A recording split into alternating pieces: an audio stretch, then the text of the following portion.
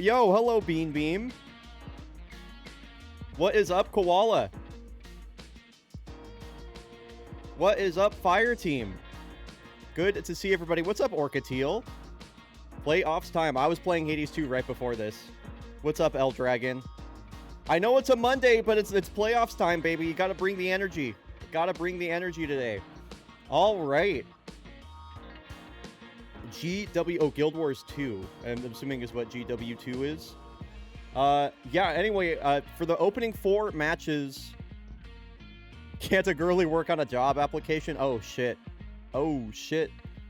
Coming up today, we are checking out all 4 of the... We're looking at game 1 of all 4 of the opening games of the divisional round. I'm going to kind of... We have... What is it? 49 games to get through total. A possible max of 49. Word. Okay, sick, Gabby. Sick. So we'll kind of see how it goes. I'm really excited for this Blowfish versus Springboks matchup. I was taking a look at just some of the teams last night, and honestly, man, this is the Eastern Hemisphere's playoffs like to lose. All 4 of these teams are so good. I'm very excited to get to those matchups. So, without further ado, or I guess you know what, with a little bit further ado, we are going to, of course, run those 90 seconds of ads to get the stream started. That way we get on the correct ad cycle, so ads are not playing over the game. Exclamation ad skips, or ad skip to skip the ad. Alternatively, use your preferred search engine to look up Twitch ad solutions. That will bring you to a GitHub page that you can use. It's pretty great. I would love to know who is, like, while we're waiting for these ads to play through, I'm going to get the prediction started as well. I would love to know from y'all in chat, who is your pick to go all the way? What do you think is going to happen? I'm not sure if you saw, you can actually do this pretty quickly, but I did make a little challenge bracket, and you could use that to... You can use that to make your predictions for who you think is going to go all the way. Well, actually, let's take a look at a few of the predictions really quick. I'm not sure if we had many. Oh, we got 6 people that dropped predictions. So let's take a look at these really quick, just to see what people are thinking, actually, while we wait for the ads to run through. Can I not? Oh, I guess I need to log in. Okay, 1 second. Can I view the predictions? Okay, cool. I am definitely curious about some of these. So yeah, let's see what people are thinking for champions. Blowfish Kodiaks with the Blowfish winning. Voyagers over the Knights. Yeah, I don't know. This is such a toss-up for me. Here's a fun fact, by the way, about the Foresters. The Foresters have made the playoffs 3 times. All 3 times they have played the Kodiaks in the divisional round. So 3 times... The Foresters have made the playoffs. 3 times it's been Yaks versus Foresters in the first round, which is wild. For me, my prediction is Corsa all the way. I think Corsa gonna be a lot of... I think Corsa is gonna be a lot of fun. What did Codfine think? Codfine thinks the Voyagers and the Blowfish. So another Blowfish World Series prediction. Nerd Piggy also thinks it's going to be Wow, we got a lot of Blowfish picks. Okay. I'm liking all of the Blowfish picks. Wait, who picked Corsa? I don't know who this is, but Corsa winning, that's me. I'm like kind of all in on Corsa winning the World Series, I'm not going to lie. Dude, if it's Kodiaks versus Springboks after all of this, I'm going to be a little bit mad. And the Springboks over the Kodiaks, I would not be doing too well. Gourmet predict, blown out, fire team, Talran, hashtag blowing up. Kodiaks over Blowfish. Not a lot of belief in the Foresters. Interesting. They got a pretty good team. I mean, I guess you know, I can't blame people for betting on the Kodiaks. They got a lot of Wow, we've seen like what? We haven't seen any predictions that have like the Knights in the World Series. Here we go. Havana Knights over the Blowfish. That would be wild. I don't feel like Havana has the depth. Kodiaks over Corsa. I really want it to be Corsa in the Blowfish overreacts. I have to say, I do think the Blowfish have probably the one of the most complete teams in baseball. So without further ado, let's get into it. Who do you think will win this opening game?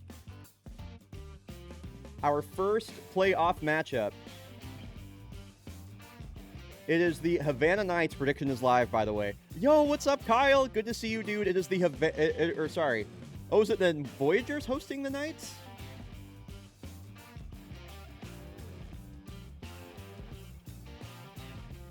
I guess the Voyagers are the higher seed.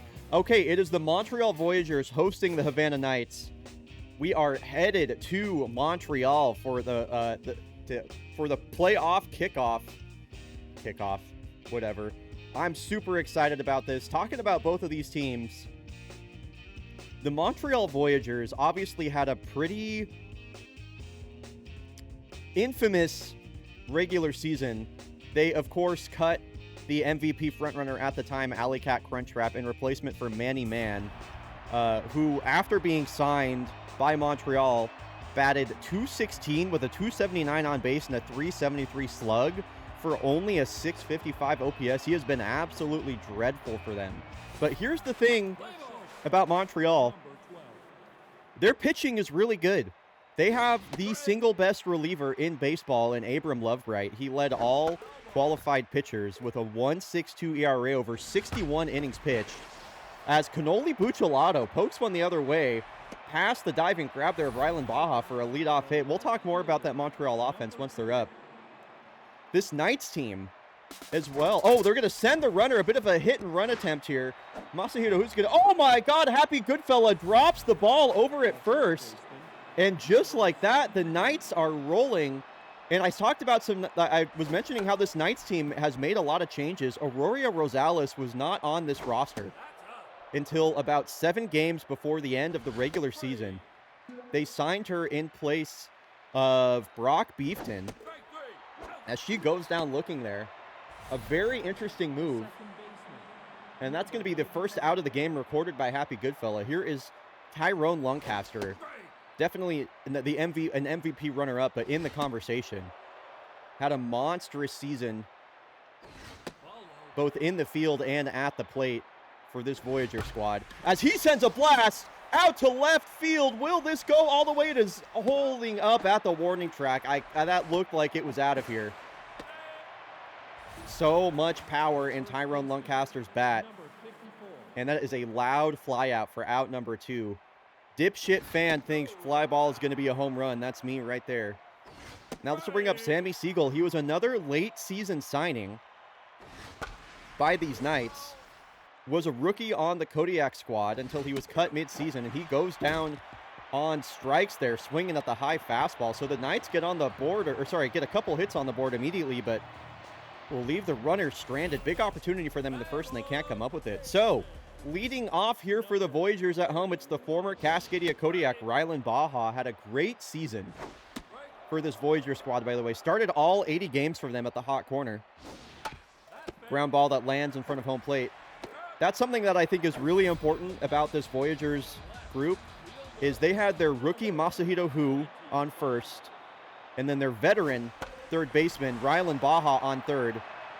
And both of those players started all 80 games. So they had the exact same duo on first and third base for all 80 games of the year. Both of them got the Iron Man Award. Very cool stuff, as here is Masahiro Hu. I just mentioned him. Definitely a lot to like about this Voyagers team, despite all of the weirdness. I strongly feel that they have made the playoffs in spite of the shenanigans of their front office, not because of it, that is for sure. As Masahiro Hu working a full count right now. Here's the payoff pitch. Swung on and missed. Got him tied up on an inside fastball. We are scoreless as we head to the top of the second. It'll be Carlos Cisneros, Quinto Smile, and Todd Dorsey due up. What is up, Sticks? Happy Goodfella back, toeing the slab. The reason for the success for this Havana Knights roster has been production from unexpected places. Undoubtedly. They have had several guys that have had career years or have otherwise had breakout performances. Carlos Cisneros, he played a lot of games for them out in right field this season. Not a great season for Carlos, but still an everyday part of this roster as he grounds out. And here is one of the many All-Stars on this Knight squad. Quinto Smile, the switch-hitting catcher, started the All-Star game at catcher for the Western All-Stars. They did go on to win that game.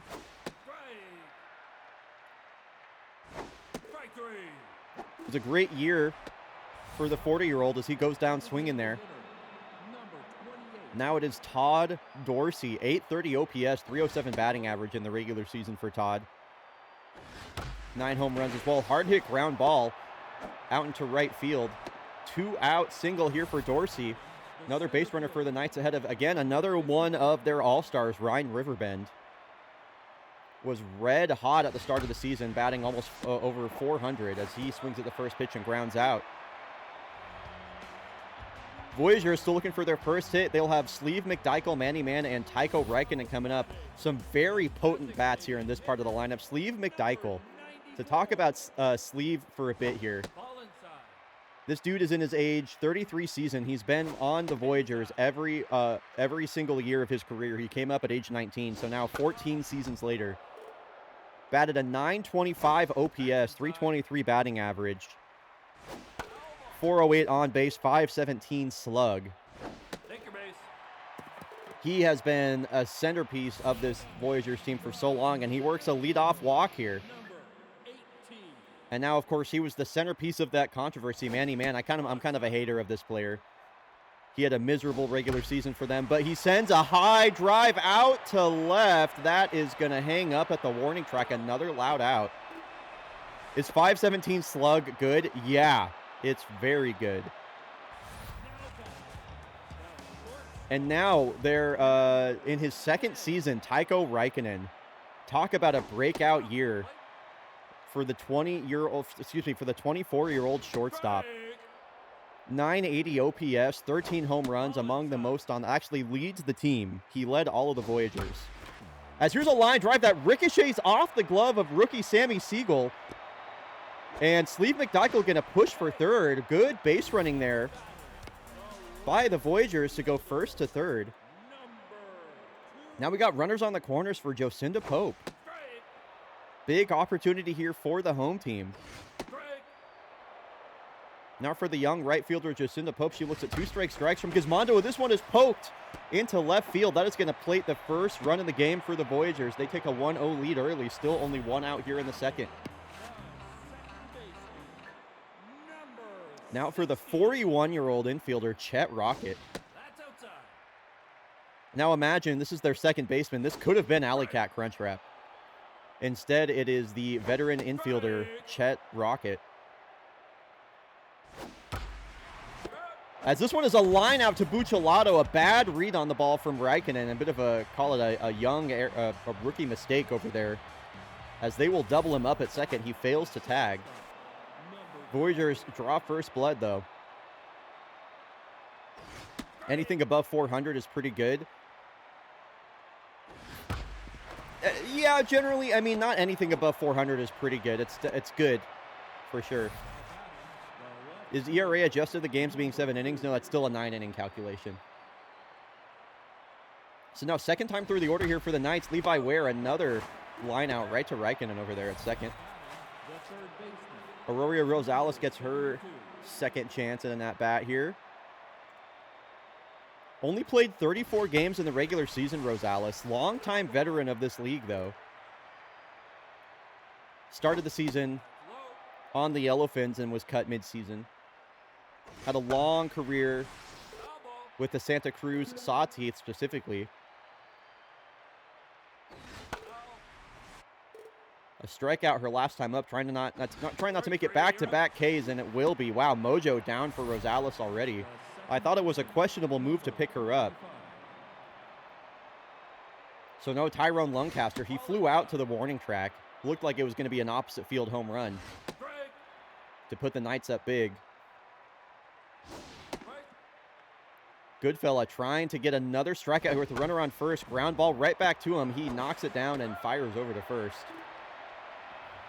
Knights still trying to manufacture a run. They've been held scoreless through 3 here in game 1. 9-1-2 due up here for the Voyagers. Here is former Cascadia Kodiak Shelly Pugh. Surprised to see her getting the start at catcher here in game 1. There are technically 3 catchers on this Voyager squad. Shelly Pugh, Hefty Ali, and Sleeve McDykel. Pugh definitely the worst of the 3. She goes down swinging there, 9-hole batter. Lineup turns over now, Rylan Baja. Gets jackknifed on the first pitch. Wolfgang Gizmondo was among the Cy Young frontrunners at the onset of the year. He did have a really excellent season, Wolfgang, as this one's grounded right back to him. Routine play over to first. 3.53 ERA. Appeared in 21 games, started 20 of them. Over 100 innings pitched. That's always the mark you're looking for. As here's a line drive out to left field. Catch on the run by Levi Ware. 95 strikeouts. Only allowed 11 home runs as well. Very good year for the number 1 starter, the 24-year-old for the Knights. And speaking of great years, Happy Goodfella had one as well. It's just a ground ball up the middle to lead off the inning. Another leadoff hit for the Knights. 3.21 ERA, 100 innings pitched, 106 strikeouts. That 100-100. 100-100 is like the mark of an excellent pitching season here in fake baseball. Only 9 home runs allowed by Happy Goodfella all year. What's up, Gert?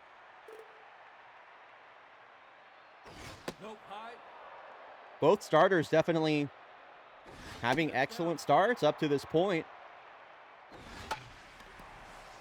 As only 1 run has been scored, and that was by the Voyagers back in the second. Ground ball up the middle, underhand flip by Rocket, and Raikkonen fires over to first. Leadoff hit is erased. 2 outs, bases empty now for the veteran catcher, Quinto Smile. Struck out his last time up. 842 OPS for Smile in his age 40 season. Again, talking about production from unexpected places for this Knights team. Quinto Smile, such a big part of that. As Who is going to take that himself to first. Voyagers maintain that 1-run lead despite only 2 hits.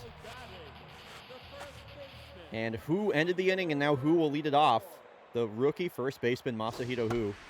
Swings at the first pitch and fires this one the other way. Cisneros there to make the grab. And now the designated hitter, McDykel, worked a walk his last time up. Another first pitch swing, and that one fouled back. Yo, what is up, Mr. Game and Shout? Here's the 0-2 windup in the pitch. Taken for a strike. Curveball down the middle. McDykel didn't like the call, but that was over the middle of the plate. Not really sure what he was looking for there. Swinging at the first pitch is Manny Mann. And Lancaster, who's playing second base for the Knights today with Buccellato over at short.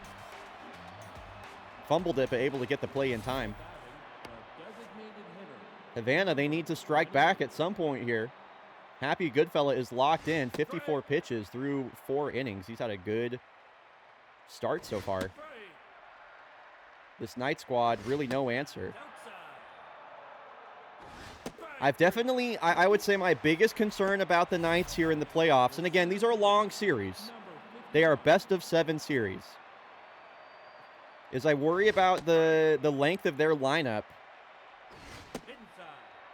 I know they've tried to make a slew of moves to make their team better. I feel like they've all been lateral to negative moves at best as Riverbend goes down swinging. As Happy Goodfella is pitching lights out right now. Lineup turns over for Buccellato, who already has a pair of hits today. Getting his playoff started right. This one jammed, and charging in is Chet Rocket. Gets the lob over to first in time. That marks 5 straight scoreless. No runs on 4 hits through 5 allowed by Goodfella.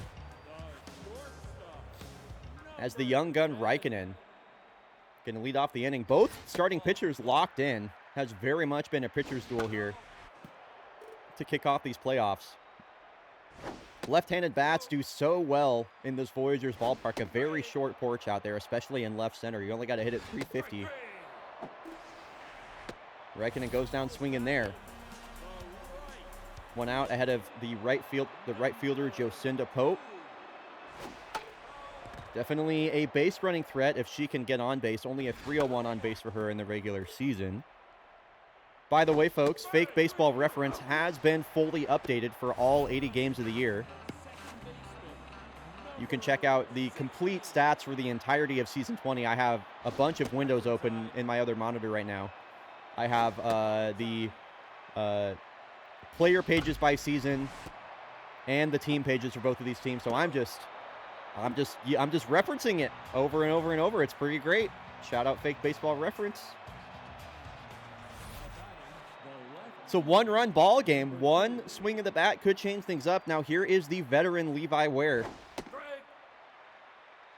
One of the big free agents brought in by the Knights front office over the last 3 seasons to try and turn things around for the losingest team in Western Hemisphere history, as that's a great stop there by Chet Rocket at second to steal a hit there from Levi Ware.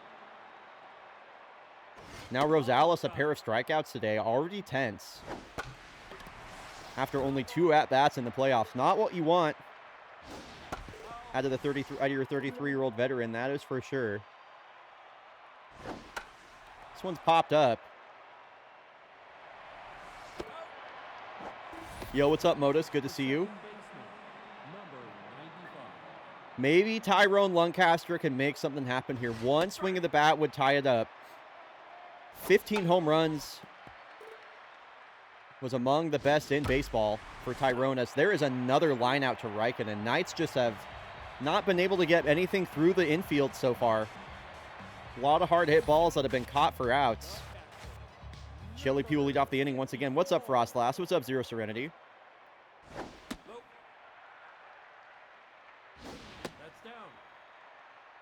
Something to remember in this first game is both of these teams are facing the #1 starter for either squad. This is definitely, wow, Shelly Pugh just out in front of this one, giving a fan a souvenir up there at the second deck. Out on the third baseline. Gizmondo, another strikeout for him. A great start from Gizmondo. 5 in the 3rd innings pitched, only 2 hits allowed, a walk and 6 strikeouts. Hopefully his team can give him an answer. They'll have one more chance as the Knights look for, as the Voyagers look for any insurance. An interesting thing about both of these teams, both the Voyagers and the Knights, this is only their 3rd playoff appearance in franchise history for either team. Something about the playoffs this season, 6 of the 8 teams, as Rylan Baja's stolen base attempt is gunned down by the all-star Quinto Smile. Yokila down to his last strike. Backhand pick by Lancaster. Nice play. Last chance for the Knights to come back into this game. 6 of the 8 teams in the playoffs have never won a World Series before, so we are very likely to see a brand new champion. A lot of teams that have only, and there are at least 4 teams that only have 1 playoff appearance, or 2. There's 5 actually. The Foresters only 2, the Knights only 2, Voyagers only 2, Corsa only 2, Blowfish only 2. Very cool stuff.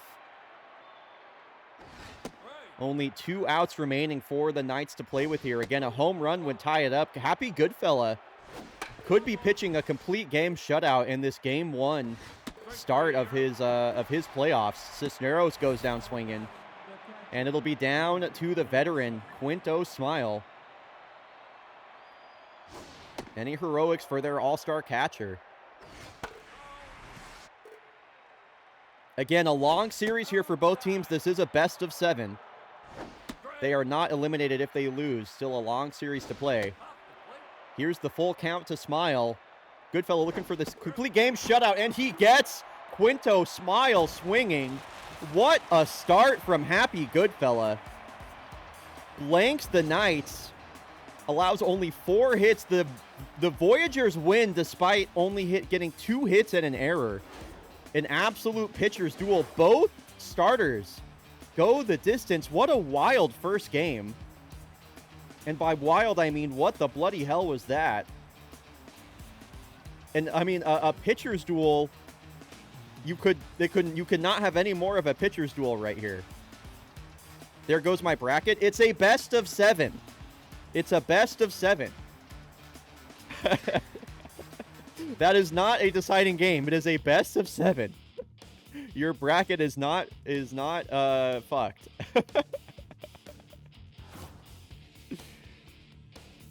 So that was a very quick game 1. We're going to run 90 seconds of ads, and when we are back, it is the 3rd time these two teams have met in the playoffs. It'll be the Kodiaks taking on the Victoria Foresters. 90 seconds of ads coming in. When we're back, Kodiaks, the Foresters come to town in their farewell season. We will check them out. All right, let me get this lineup set up. Versus the right-handed Rob Schneider. Okay. Definitely want Raleigh Forte catching. I kind of like having...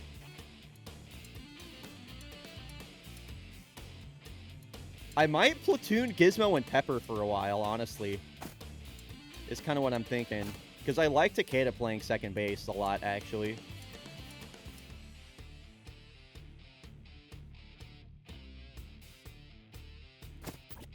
I'm going to bet on Kellen. Well, as much as batting somebody 6 is a bet.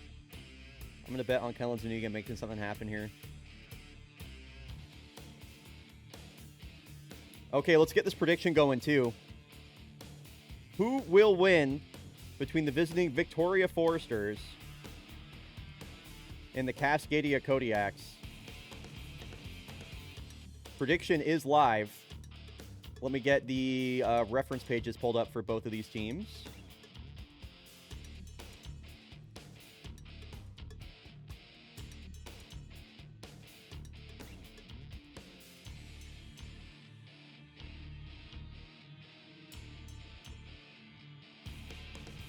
All right. Yeah, prediction is live, by the way.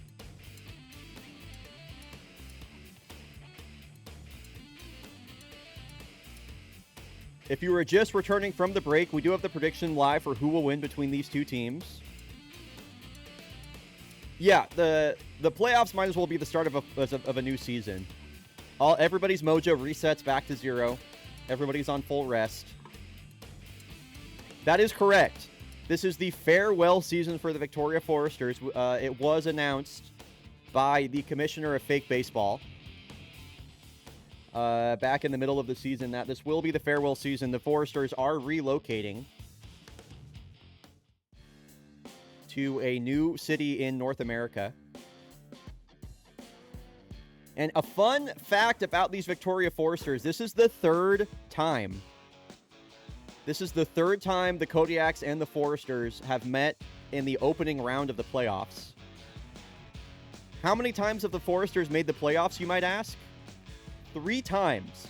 All 3 times the Foresters have made the playoffs, they have played the Kodiaks here in the opening round. Both times the Kodiaks have swept the Foresters 4-0, 4 games to 0.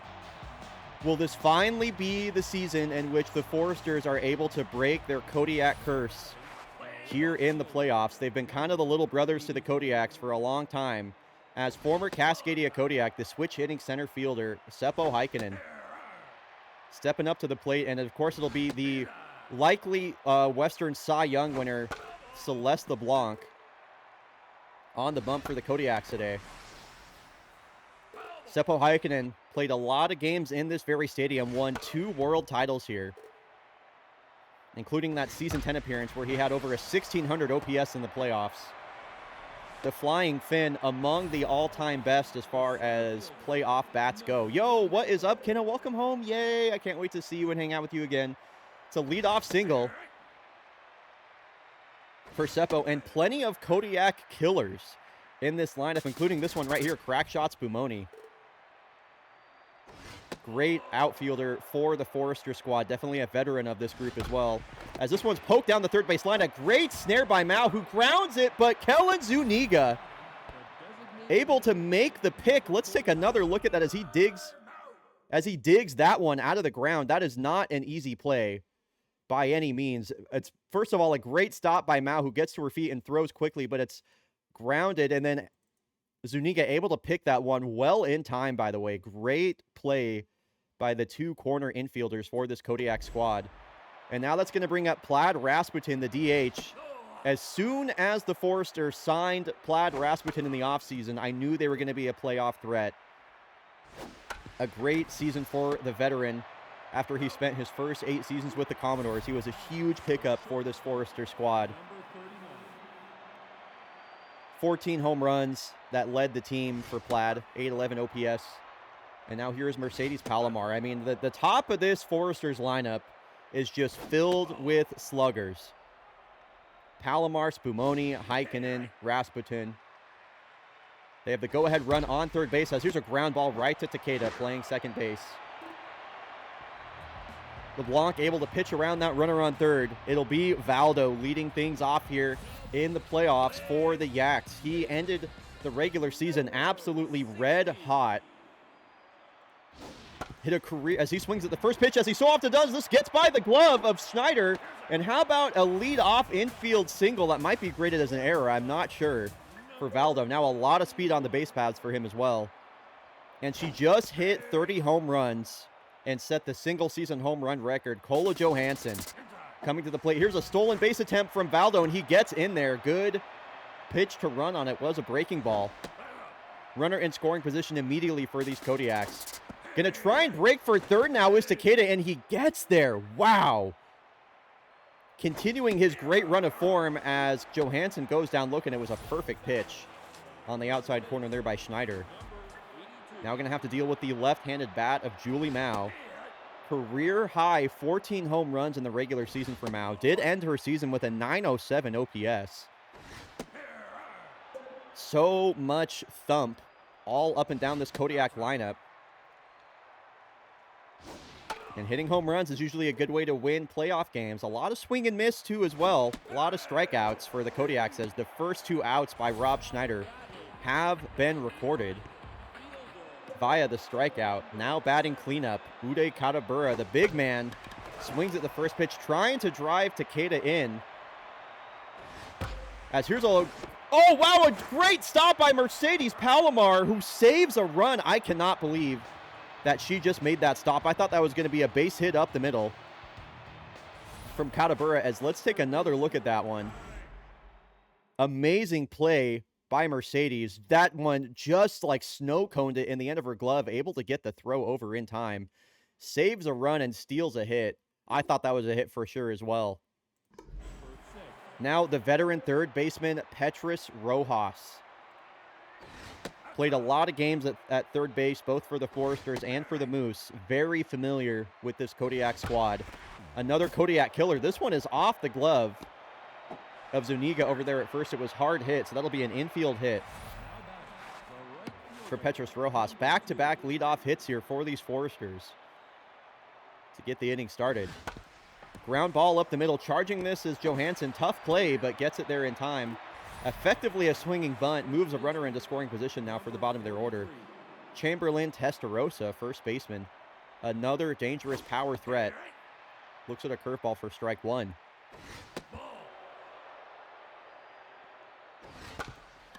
Ground ball over to Mao, who spikes it again, and another dig by Kellen Zuniga. Some really great first base by Kellen to get this series started. And now here is their all-star, Ishwar Khan. Had an absolute breakout year, Ishwar. Young second baseman here. 308 batting average, 841 OPS. Did he have any stolen bases? No stolen bases for Khan, as this one's grounded at Takeda. Both teams threatening, but we are still scoreless here in the bottom of the second. Yeah, I should have an indication for what the series score is. That is a good idea. Let me see if I have any...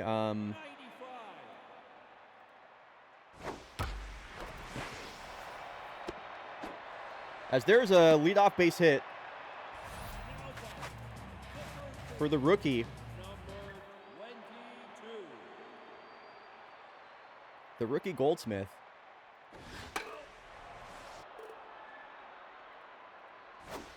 I don't know where this text source is. Can I just not see it? What's going on here? Whatever. We'll figure it out later. Kellen Zuniga able to hustle that out there. Avoids the double play. Runner on first, 1 out. Goldsmith thrown out at second there. Stolen base attempt for Zuniga. I don't really think we're going to be running with him. I think that's too close. I don't think we're going to be running with Kellen right now. I don't think he's fast enough. Yo, what's up, Akko? Yo, hello, frog type games. Okay, this gives me a good opportunity to... Where is this text source, dog? Like, can I just...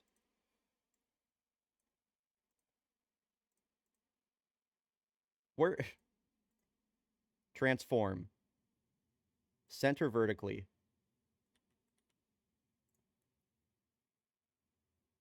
Center horizontally. Center vertically. Dude, where is this text source? My God, OBS has been like big time trolling me lately. There we go. Finally found it. Holy cow. I literally had to go fucking hunting for that. Goodness me.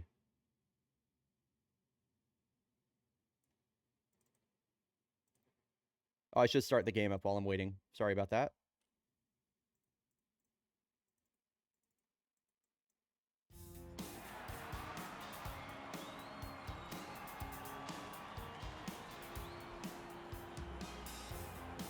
Yo, what's up, Lady Applesauce? We are, in fact, having baseball playoffs in here. That is right. We will not be running with Kellen Zuniga here, I don't think. Thanks for your patience with that.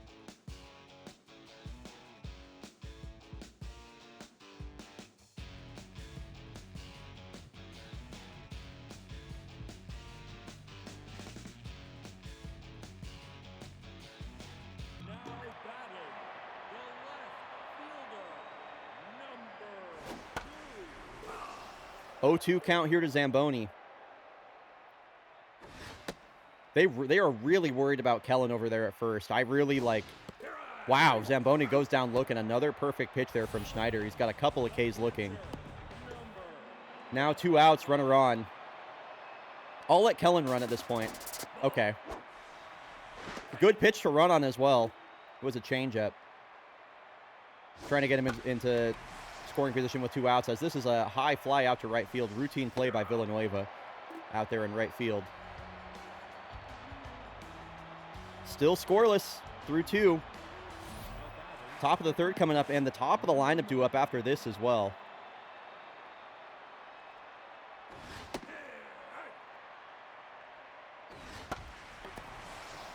As here's a fly ball that just lands in front of Zamboni. A nice attempt there. Dude. Okay, I love the new... I love, like, being able to group sources into folders on OBS. But, man, it just makes it impossible. As here's a high fly out to right field. Is this going to stay fair? No, it is fouled away. It makes it impossible to, like, click on the individual source that you want on the screen. I don't understand why they did that. So frustrating, dude. Couple of fly balls out to right that are just barely going foul. Yeah, Seppo really wanted it. Sorry, I've been just so distracted by OBS shit. I'm locking back in. Dmitry Petrovic, the runner on first here ahead of crack shots Bumoni. As he gets a base hit, just slugs this one into left field. 2 on, 1 out now, ahead of Plaid Rasputin. This would be a great moment for their free agent signing to make something happen here, as he's going to fly out just in front of the left field wall. Zamboni had to cover a lot of ground. OBS is an amazing application. I will not take the OBS slander. I just find some things about it very frustrating at times. Already approaching 40 pitches here for LeBlanc. Giving up 4 hits through 2. Forsters have been threatening in almost every inning. Wow, and she gets Palomar looking. Not looking, sorry, swinging. I don't know what the fuck I was talking about. 9-1 and 2 due up here. Pepper, Takeda, and Johansson. Jordan Pepper getting the playoff start at center field. Kodiak's opting for his left-handed bat as he's going to fly out. High fly ball out to right field for out number 1. Lineup turns over now. And Takeda already locked in. Had a base hit and 2 stolen bases back in the first, as that is a high looping curveball. And just like that, Takeda is down 0-2. What a sequence. What a sequence here from Schneider. Takeda really going to have to battle. Why does I don't understand why the frame rate looks so low. Whatever. Takeda staying alive here on 2 strikes. Nice to see the Kodiaks work a count, as Schneider's been pretty efficient. Full count out of Takeda. Wow, I think this is the 10th pitch of this at-bat. What an at-bat from Valdo. Works a 1-out walk ahead of Kola Johansson, who, of course, made history this season. She hit 30 home runs. Nobody had hit more than 28 before. Takes a swing at a high fastball, and Takeda, his 3rd stolen base of the game. Johansson down to her last strike, and they are going to catch Takeda stealing here. Trying to steal 3rd there. I don't really know why they would do that, as Kola goes down looking, and she mojos down. Takeda getting a little ahead of himself there, it should be said. Just let Kola cook when she's at the plate. Effectively a strike him out, throw him out.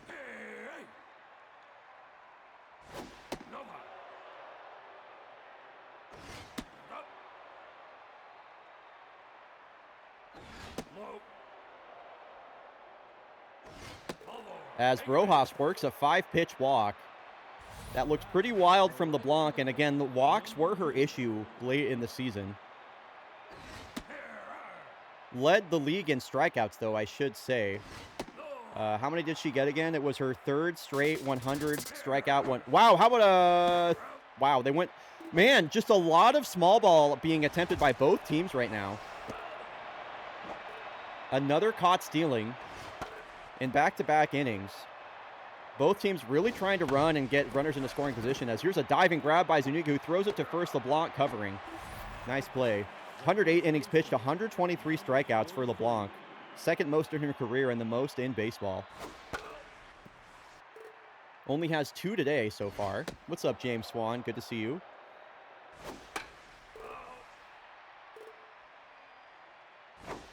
A career-high 16 home runs allowed by LeBlanc, though. Again, the long ball was the issue for the entirety of the Kodiak pitching staff.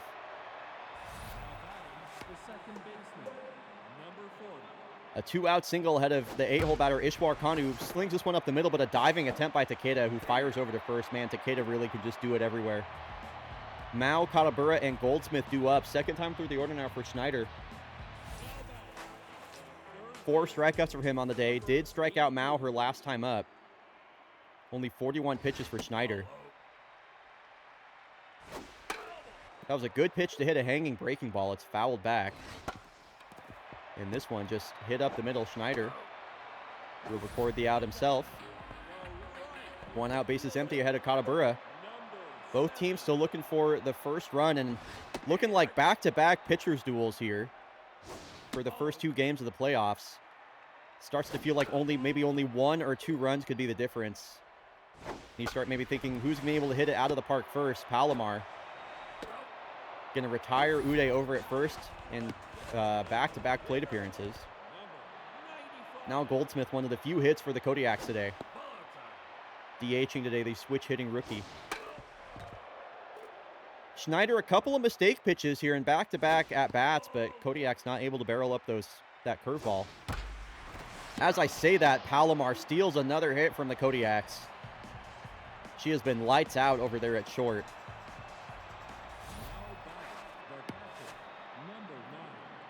Now, the next 3 batters due up all have a hit already this game. Petrovic.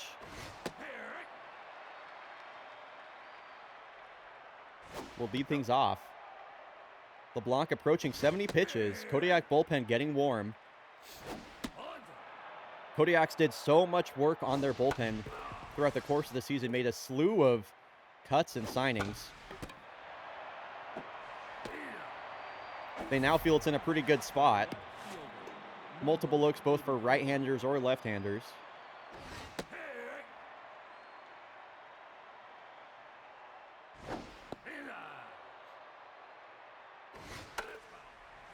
Heikkinen's had a good day at the plate, a long at-bat his last time up in a single.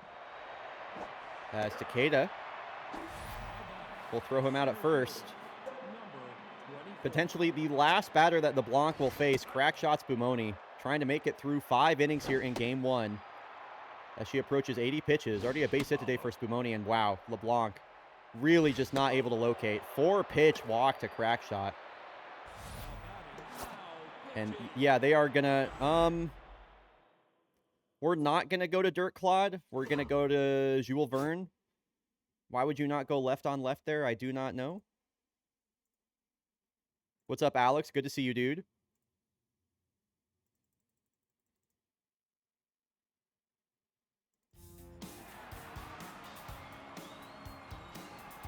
You're not that late, honestly. Not that late. I don't know why this game takes so long to load anymore, dude. It's really... I have this on an M2 drive. I'm not sure why an M2 drive would be struggling to load a game from 2020.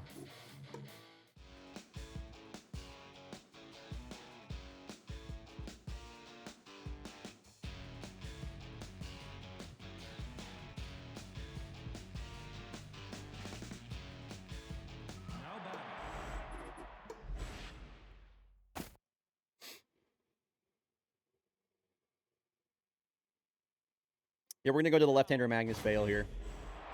So Kodiaks are going to play the matchup game and go left on left here. Bring in Magnus Bale.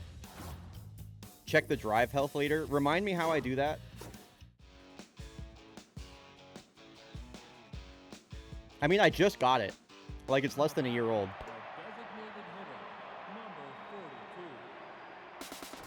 Wow, and they're going to send the runner on the first pitch as they got him on the pitch out, but unfortunately... Forte absolutely sails that into the outfield as Bale is behind 2-0 now to the best hitter on this team. Make it behind 3-0. The Kodiaks so often during the regular season would have a arm come out of the bullpen and immediately allow the first batter to reach. That happens again. Bale has now thrown 6 balls and only 2 strikes. Now working his way back in the count here. Palomar goes down swinging again. That is in back-to-back at-bats that she's chased a high fastball on a 2-strike count. More runners stranded for the Foresters. Kodiaks are going to have to find a way to get through Rob Schneider, though. They have not had an answer.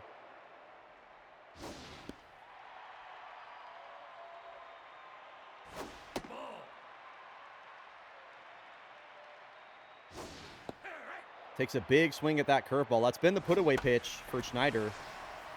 As here's a ball. Come on, get foul. Man, it's caught at the wall by Heikkinen. Rough stuff for the Yaks to lead off the 5th. Both teams still chasing that first run. Zamboni called out on strikes his last time up. He went down looking as this one is shoveled over to Brohoff over there at third. That is quickly 2 outs ahead of Forte. Kodiaks looking like they're in mid-season slump form here.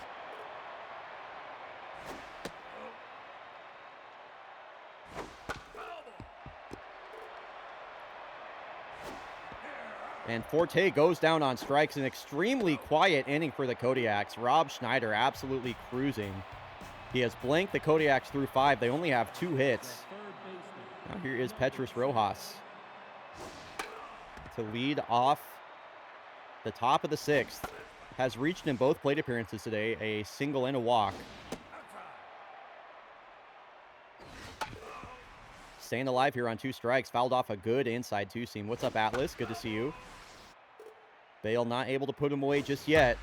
And on a... Wow. That is a great at-bat from Petrus Rojas. He has tormented the Kodiaks for so long, and he works a leadoff hit here. A lot of lefties in this lineup. Definitely a lot expected out of these left-handed relievers for the Kodiaks. Yo, what's up, Leon?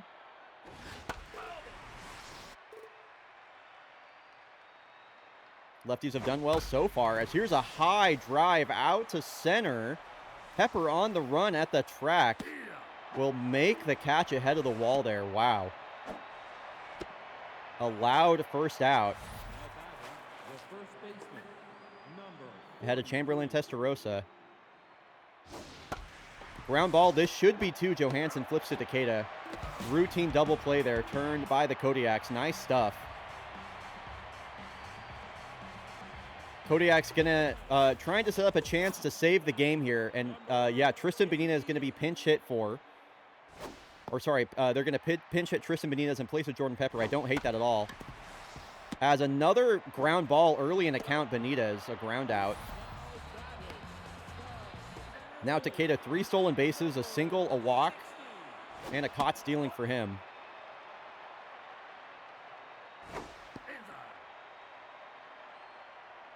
Worked a walk on an amazing at-bat his last time up. Gets a 90-mile-an-hour pitch down the middle on a 2-0 count and takes it. That was his pitch to hit right there. He might not get one that good. Payoff. Not sure. The 2 strikes that Takeda took looking there were middle. 90 miles an hour or less. I don't know what these Kodiak batters are looking for, as Johansson is way out in front of that. My goodness. And she does work a hit here, though. Pulls this one into left field for a 2-out single. Kodiaks finally get a hit. What's up, Dyed Quartz? As Mao takes a slow pitch over the middle of the plate.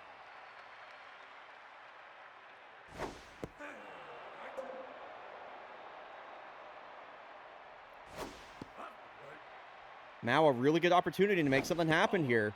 1 run could be the decider. The payoff to Julie. Fouled away. That one off the end of her bat, rather. All right, that's a nice walk worked by Mao. It does move Johansson into scoring position ahead of Uday Katabura. Are they going to leave Schneider in? They will. Who else would you want up in this position? Katabura ended his season red hot. 22 home runs for him. An 1100 OPS. That curveballs look so good from Schneider all day, as Katabura goes down swinging. My goodness. 6 innings of scoreless baseball spun by Schneider. Only 3 hits allowed. Ugly stuff for the Kodiaks. Okay, we are not leaving Benitez in at second base. Like, are we stupid? Sorry, I don't know what the CPU is doing. I hate to restart the game over and over and over, but the CPU is actually being like, just making the most dummy moves I've ever seen in my entire life. And it's like, bro, it's the playoffs. Like, you can't leave Benitez in at second base. That dude fucking sucks at fielding the baseball.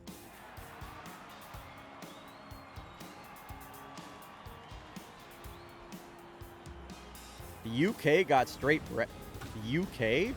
Oh, Uday Katabura. Don't ever use UK. Don't ever compare Uday Katabura to Britain ever again. Don't ever do that. Extremely loud, incorrect buzzer noise.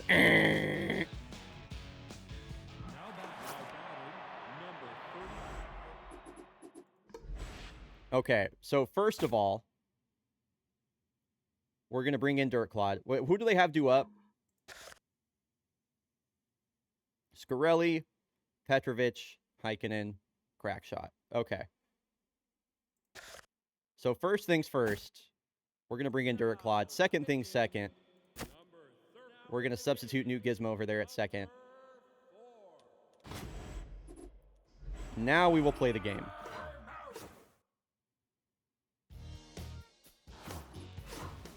Yeah, 7th inning here, still a scoreless game. Some really good pitching. A lot of great starting pitching here to kick off the playoffs. Dirt Clod gets the call here in the top of the 7th.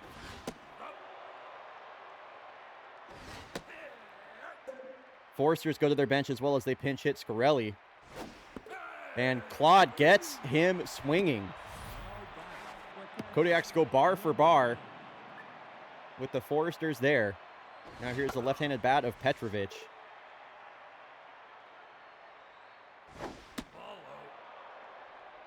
Kodiaks would do well to get out of this inning 1-2-3. That would prevent Spumoni from coming up to the plate.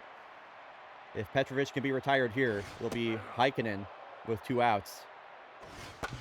Ground ball up the middle. Gizmo, who just checked into the game, gets called upon on the first at-bat. That one is a routine ground ball. Now Heikkinen, 2 outs, bases empty versus his former team.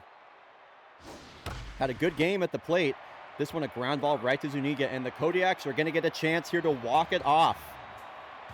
It'll be a pair of switch hitters in Goldsmith and Zuniga, and then the left-handed bat of Zamboni. They're going to leave Rob Schneider in. Tatsuo Shinada checking in at second base. Swinging at the first pitch is Goldsmith. He sends that one the other way, a foul ball. Here's a high drive out to center. This one is all the way to the gap. It reaches the base of the outfield wall. A lead-off double from the rookie. Goldsmith's been swinging a good bat today.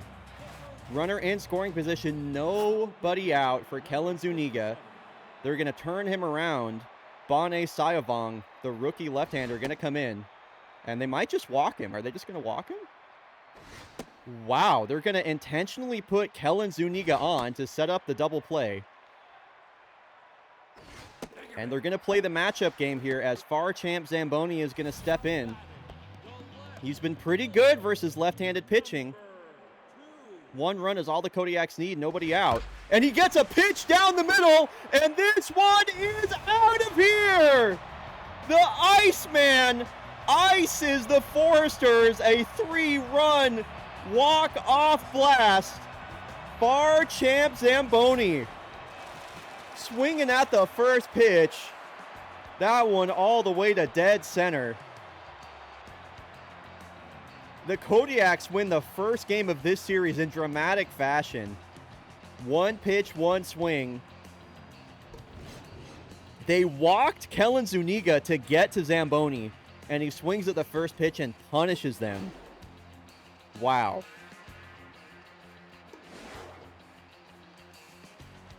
Dirt Claude gets the win for that one. That is some wild stuff. What is up, Hades 2-player Sapphire in pink? Kodiaks win game 1 of that series. And now, this is the matchup I am most excited for. We're going to have the Blowfish versus the Springboks coming up. Let me pay out this prediction.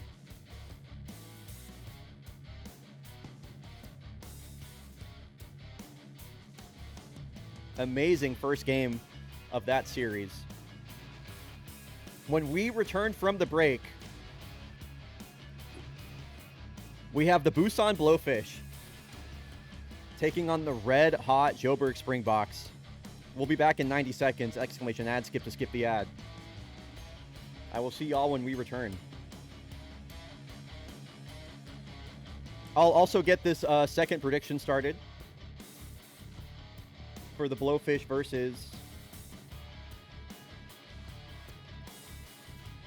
the Springboks.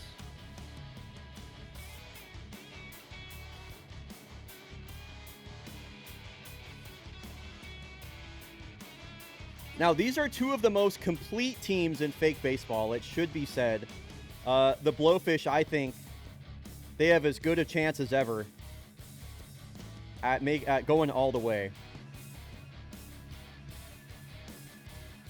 I'm getting their fake baseball reference pages open here.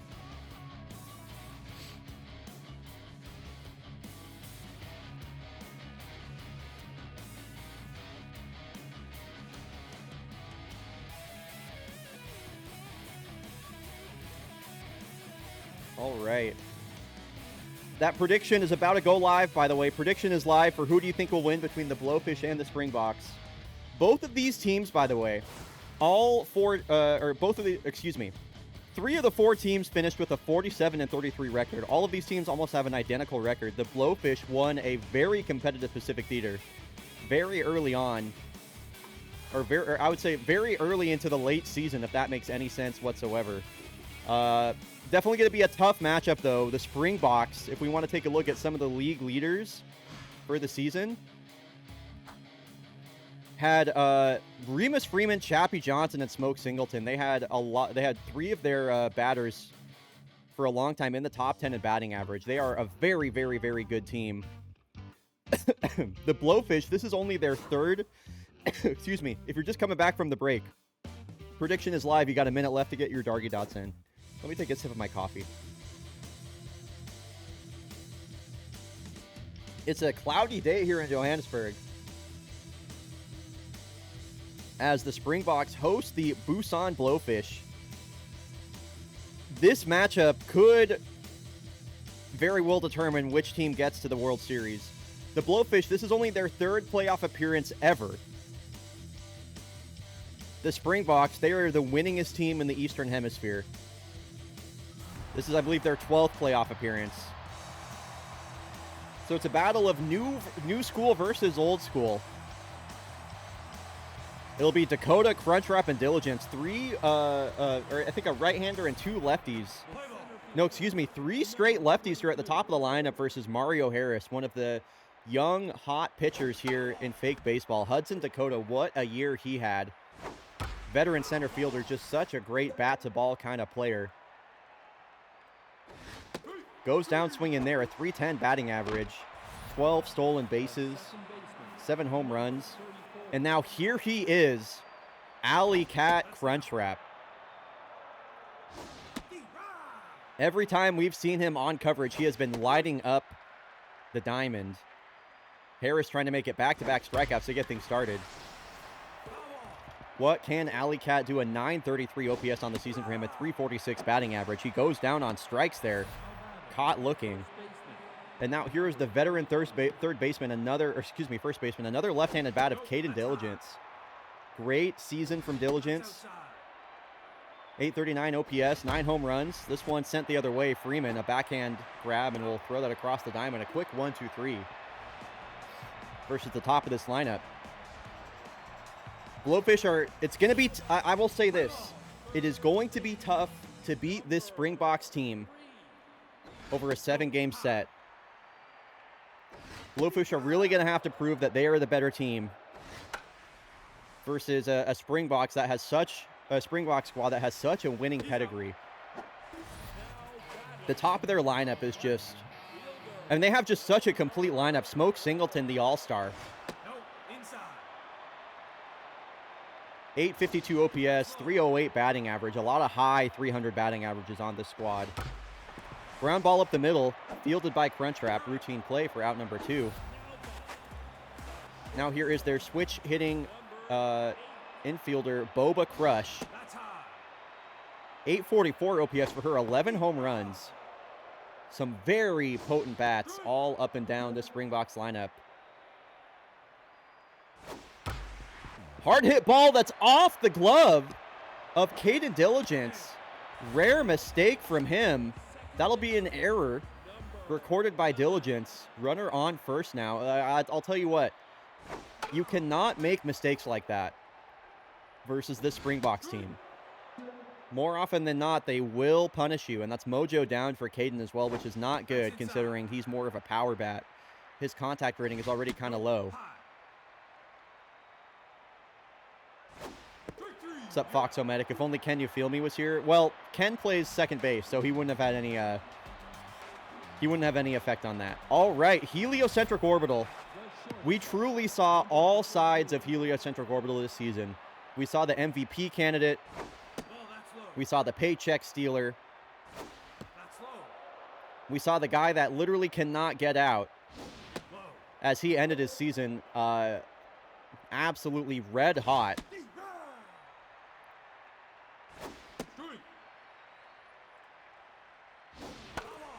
Managed to end his season with 14 home runs. Got his OPS up to a 769. He'll ground out here on a full count.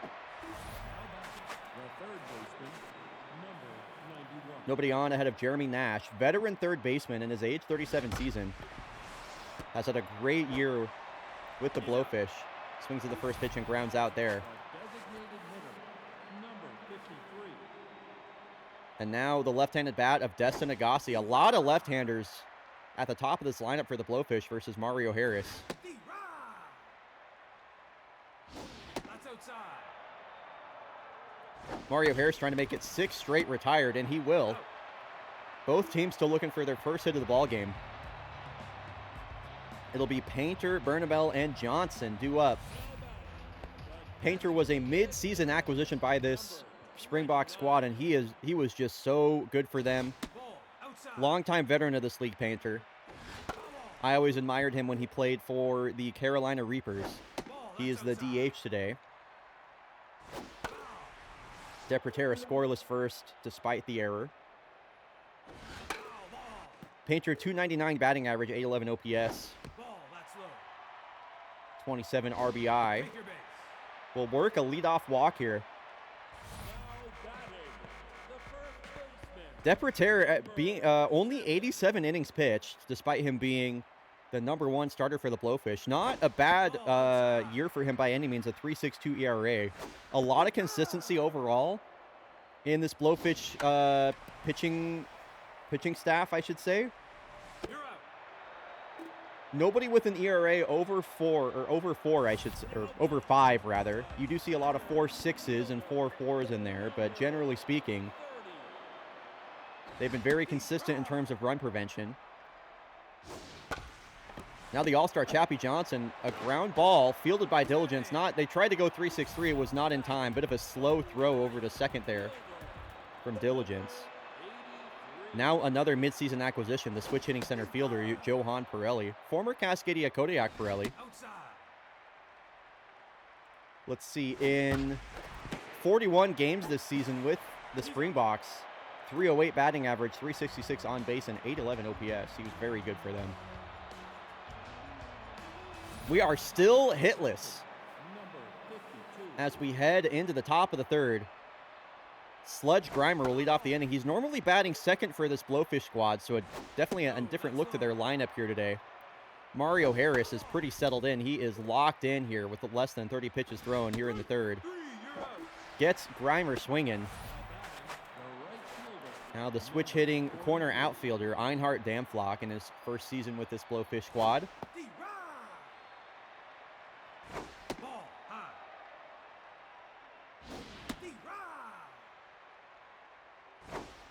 Yeah, not a lot of offense here in this opening round of the playoffs, as, you know, we're seeing the #1 starters for every single team coming in on full rest, full mojo reset. 9-hole batter, Darigold Tillamook, left fielder. Harris trying to go through the batting rotation the first time through. Batting order, I should say, without giving up a hit. Tillamook will spoil that one, though. Slings this one back up the middle for a 2-out, 2-strike knock. First hit of the ball game for either team. 1 on, 2 out ahead of Hudson Dakota. A great contact bat. He struck out his last time up.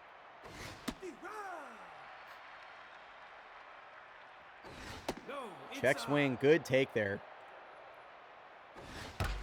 Gets a pitch to hit. Wow, that one passed the glove of Boba Crush, and Tillamook got a great jump over there at first. They're going to waiver home. Scoring from first is Darigold Tillamook on 2 outs. The Blowfish strike first. They break through. That is absolutely huge stuff from Hudson Dakota. And now he's on second base ahead of Alley Cat Crunchwrap. Almost anything put in play will score him from second. He's one of the fastest runners as Crunchwrap goes absolutely fishing at a high curveball that was never in the zone. Crunchwrap trying to battle on 2 strikes now. Looks at a couple high fastballs. Count evens 2-2. Here's the pitch. Swung on and missed. Slider. Swings right over the top of it. Blowfish get a crucial first run, though, on a clutch 2-out single. Or excuse me, double from Hudson Dakota. The catcher, Jade Shadebright, will lean things off here for the Springboks. I want to hear from you in chat, by the way. I have a feeling what the answer is going to be. If you're rooting for the Blowfish, use their team hashtag #blowingup. If you're rooting for the Springboks, use their hashtag #hotboxing. I am curious if we have any box fans in chat right now. I think it's mostly Blowfish fans. And let me be clear, I am among you. I am among you Blowfish fans. I definitely want to see new stories written here in the playoffs rather than the Springboks having success again. Depreter, another strikeout. He's done well to hold this very complete Springboks lineup quiet. Through 2 1/3 so far. Second time through the order now. Wow, Singleton got a pitch to hit there. It's fouled back. Depreter trying to make it 3 scoreless. Good take there from Singleton. Low curveball. Chases after the slider, though. Depreter is perfect. Not perfect. Has held them hitless through 3. Okay, to diligence that error back in the, I believe it was the second. Good time for a base hit to get that mojo back up. Mojo down is always dangerous for these low contact guys as they will just swing and miss at anything. Takes a big cut at a changeup on the inside corner. Goes down looking there, 89 at the top of the zone. Over the middle of the plate too. You got to swing at those. Now Orbital with 1 out and the base is empty. Which version of heliocentric Orbital are we going to get here in the playoffs? He had a good at-bat his first time up. It was just a ground out. Did happen on a full count, though. Couple of pitches to hit here from Orbital. Has missed on them. This one, wow, just foul. Down the left field line. High drive out to left field. Goodbye, baseball. Welcome to the playoffs, heliocentric Orbital. That is a good start from their $15 million man right there. Number 00 makes it 2-0. Here in the top of the 4th. Good start for the Blowfish. Here in game 1 of this set as Nash goes down swinging. If they have that version of heliocentric Orbital, the Blowfish are going to be an extremely dangerous team in this postseason. Nagase, a big cut at the first pitch. Swung underneath that high fastball. Destin Nagase, just a great role player for this Blowfish squad all season for them. Kind of came out of nowhere. He wasn't really on my radar. He appeared in all 80 games for them. 295 batting average, 7 home runs, 350 on base, 792 OPS, 22 RBI. Great season for him, 24 years old. Definitely a good young talent here on this Blowfish squad. Now Boba Crush will lead off the bottom of the 4th here for the home team, the Johannesburg Springboks.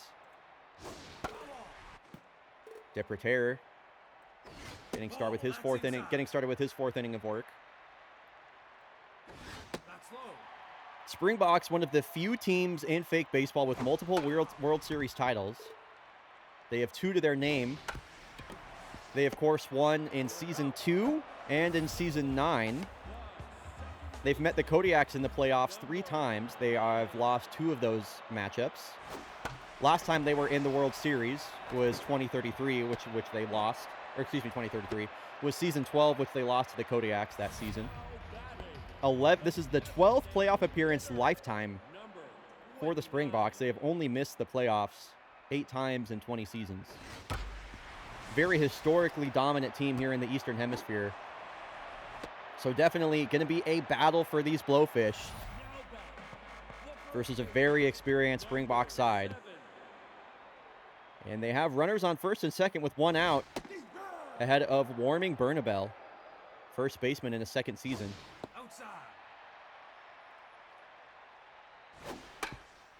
This one, a slow roller right back in front of home plate. Grimer running off the plate there to make the throw over to first. That does move both runners into scoring position. Ahead of Chappie Johnson, he was 4th in the league in batting average. Had an absolute incredible season, a huge part of the Springbok success. 12 home runs, 969 OPS. This one sent the other way, but slices foul. Huge at-bat here for Depreter and Johnson. A ground ball. Diligence not going to mess this one up. Takes that himself to first. Depreter works his way out of a jam. Leaves both runners stranded. Well spun inning there from the #1 starter for the Blowfish. Now it'll be Sludge Grimer, bottom of the order, due up. Lot of young talent on this Blowfish side as Grimer sends this one the other way on the run. Singleton will make the grab. So many successful young batters here. Damflock, only 22 years old. Grimer, 23 years old. No, that's inside. Desan Agassi, 24 years old. I'm really hoping we're seeing the beginning of a Blowfish dynasty.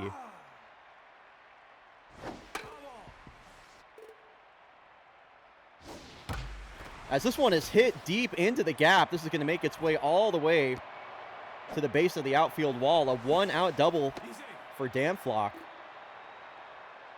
Good start to his playoffs. And Darigold Tillamook had a 2-out hit and scored her last time up. They're going to go to their bullpen now, are the Springboks. Left-hander Ty Armstrong coming in, 2-seam, 4-seam, change-up, and a slider. 3.79 ERA in the regular season for Damflock. As this one's hit to Badham, she will get the out over at first. It does move Damflock, I feel like I just messed it up, into scoring position. Hudson Dakota sends a high fly out to right. Johnson will settle and make the catch. Allowed out to end the inning. Blowfish stay on top, 2-0. The speedy switch hitting Johan Pirelli will lead off the inning. What's up, Jeff? Good to see you, dude. That's outside. Depreter stepping in for his 5th inning of work. This one a blooper up the middle. Crunch Wrap just dives underneath it. Couldn't quite get that sized up. Speed on the base paths now to lead off the inning, and the tying run coming up to the plate in the form of Jade Shadebright. Pirelli, one of the fastest runners in the league. Depreter checking in on him immediately. Big first out here if Depreter can find it. And how about 2? Double play ball. Crunch Wrap slings over to first in time. That is massive with the top of the lineup coming up. Remus Freeman coming off a 949 OPS season. He led the team with 16 home runs. That is among the best in baseball. Getting the bases empty ahead of him as the lineup turns over, just so important. Now the payoff pitch to Freeman. Taken downstairs, another walk issued by Depreter. Are they going to go to their bullpen ahead of Smoke Singleton? They will. The submarine pitcher, Desi Jakobsen, going to come in. Going to give a different look here to the Springboks batters. 4-seam slider and a curveball. Can also dial it up to nearly triple digits, Jakobsen. Very effective reliever. Leaves one over the middle of the plate. That slider just stays low. So, it's his breaking stuff. So dangerous. Especially effective when it runs in on the hands of left-handed batters. And Singleton putting together a great at-bat right now. It's been all low breaking balls from Jakobsen as Singleton lays off that one. Wow, and Singleton sends a smash out to right field, but Damflock had a great jump on that ball, makes the catch. A really, really impressive at-bat from Smoke. Ends up in and out, though. Alley Cat Crunchwrap will lead it off. He's been held quiet so far. Going to face a left-handed pitcher for the first time. Couple of good takes there. That 2-seam finds the inside of the zone. This one scooped foul off the end of his bat. Wow, taken downstairs for strike 3. Armstrong locating really well.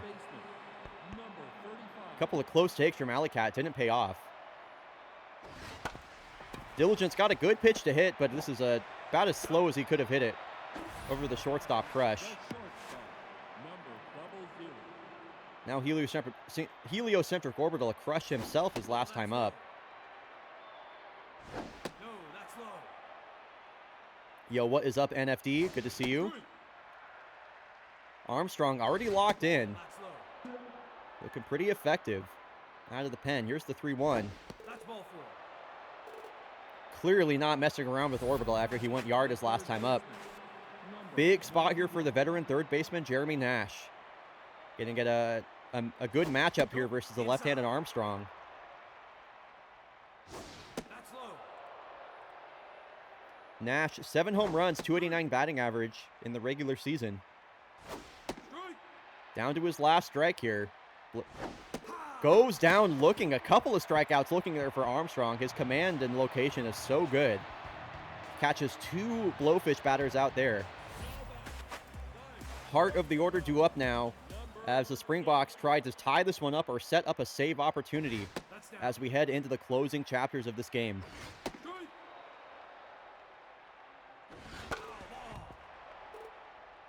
Has Crush on her last strike.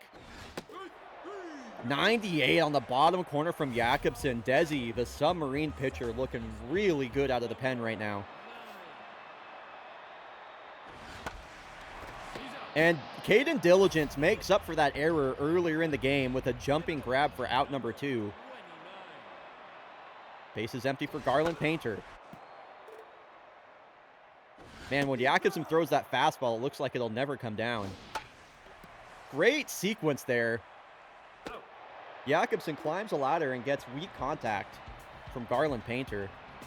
Pretty incredible stuff to keep the Springboks team scoreless through 6. Nagase will lead things off. Blowfish would do well to get any more insurance here.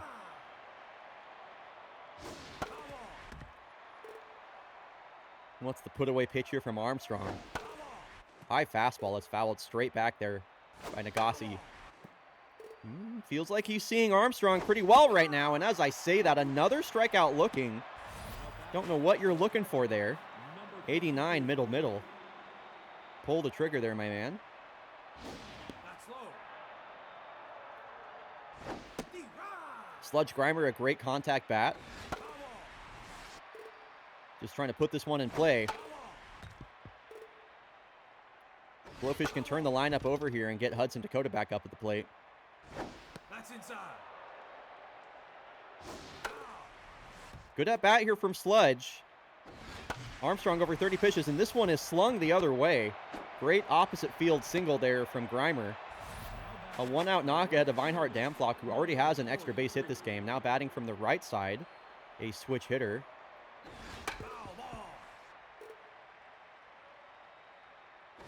Ball, that's up. Damflock only 22 years old.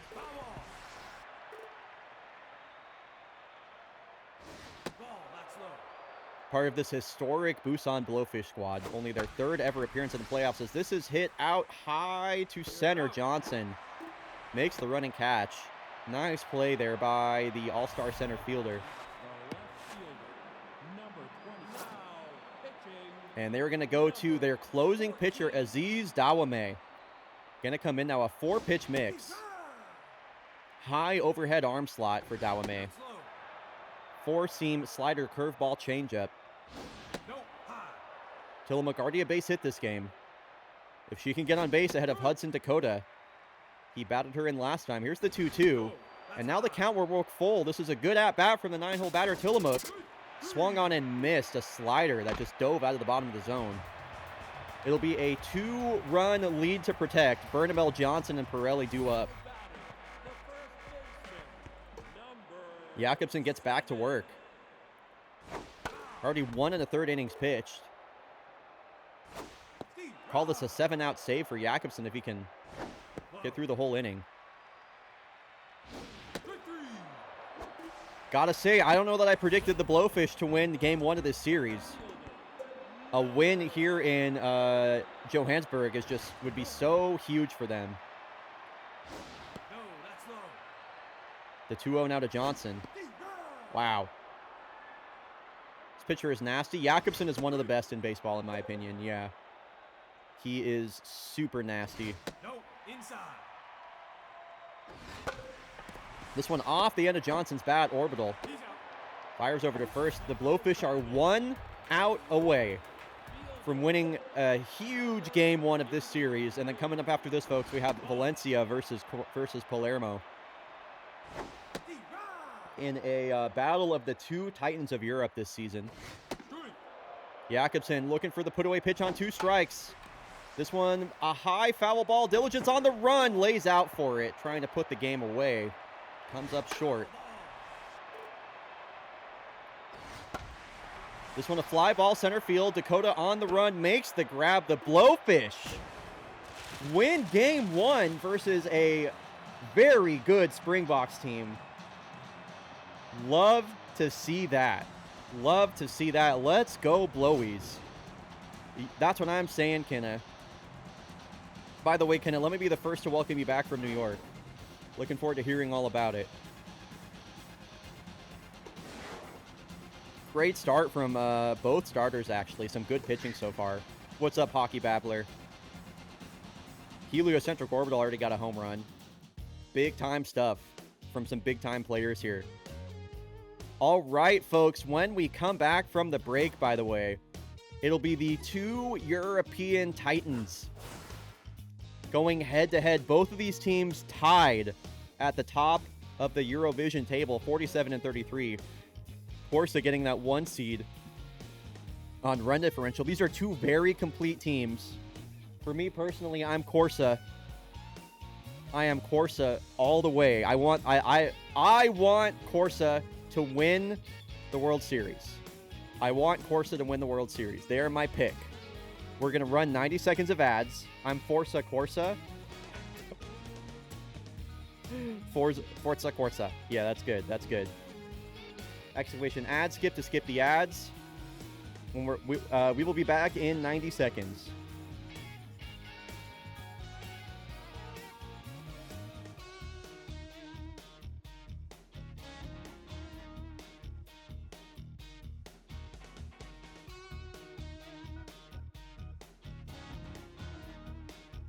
Let me get both their pages pulled up.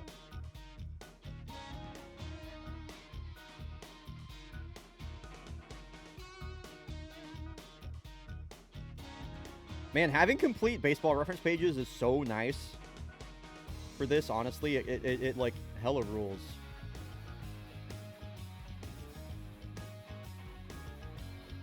Shoutouts to me for updating all that. Okay. Do a deep dive on Sunday Calabasas? Sure. Well, first of all, Sunday Calabasas kind of sucks. Though he does find himself in the playoffs, it should be said. Which team is he on? Is he on Corsa? Honestly, not a whole lot to say about Sunday Calabasas as far as a deep dive goes. Second baseman for Corsa Palermo did come up with the Kodiaks back in Season 13. That was the one time the Kodiaks have missed the playoffs in the last 10 seasons. He was a part of that squad. Not a great rookie year. Spent some time with the Foresters and then the Grays. Was a part of that Grays team that broke their curse and went to the playoffs for the first time. Whoopsie. A right-handed bat that does hit right-handers a little bit well. A career, a career slash line of 256, 323, 403. Always been kind of an average bat. No double-digit home run seasons. This guy is like the quintessential average. Like, this is a league average player, is what Sunday Calabasas is. He's not flashy. He's just kind of a whatever player. All that being said, he finds himself in the playoffs for the second time ever, a part of a Palermo squad. It's your average Sunday. It's your average Sunday. All right, folks, prediction is live for the Golondrinas de Valencia coming up against Corsa Palermo. Corsa is my pick to go all the way. I want Corsa to win. If I could vote on these predictions, I would be voting on Corsa Palermo. I am very excited for this game. We're going to have the Eastern Cy Young winner, Xander Jordan, up against Swing Slinger. And the Scuderia of Corsa Palermo. All in on Corsa. That's what I like to hear. These are 2 very identical teams. 2 very complete teams. I do give the slight edge to Corsa, primarily because I think they have a better bullpen. I think Valencia's bullpen is kind of bad. I think they got away with some very good performances from some otherwise not very good pitchers. Jimmy Dubois and Francisca Andrews, I don't really believe in them to get things done. It'll be a very interesting matchup overall. This Corsa squad, only their 4th playoff appearance ever. It should be said they haven't made the playoffs since, how long has it been for Corsa? Swing Slinger steps onto the mound. Last time Corsa was in the playoffs was season 12. So they snap an 8-year drought. A slap daps this one up the middle for a leadoff single.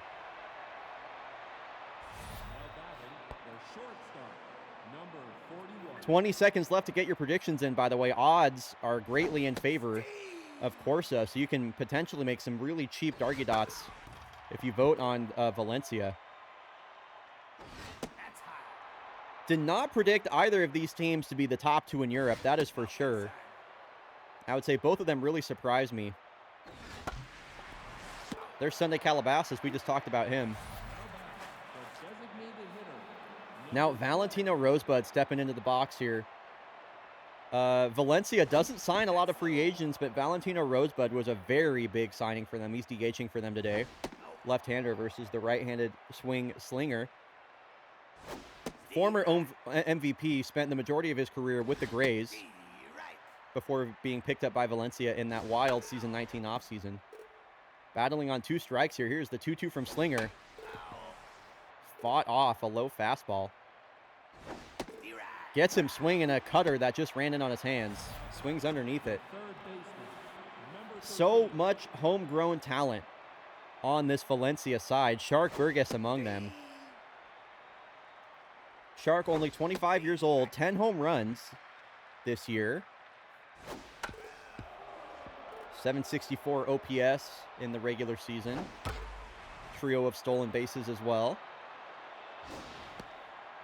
Gets backed up on a high curveball. A 5-pitch mix here for Swing Slinger, now in his 2nd year with Corsa.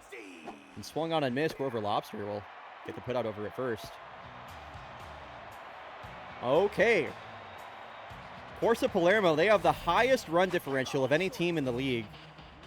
They combined their league best pitching staff with some amazing offensive performances this year. It'll be Panini Tuscadero leading things off. Veteran shortstop here for this Corsa side. Only a .213 batting average for Tuscadero in the regular season, but always feels like things kind of turn over and new stories are written in the playoffs. He flies out for out number 1. Ahead of Pascal Bernard. Young right fielder, only 21 years old, Pascal.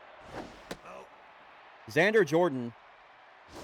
It was the runaway, is surely going to be the Cy Young winner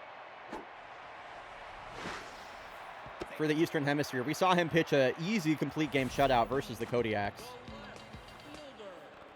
Pascal Bernard able to get to him early with a double that reached the wall. And now here is one of the many all-stars on this Palermo squad, VJ Ramdeen. Great season, a breakout season for the 24-year-old. 10 home runs, .268 batting average, .842 OPS. Has a runner in scoring position here early for the home side here.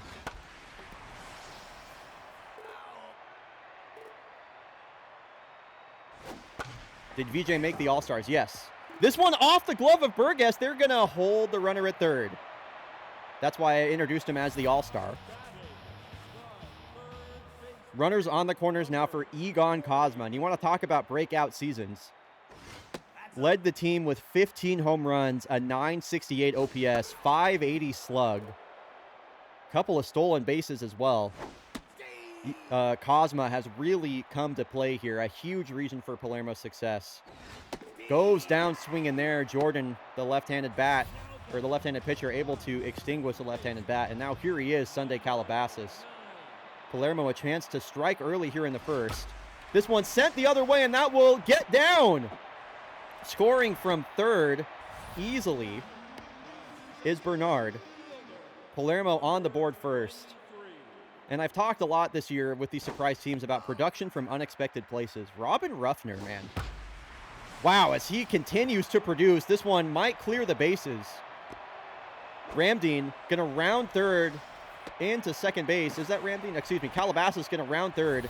Robin Ruffner clears the bases. That Robin Ruffner, an 853 OPS, 289 batting average. You look at his hitting traits, you don't expect that. And against the surefire Cy Young winner, Palermo's put up already 3 runs here in the first ahead of the DH, Jay Gray Jagerson. Goes down looking there. Who are we rooting for in chat, by the way? If you're rooting for the Golondrinas, let me see that team hashtag Somos las Aves. We are the birds. If you're rooting for Corsa, hashtag Let's Go Racing. If you're not rooting for Corsa, sorry. Thank you for being here. Yeah, we got a lot of racing. We got a lot of racing fans in here. That's right. Love to see some support for the Scuderia. Hard hit ball underneath the glove of Sun Lee Kim over there at first. That'll be the first hit of the ball game for Valencia. The first baseman, number 42.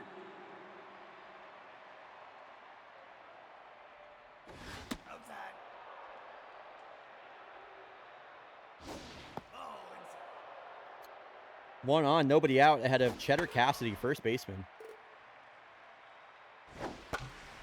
Inside, or sorry, yeah, kind of gets jammed. Able to make it to first in time. It's a fielder's choice. The center fielder, number 46. One on, one out now for Harrison Sierra. Definitely some speed on the base paths for Cheddar. Does have that stealer trait. He'll get a speed boost when attempting to steal bases. That is, of course, signified by that little diamond next to his speed rating. Harrison Sierra looks at 3 straight balls. BB prone activated for Slinger. His accuracy rating goes down on 3-ball counts. A walk would move a runner into scoring position for the first time this game for Valencia. And on a 3-0 count, Sierra smashes this one into the gap. They are going to wave the runner home, Sierra into second base. Will score the runner from first. Valencia has cut the lead to 2. Now the veteran outfielder, Ken Roroni.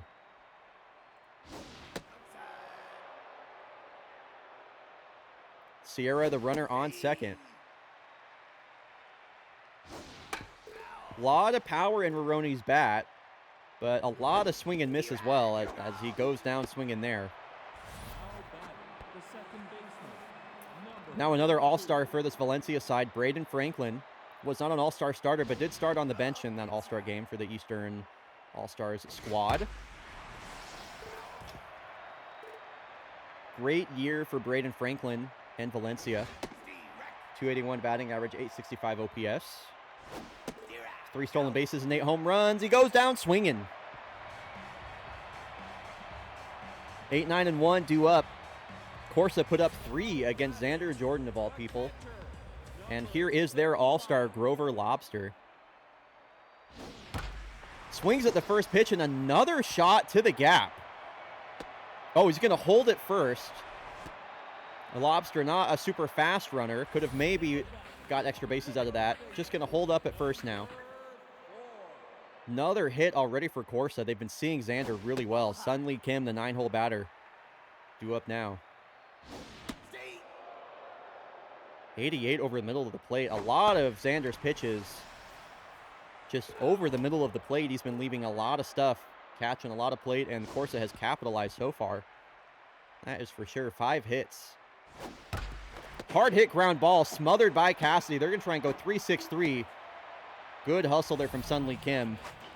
Ronaldin had to hold throwing the ball as Cassidy was getting back to first. 1 on, 1 out now for Tuscadero, who flew out his last time up. How about these home uniforms, by the way, for Corsa? They are so sexy. Love the red and white stripes. Another ball over the middle of the plate there from Xander. Full count now to Tuscadero.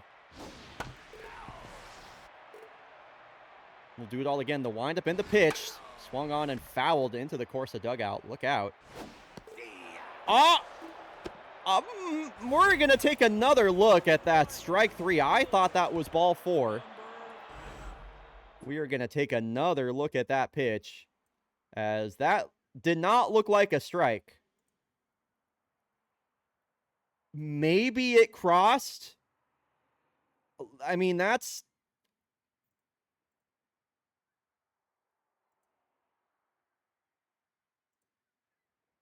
was a beautifully placed strike. I think you got a little bit of bias there, Piggy. That is a oh,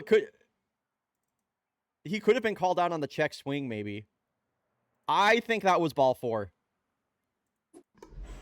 I think that was ball 4, and I think Xander got away with that one. So Pascal Bernard, an extra base hit, a double his last time up. A lot of extra base hits for Corsa early. This one gets through. Now batting, the left fielder, number 34. Nope. See? Runner in scoring position now for VJ Ramdeen, who worked a base hit his last time up. Corsa threatening now in back-to-back innings in front of their home crowd. Should get a pitch to hit on a 3-1 count. Does not. Bases are loaded. Bases are loaded for Egon Cosma. Gonna have to battle against the left-handed pitcher here, but what a moment this would be for the young Corsa star. Led the team with 15 home runs. Line drive right field, but it is right at Slap Dappy. Corsa leaves him loaded. They have 6 hits through 2 innings. Slap Dappy ended the previous inning, and he will start off this one. He led off the game with a single up the middle. And back-to-back first pitch swinging here for Slap Dappy. Slap Daps another one. Now batting, the shortstop. Work a leadoff hit. Looking good so far in the postseason is Slap. Now batting second, Bertrand Ronaldin. This one sent the other way. Or excuse me, yes, for a little bloop single. And quickly 2-on with the go-ahead run at the plate in Valentino Rosebud.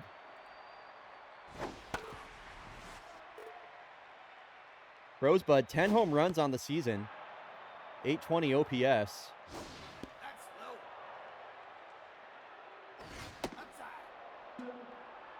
Good opportunity for him on a 3-ball count. Valencia might be back in this game quicker than we think, but he grounds into a double play. Tuscadero taking his time as Slinger covered first. A huge double play turned by Swing, Slinger, and the Corsa Palermo defense.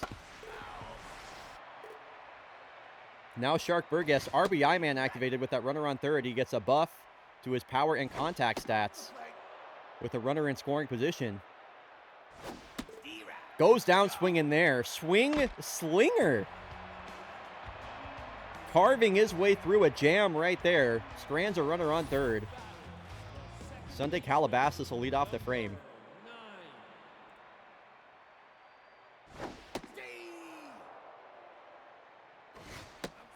Corsa has been threatening in every inning so far. They've been seeing Xander Jordan really well. This one a slow grounder, Burgess. Routine play for him. Now Robin Ruffner cleared the bases with a double his last time up, a switch hitter. Another weakly hit ground ball, a couple of weak ground balls. Franklin barehanded grab and throw for out number 2. Xander Jordan trying to make it a 1-2-3 inning for the first time all game. He got Jagerson on strikes his last time up. Mojo back up to neutral. It's good stuff for Jordan.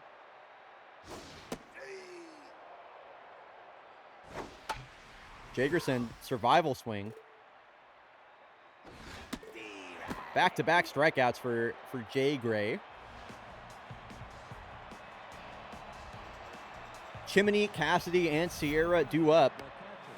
Number 4. Yim Chimney, a part of this excellent catchers duo for Valencia. Both him and Yambag Jones have had great seasons offensively.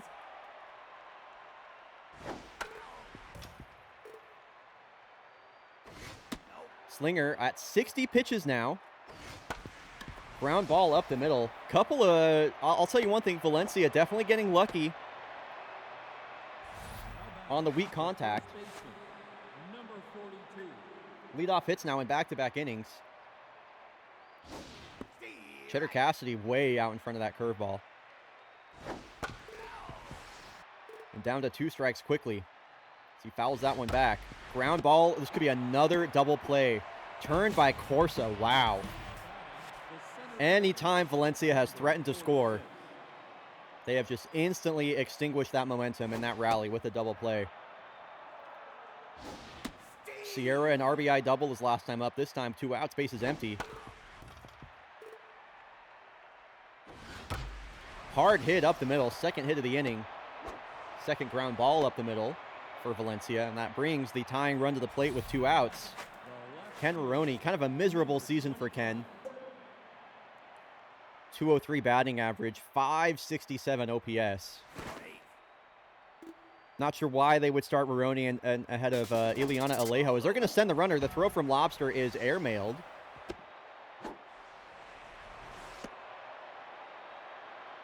Should really be starting Ileana Alejo over Ken Maroney. Don't know what they see in his bat. Over 400, a 400-point difference between the OPS of Ileana Alejo and Ken Maroney. This one, a line drive left field. Bramdean showing some all-star stuff out there with that catch. On a 3-0 count as well. Corsa defense has been coming up huge.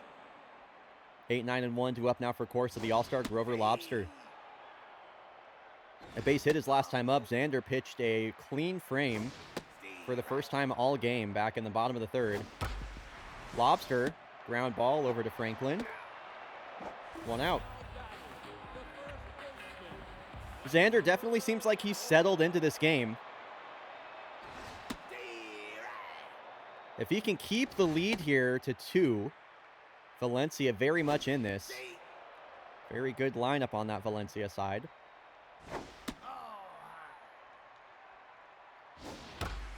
High fly ball. This is going to come down with snow on it. That's even possible here in Southern Italy. Tuscadero looking for his first hit of the postseason. Took a big hack at that, fouled way back into the stands. A couple mistake pitches here from Jordan that have gone unpunished. And now the full count to the shortstop, Tuscadero. Taken up high, ball 4. A 2-out walk ahead of Pascal Bernard, who's got 2 hits today already. Are they going to leave? They are going to leave in Xander Jordan. Hard hit, but smothered there by Burgess, who's going to fire across the diamond in time. Potentially saving a run there. And definitely saving a hit. Nice job by the 3rd baseman, Burgess. The all-star Braden Franklin going to lead off the inning. Tight battle here between Valencia and Palermo. Valencia did win the season series between these two teams. Believe they won 4 out of their 6 games. Cosma, a snag over there himself at the hot corner. Answers Shark Burgess right there. And Swing Slinger's day is done. They are going to bring in the lefty, Bolivar Magana. Makes sense ahead of Slap Dappy, who has a couple of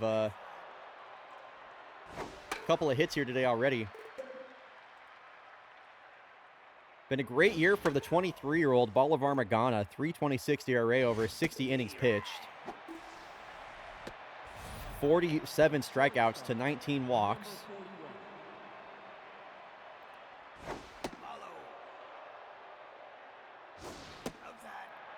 There is no better bullpen in baseball than Corsa Palermo's. Pitching has been their strength all year. And those breakout performances in their lineup have really complemented their team well. As an octogenarian gets a souvenir on that foul ball from Renaudin. And Renaudin will work a 2-out walk of his own.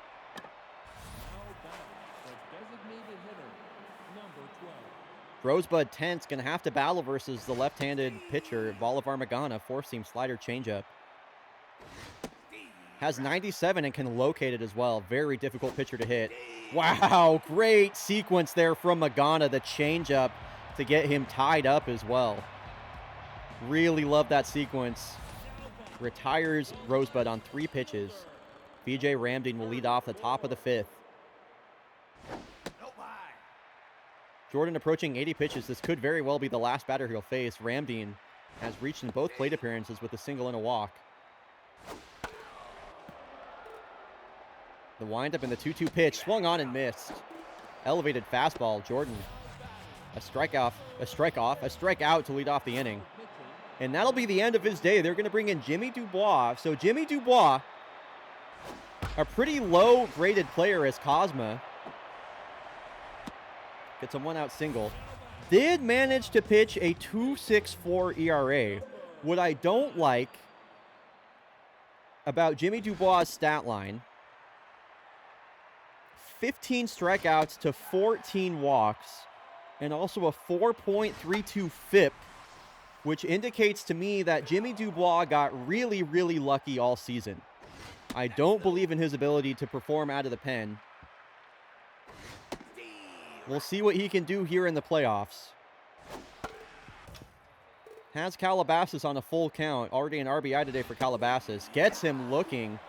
Another questionable strike call at the bottom of the zone. It's been a pretty big zone called by the home plate ump.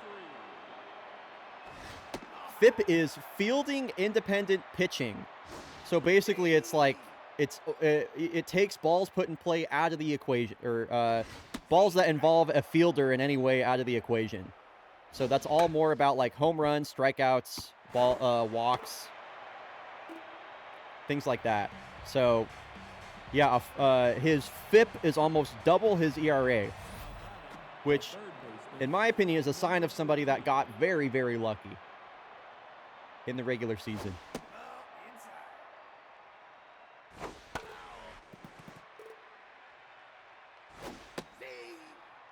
Bailed out by his defense. And there is and to his credit, there's a really Valencia, both Valencia and Corsa play very good fundamental baseball. Here's a high drive out to the short porch and right at the wall. It is, oh wow, it bangs off the top of the wall. Bernard can't field it. Burgess now going to dig for 3 and a lead-off triple following a weird bounce. Now the tying run to the plate in the switch-hitting Yim Chimney.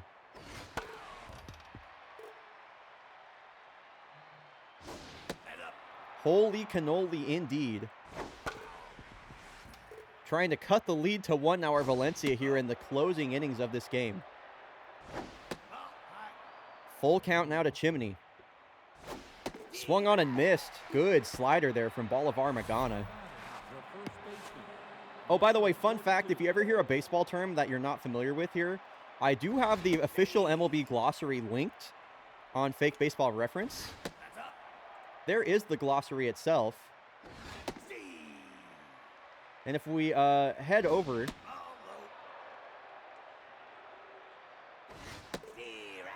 to fielding independent pitching as Cassidy goes down swinging. FIP is similar to ERA, but it focuses solely on the events a pitcher has the most control over. Strikeouts, walks, hit by pitches, and home runs. It entirely removes results on balls hit into the field of play.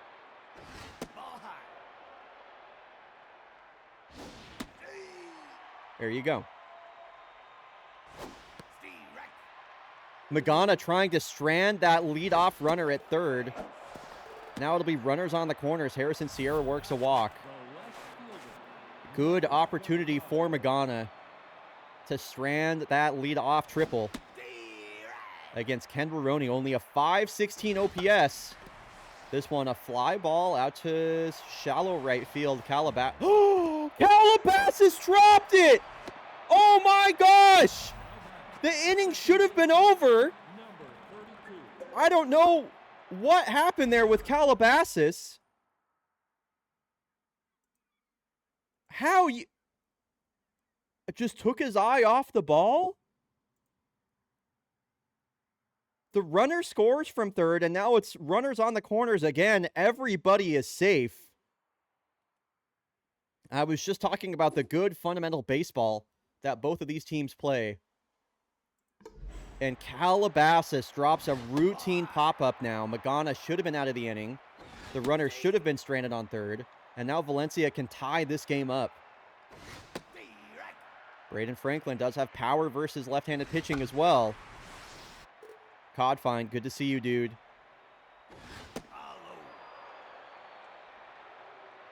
An errand misjudgment. That's a great term there. Full count now to Franklin. Magana laboring. Hard hit ball. Foul. Infield guarding the lines. Here's, oh my God, some really aggressive swings from Franklin. This could turn its game on its head right now, and Franklin is not going down easily. He is almost barreling these up. Oh my God. This is crazy. Taken for ball 4 to turn the lineup over. Slap Dappy now with the bases loaded. Magana should have been out of this game. Can Calabasas catch this one? He better fucking not drop it. Okay, manages to get his hands on that one. My goodness. Some drama here late in the game here in southern Italy. Jagerson has struck out twice today. He'll lead off the inning versus Jimmy Dubois.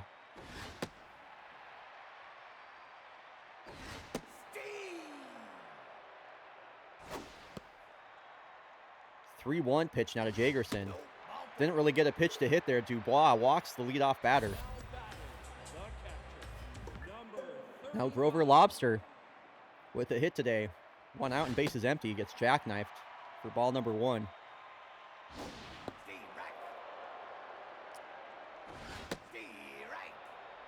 Couple of good pitches there from Dubois. And a good take from Lobster. Now the 2-2. Ground ball could be 2. It's a slow roller. Ronaldo just going to get the out over at first. Does move the runner into scoring position, though.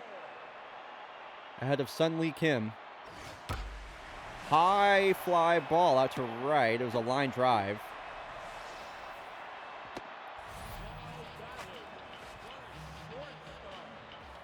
So runner will stay at second. Now to Scudero. Worked the walk his last time up. Corsa definitely going to be looking for an insurance run here, as they'll try and protect the lead heading into the top of the 7th and to save the game. Another line drive. This one sent to left field. A couple of hard hit balls there by Corsa, but they find the gloves of the Valencia outfielders. It will be the top of the lineup here, and the last chance here for Valencia. A home run would tie it up. They're leaving in Magana, who's thrown over 53 pitches. You got such a good bullpen. I'm not sure why you wouldn't go to your bullpen here if you're Corsa. I get that Magana's your guy, but it's a long series. And a high drive out to center field. That's a high center field wall. It will bang off the wall, fielded by Ruffner. Make that a lead-off double for the homegrown kid, Bertrand Ronaldo. Tying run at second base. Ileana Alejo going to come in at second. And they are going to bring in the hard-throwing left-hander. Bronson Swanson is the left-handed specialist. Runner's going to go. Here's the throw to third. Alejo checks into the game and immediately steals third base. Infield has to play in now. Sacrifice fly in play. And Swanson can't locate a 3-0 pitch. 4 straight balls thrown by Swanson out of the pen. Runners on the corners now. Infield playing in. Corsa about to snatch defeat from the jaws of victory. And it's a tie ball game. They've blown the save here in the third. Mojo down for Swanson. You think back to that. Just really cascading effects from that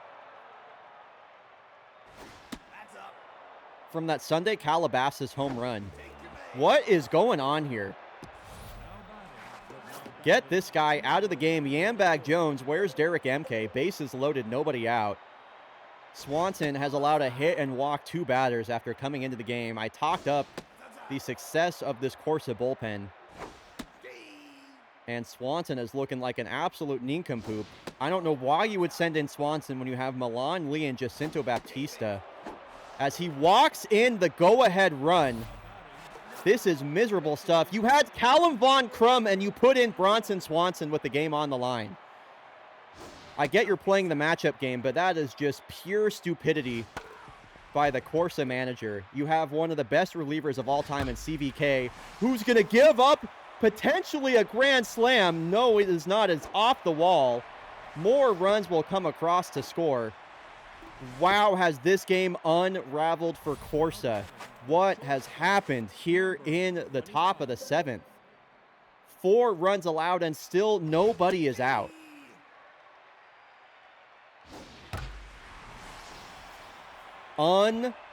Unbelievable stuff. Valencia has scored 6 runs and nobody is out. Number 32.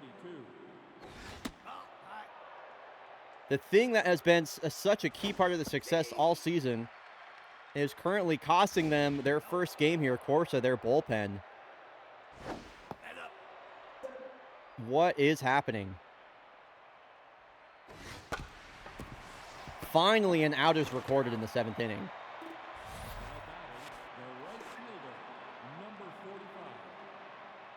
Valencia is now batted around the lineup. And another hard hit ball hit into the gap. This will be extra bases again. 3rd hit of the ball game for Slap Dappy.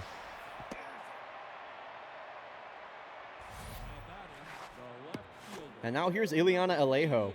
She should have got the start out in left field as far as I'm concerned. Been excellent for them all year. 980 OPS for 36 games.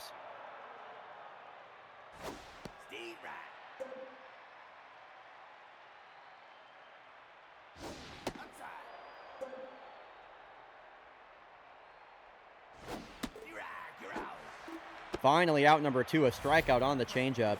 Boy, the crowd here has gone silent here in Palermo as Rosebud pops this one up. Will finally end the inning. But not before Valencia scores 9. My goodness.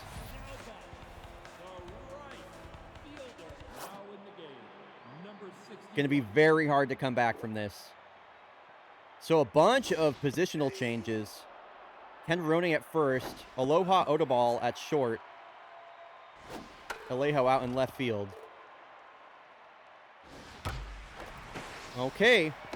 Corsa, they're going to need a lot of base runners to come back from this one. They do get things started with a single.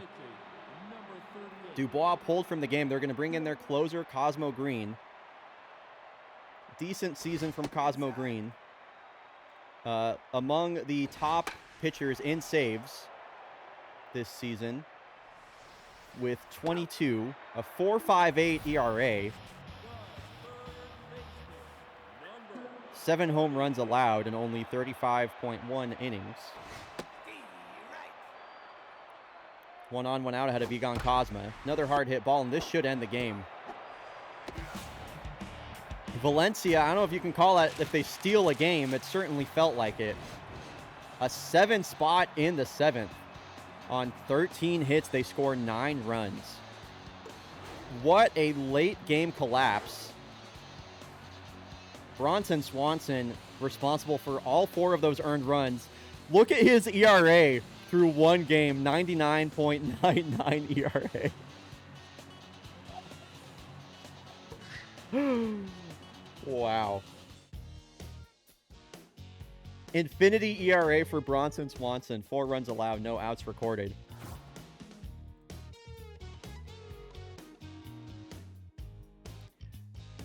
Wow. Well, how's that for your opening slate of games here? Jeez Louise, indeed. I am shell-shocked after that. I feel like that Sunday Calabasas error really...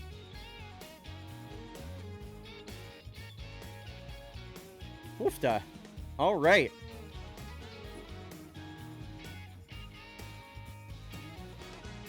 We're going to run 90 seconds of ads. When we're back, we are headed back to Montreal for Game 2.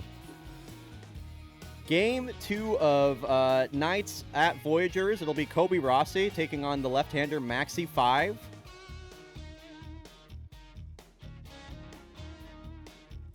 Here we, I'm going to run 90 seconds of ads, and when we're back, yeah, Game 2 coming up.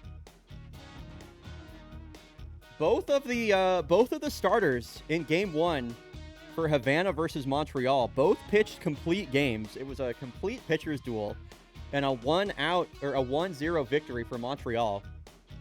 Was unreal stuff.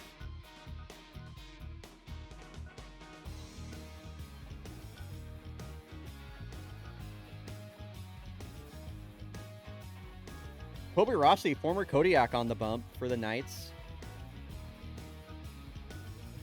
Oh, and I'll get the prediction going as well.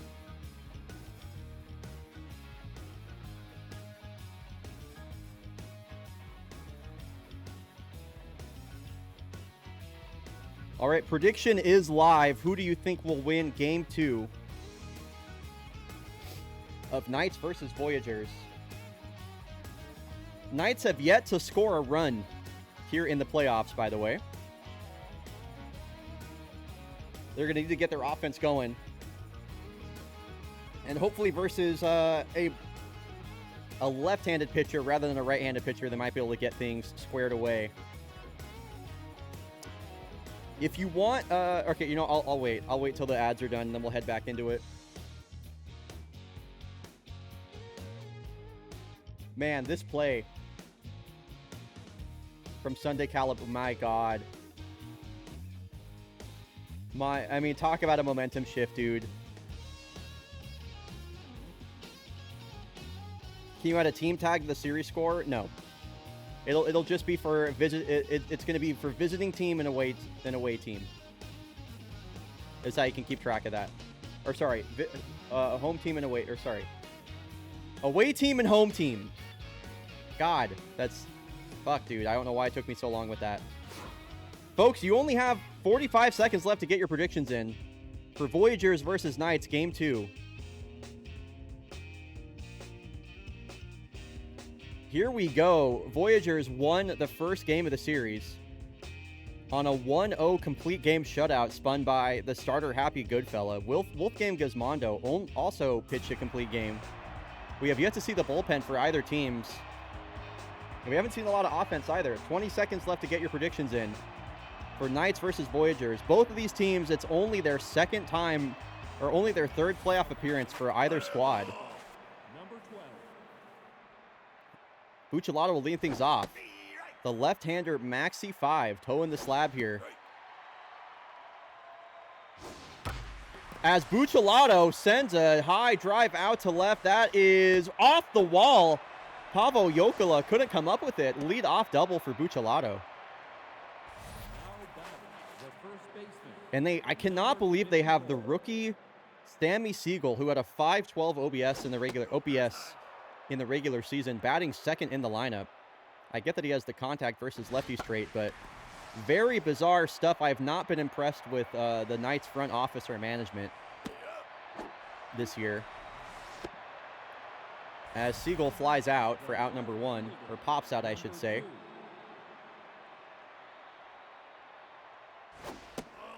Now Levi Ware still looking for his first hit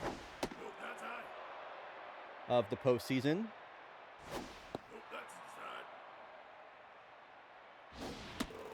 No walk on 4 pitches. Maxi 5 looking a little wild there.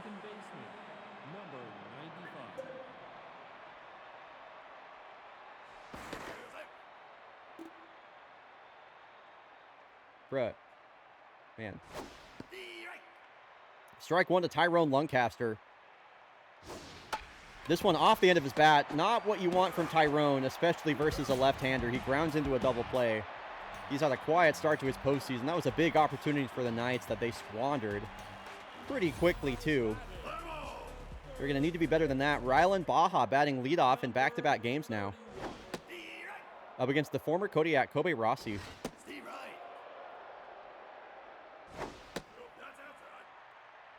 Baja also looking for his first hit of the postseason. Goes down looking there. A lot of mojo down. It has just been all pitching here in this series so far. Kobe Rossi this season, a 4.49 ERA, did pitch 100 innings. Here's a blast out to center field. That is not coming back. Paavo Jokela sends an absolute crush out to center field. 1-0 Voyagers. Montreal taking another early 1-0 lead in front of their home crowd here.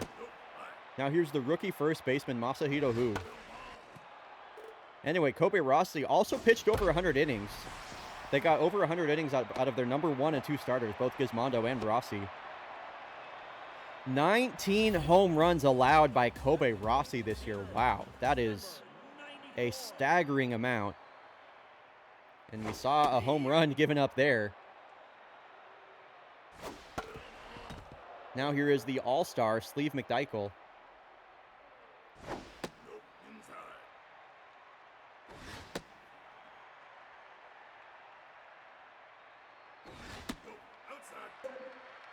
And now the payoff. Rossi looking a little wild here at the beginning of the game.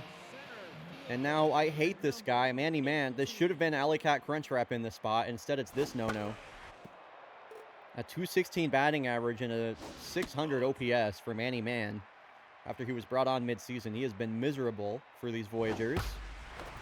And every time I talk shit about a player, they manage to put the ball in play. This one, going to be an easy double for the speedy Manny Man. Drives in the second run of the ball game.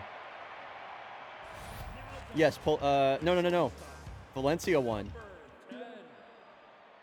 2 runners in scoring position now ahead of Tycho Raikkonen. Voyagers have already scored double the runs they scored in Game 1 of this series. Rossi not looking good in this start. Left a pitch over the middle of the plate. Raikkonen fouled it away. Goes down swinging there.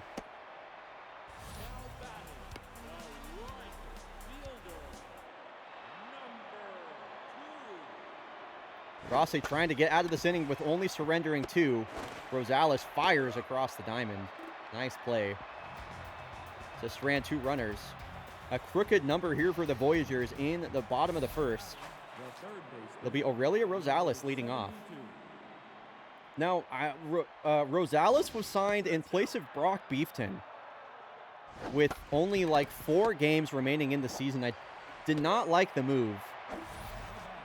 Beefton wasn't having an amazing season, but he did have 8 home runs and a 714 OPS, and he was just your first baseman all season.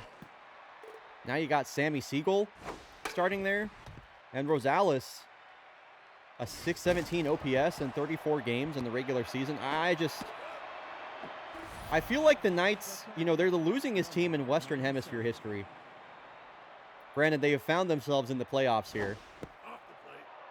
After they did have a very good year. I just feel like their front office overthinks it a lot of the time. I mean, getting rid of Nevada Steady after he had a career year with you for Sammy Siegel, getting rid of Brock Beefton for Aurelia Rosales. Still a long series left to play, so you never know. As here's a drive to the gap. Riverbend on the run. Will make the relay back to second. Into second base is Chet Rocket.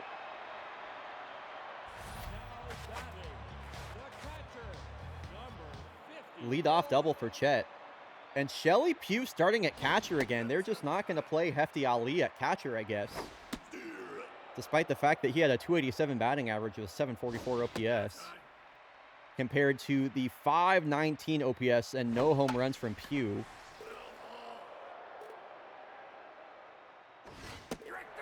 She goes down looking there. Guess they just value her defense in these playoff series, which fair enough. Runner on second, 1 out ahead of Rylan Baja. Hard hit ball. This will move the runner to third, but Lancaster, easy play for him. Starting him over at, so a different defensive lineup here, I guess. Looks like Lancaster is going to be the everyday starter at second, Buccellato at short, and Rosales at third. I mean, a very great defensive infield for the Knights for sure. No doubt about that. Now Jokela, who hit a monster home run his first time up, swung on and missed. Goes down swinging there, strands the runner at third. Knights have been held scoreless through 9 consecutive innings now by the starting pitching Number 28. of the Voyagers. Steve right. Nope, that's high. Voyagers kind of came out of nowhere to win the Urban Atlantic crown at the end of the season. All 5 teams were within 2 games of each other with 10 games left to play. And the Voyagers quietly came out on top. There was just so much drama between the Commodores and the Unioneers, and the favorites had that run. And the Nemesis pitching was really good, and the Voyagers just kept trucking, kept their head down, grinding out some wins, ended up with a 44-36 record to win the division. And now they find themselves up 1 game in the series, up 1-0, or up 2-0 in this game.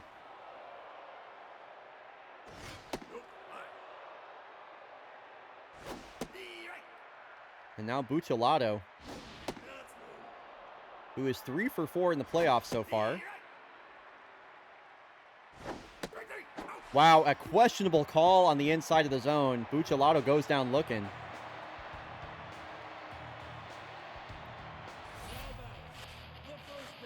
It'll be the rookie Who to lead off the inning. I have to say, this was my biggest concern with the Knights coming into this series. I wasn't sure if they had the lineup to do it. And they have failed to score a run, let alone get more than a pair of hits through 10 innings now. They have had really no answer to Montreal's starting pitching at all. And Montreal's starting pitching is good, not great. Maxi 5, by the way, a 4.65 ERA on the season. 100 innings pitched.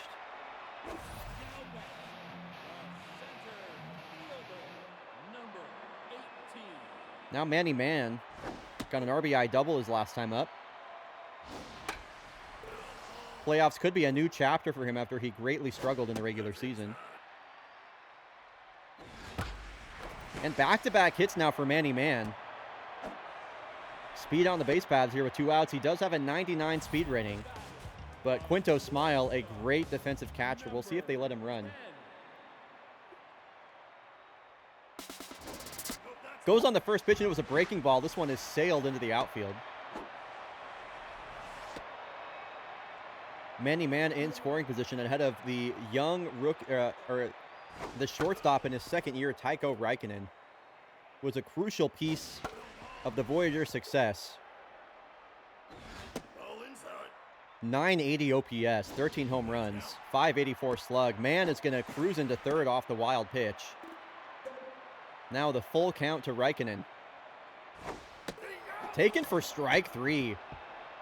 Throws him on the changeup that clipped the inside edge of the zone. Nice put-away pitch there from Kobe Rossi. Now here is the rookie Sammy Siegel.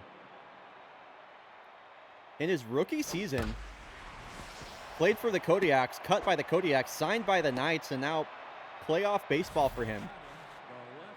As he works a leadoff single. Nice to see another hit for the Knights. Let's see if they can string a pair of hits together and get their first run of the postseason across the plate. Levi Ware, they really need something from him. Veteran left-handed bat. Appeared in all 80 games for him at left field in the regular season. Not a great year for Levi Ware specifically, but it has been a great career.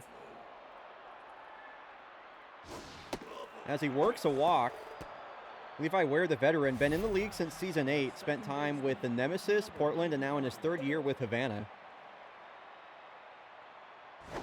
Multiple 900 OPS seasons in his career. Now on the wrong side of 30, it seems. Struggling. But, you know, always a chance to write new stories in the playoffs. Tyrone Lancaster really needs to get his postseason going. If his bat is quiet, the Knights are in for a rough time as he strikes out again. He is now 0 for 4 with runners in scoring position this postseason. Tyrone Lancaster. Can either of their big bats make something happen with the first two runners reaching? Surely one of Lancaster or Rosales can make something happen. Put the ball in play here. Maxi 5 approaching 50 pitches. Rosales a pitch to hit that's fouled into the Montreal dugout. Now the windup in the 2-2. Swung on and missed. Now here's their all-star Ryan Riverbend. Surely Ryan Riverbend can make something happen here for the Knights. Ryan Riverbend batted .297 with an .804 OPS, 6 home runs in the regular season. Maxi 5 trying to strike out the side after allowing the first two runners to reach, and he will. My goodness. The Knights are completely anemic with runners in scoring position. They strand another two. They have been blanked by Montreal starting pitching now through 11 straight innings.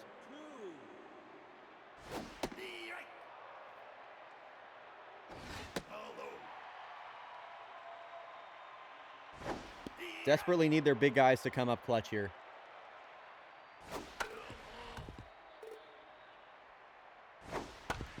Ground ball. Routine play for Buccellato, out number 1.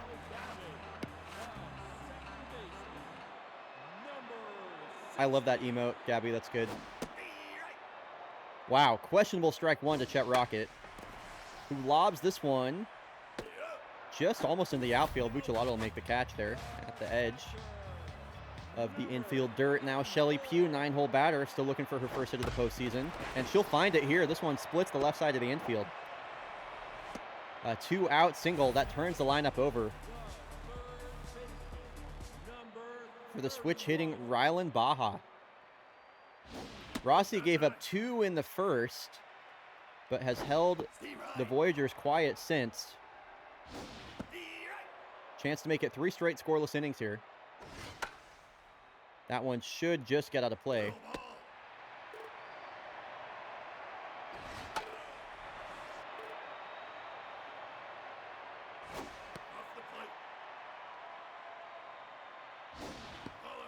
And now the payoff pitch to Baja. Pugh will be running on the pitch. Ground ball sent the other way. Rosales fires across the diamond. Side retired. It'll be the all-star Quinto Smile leading things off. Something's got to get the spark going here for the Knights.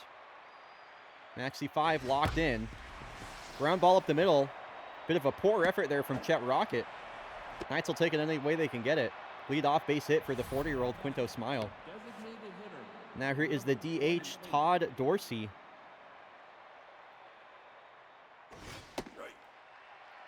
A late inning rally would do a lot for this Knights side right now. Couple of batters from the right side here versus a lefty, Maxi 5. This is his 60th pitch.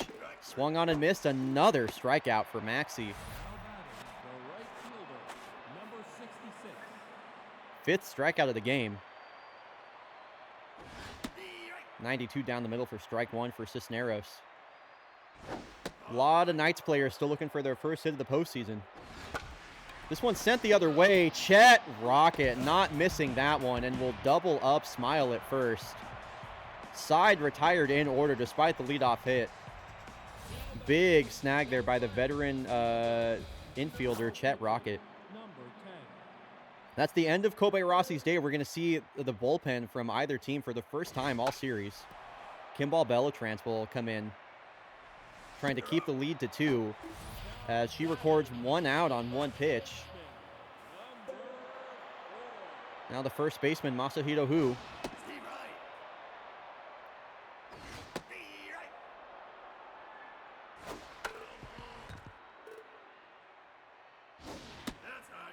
Good rookie season for Masahito. Inside out shot. On the run is Cisneros who makes the grab. Nice play. Bellatrance trying to make it a 1-2-3 inning versus the All-Star Sleeve.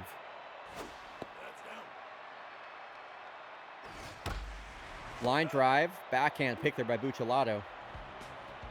Top of the lineup due up here.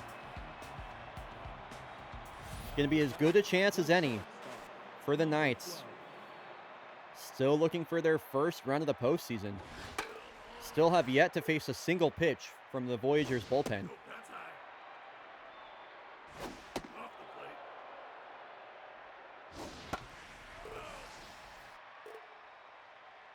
plate. Ground ball. This one right to Räikkönen. Pumps and throws. 1 out. The first baseman, number 54.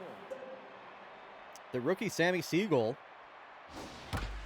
Another hard hit ball, but these ones, that's 2 balls in a row hit to Räikkönen.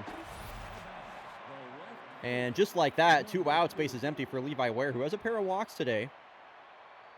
Has worked some good at-bats versus Maxey. Looks at ball 1. And a pitch to hit is fouled straight back. This one knocked down by Chet Rocket. Ware able to leg that one out, works an infield single. Now Tyrone Lancaster with a runner on first does have the power versus left-handed pitching trait. I mean, Tyrone has to make something happen here. Looks at 2 straight strikes. And then gets jammed. Another ground ball hit to Räikkönen. My goodness. Knights on the verge of getting shut out in back-to-back games. Manny Mann will lead off the inning. Number 18.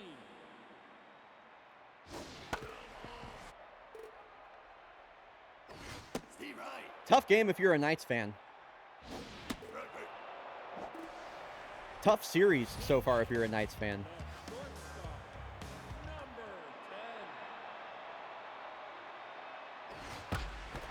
Number 10. Räikkönen goes the other way. 1 out knock. What's up, Meta? I was at the junkyard? What were you doing at the junkyard? 1 out, 1 on for Jocinda Pope. Some speed on the base paths as well. Räikkönen, a pretty good runner. Did Räikkönen have any stolen bases? Here's a little looper out to left field. Another hit here in the bottom of the 6th. Räikkönen had only 1 stolen base all season. Wow. Surprising. I'm just saying Brock Beefton probably doesn't miss that ball. That's all I gotta say. Instead, you put the rookie first baseman out there and he commits an error to load the bases. That's all I gotta say about that.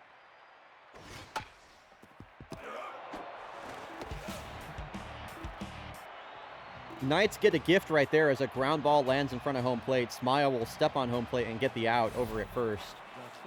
Last hope now for the Knights.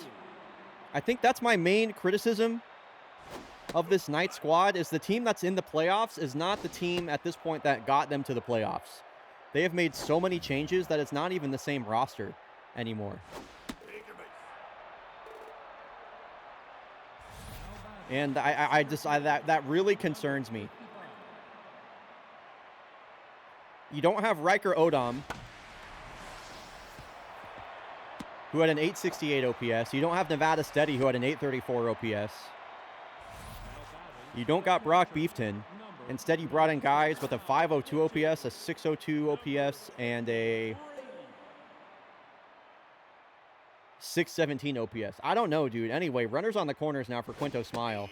They're going to bring in Abram Lovebright.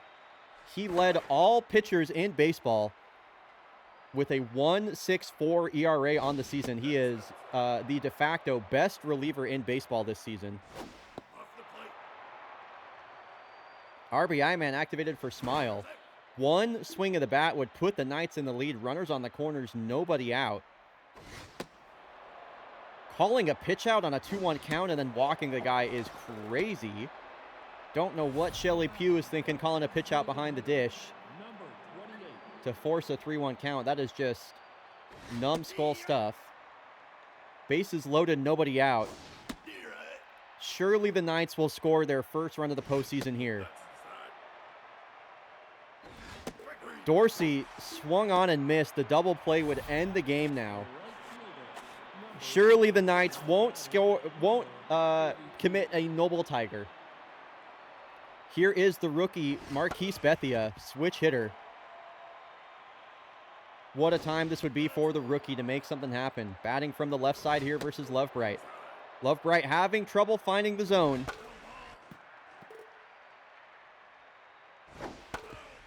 Trying to go back-to-back strikeouts with the bases loaded here. Lovebright, the pitch. Poked up the middle. That's going to score one. The Knights, after 6 in the third inning, 13 in the third innings, have finally scored a run. Now the lineup turns over. Ground ball. This could be two. Baja to Rocket, who fires over to first. Not in time! The Knights have tied it up. Number 54. Wow. Just barely beats out the double play. Rocket, not a fast arm. And the Knights have finally broken through. Tie ball game here. Montreal manages to blow the save, and now they got the top of their lineup up and a chance to walk it off. Now in the game. Some late life here as Thanasis Kalakis gonna check in at catcher. Quinto Smile now moving out into right field. Steve right. Bellatrance in now. Strike 3. You're up. She's looked good in her relief appearance so far. Baja strikes out again. Now here is Pavo Iokela to finish him. Got a home run in the first to get the scoring started. Or in the third, I should say. This one shot the other way. Buccellato catch on the run. Bellatrance is locked in. Going to be a tough battle for Masahiro Hu. Gets jammed, and momentum firmly in favor of the Knights here. Where Lancaster and Rosales do up. Where with a single and 2 walks, Abram Lovebright is tense. Yeah, we got free baseball as Levi Ware finds a leadoff single.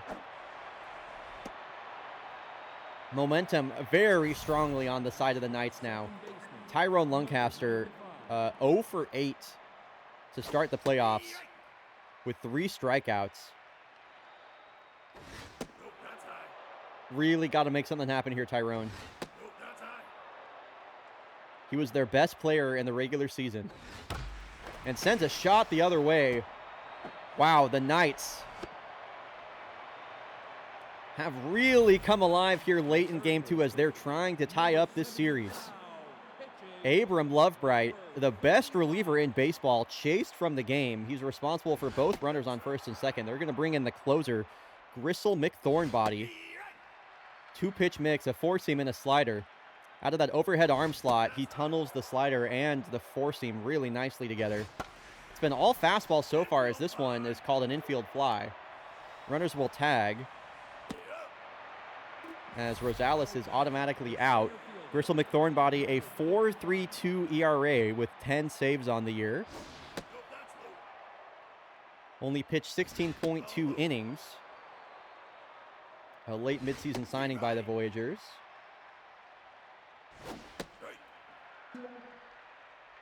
Now here's the 2-2 to Riverbend. Big opportunity here for the Knights. They're going to try and go around the horn again. Rocket. Boy, Chet Rocket just has a wet noodle of an arm. That is twice now he has failed to turn the double play due to his weak arm speed. Runners on the corners. Knights have the go-ahead run on third base. RBI man activated for Quinto Smile.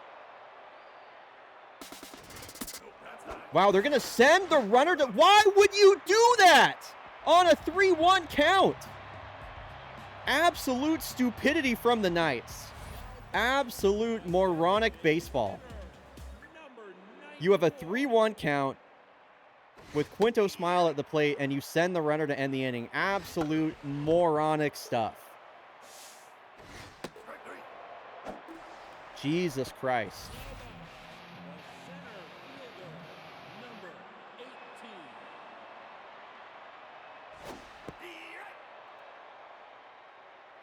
That's inside. Goodness gracious me. Manny Man lifts this one all the way out to the gap. A 1 out double for him. I'm mad too, Saf. Such a stupid move. Like on a 3-1 count as well.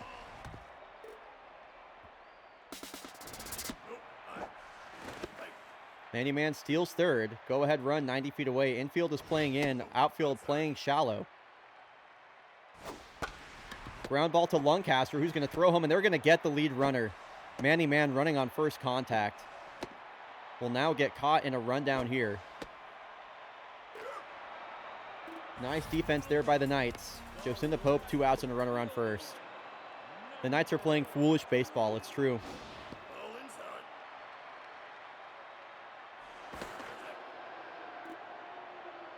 Ball inside. I don't know if you'd call that a toot bland, Inside. honestly.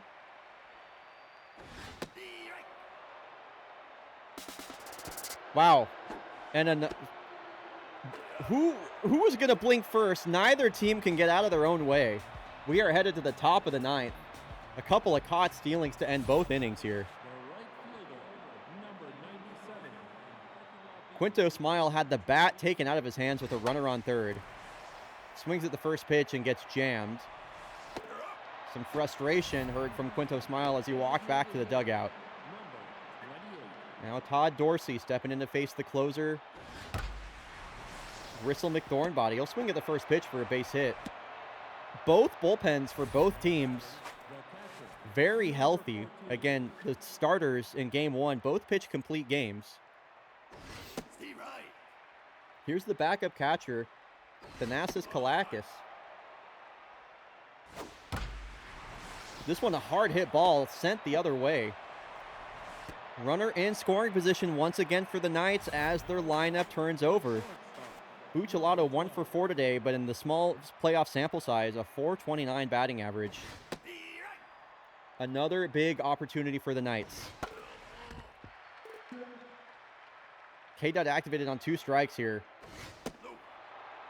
Buccellato gonna have to battle. Wow, saw that really well, fouled it back. Straight back, I should say. McThornbody running out of energy. Here's the 2-2. And it gets away from Pugh. And Dorsey just barely gets into third base. Go ahead, run on third now. 1 out, bases loaded. And the Knights fans can breathe a sigh of relief. It's impossible for there to be a stolen base. Number 57. Bases loaded for the rookie Sammy Siegel with a hit today already. They're going to call a sac bunt. Oh, and out at home. Oh, my God. Oh, my God. They tried to do the suicide squeeze. I cannot believe it. It's a bad bunt by the rookie Sammy Siegel. The out at home is just in time. They try and call a suicide squeeze. As you can see, Sammy Siegel effectively gets jammed on the bunt that caught the inside of the barrel. Sent right back to the pitcher, who, by the way, Alexia Soto, this is a great play. This is a great play by Alexia Soto. This is close at home. Ball in the glove just before the Dorsey crosses home plate. And then Pugh fires back to first in time. That is credit where credit is due. That is a tough play for the Voyagers to turn, and they turned it. It's also a bad bunt. More free baseball on the way. Bottom of the order due up here. Number 2. That's high. Ball inside. Kimball Bellatrance. High drive, right field. Goodbye, baseball. And good night, Havana. Jocinda Pope, a walk-off home run to put the Knights up 2-0 on the series. That is a tough pill to swallow if you are a Knights fan, I gotta say. Tough game to lose.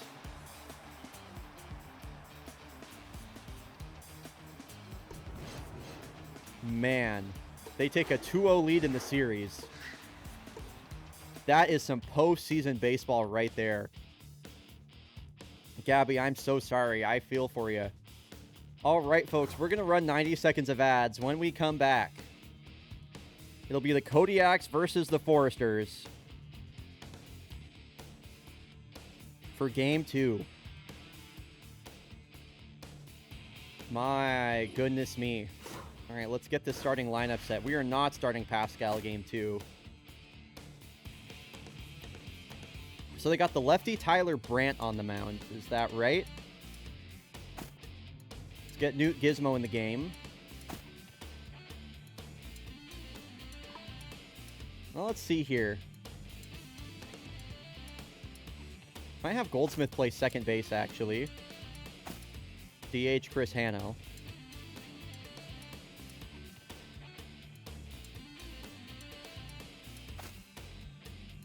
I think that's going to be the play.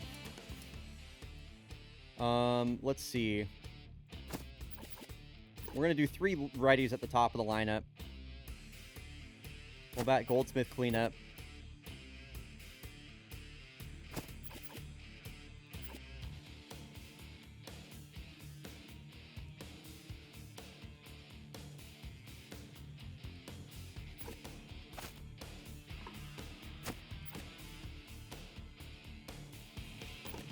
Feels good to me. All right, let's get this prediction going for this next game in the series between the Foresters and the Springboks. Prediction is live.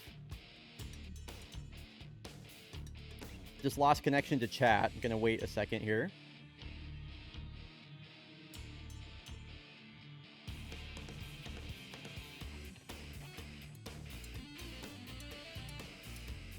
How long is this going to be if I do this?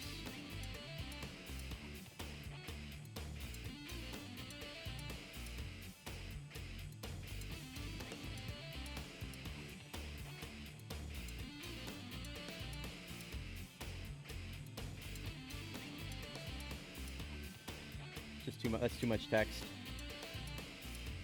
Prediction live, by the way, if you're coming back from the break.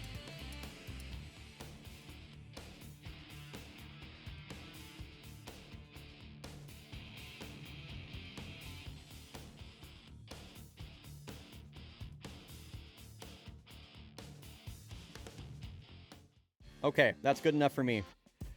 All right. Here we go, folks. Antoine Goldsmith going to get the start at second. A little bit risky, I think, overall, but I want all of our bats in the lineup. Game 2, Kodiaks versus Foresters. 3 times, this is only the 3rd time the Foresters have made the playoffs. They have faced the Kodiaks every single time. And in their first 2 playoff meetings, the Kodiaks have swept the Foresters handily.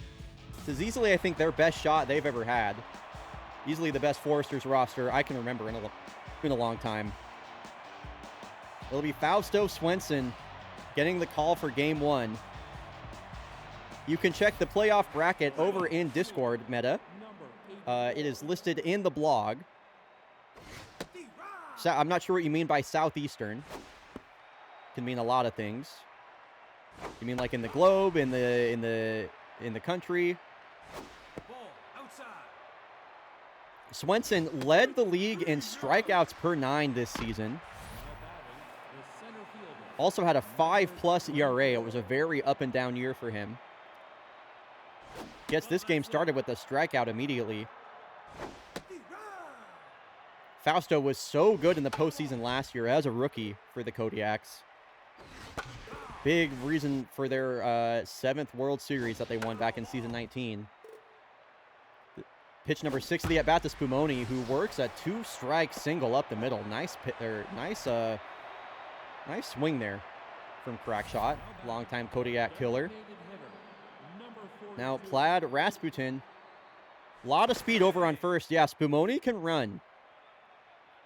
Can beat you in a lot of different ways, Spumoni. Rasputin, one of the most lethal left-handed power bats in baseball. The farewell season for the Foresters, by the way. They will be moving to a new city in North America at the end of season 20. Ground ball, fielded by Goldsmith. Johansson fires to first in time. Great double play turned by the Kodiaks to erase the one-out single. Play ball. Discord invite link is expired. Is that so? Really? It worked for me. Here's a drive out to right field. Goodbye, Valdemiro Takeda. Another lead-off single for Valdo. He continues to slug the ball early on in the game. How many times have we seen him do that in the regular season? That's up. I'll try and PC later. Got you, Meta. And Katabura, a chance to go back-to-back. The Kodiaks have come out swinging. Katabura doubles up with Takeda for back-to-back jacks.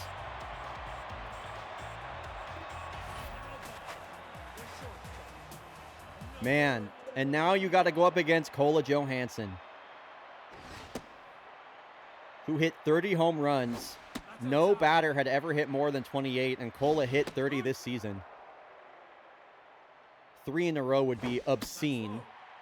Here's the 3-1. Ball 4. Not even close. Brandt clearly a little shaken by the back-to-back leadoff home runs. And now here's the switch hitting Goldsmith batting cleanup. 2 hits in game 1 of this series. Hard hit up the middle, snagged by Khan, who gets the underhand flip. Wow. Now that's a great double play. Turned by the Foresters. Very close, both at second and at first. Base is empty now for Julie Mao. Ball, that's low. Looks at 3 straight balls from Tyler Brandt. Taken all the way there for strike 1. Take your base. Second walk of the inning issued by Brandt.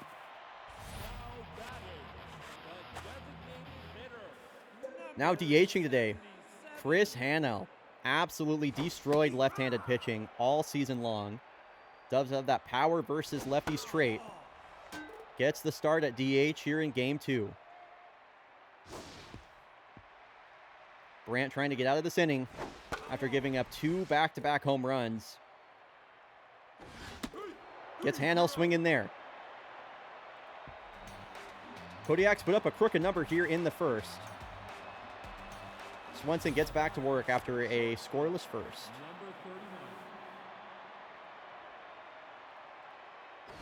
Ball, that's inside. All right. Mercedes Palomar looking for her first hit of the postseason still. Line drive up the middle. Honestly, Fausto lucky to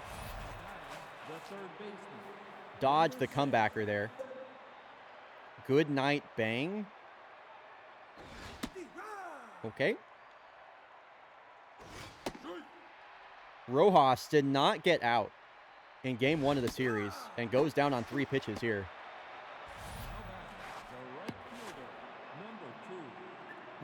Yeah, we should start doing a prediction on whether or not I actually remember to do the home run calls. I'm like kind of hilariously bad at that. Ground ball to Johansson. Goes the short way for the out. Nice play there to get the lead runner. 2 outs, runner on first.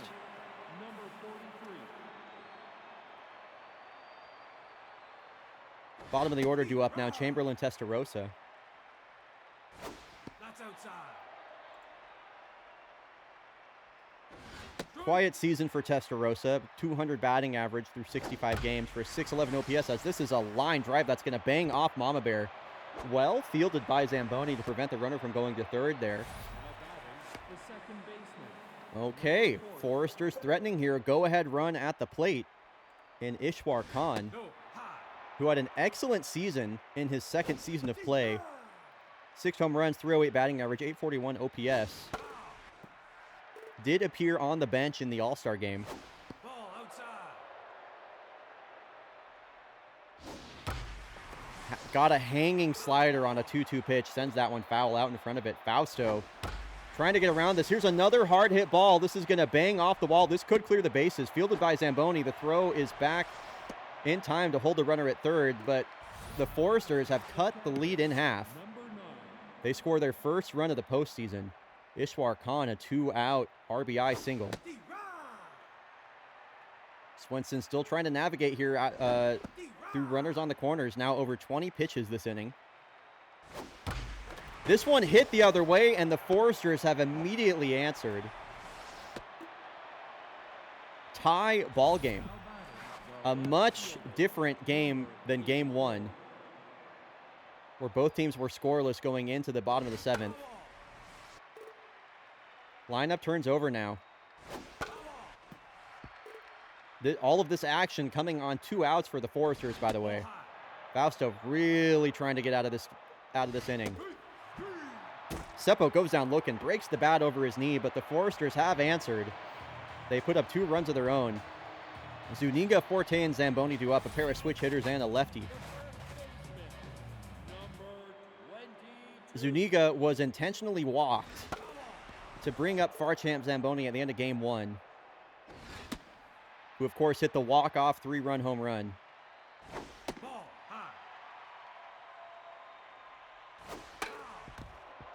Swing and miss was the problem for Zuniga. He's on 2 strikes here.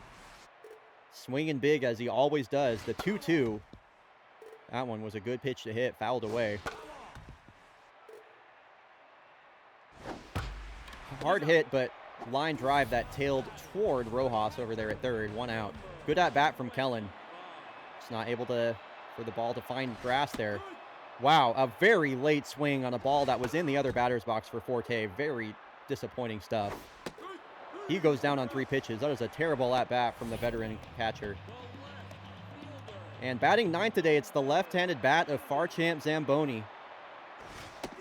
Walked off the Foresters in game 1 with that 3-run blast. No, that's inside. Outside. 3 home runs hit by the Kodiaks so far in this series. Now the 2-2. Swung on and missed. After a very shaky start, Tyler Brandt looking good in the 2nd inning. Nice bounce back inning from him. It'll be Spumoni to lead things off, as Fausto got a bit shaken up in inning number 2.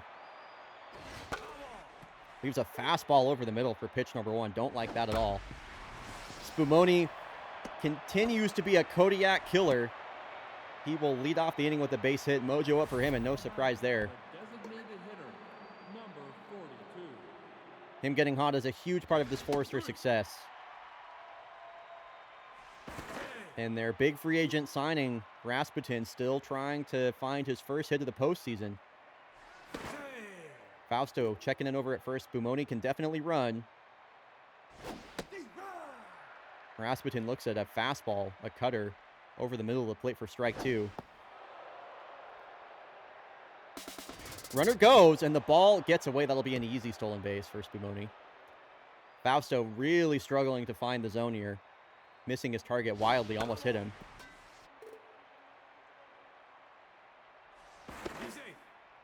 Fausto, how about you throw a fucking pitch, buddy?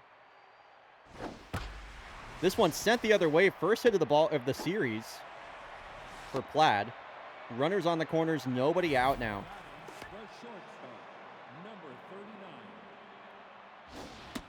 Kodiaks thinking about their bullpen right now. They do have most of their arms available. Fausto clearly does not have it right now, as this could be a gift, a double play ball. Johansson going to fire over to first. They will trade 2 outs for a run. Honestly, they will be lucky to get out of this inning with only giving up a single run. They trail for the first time this series. No, that's low. Line drive right to Mao. Yeah, that really looked like it could have gotten out of hand. Double play turned by the Kodiaks. Was a huge difference maker there. Now Valdemiro Takeda sent a homer deep to right field for an opposite field home run to lead off the game. This one a ground ball up the middle. A bit of weird spin on that as well, as it tumbled over the pitcher's mound. Another hit here for Takeda. The right fielder, number Leadoff hit ahead of Uday, who was hunting for another home run right there. Uday has historically been a pretty slow starter here in the playoffs. Nice to see him find his first home run early. As here's a ground ball. Rojas will just throw him out over at first, but Takeda into second base safely. Ahead of Johansson, who walked her last time up on 5 pitches. Brandt was clearly not messing with her.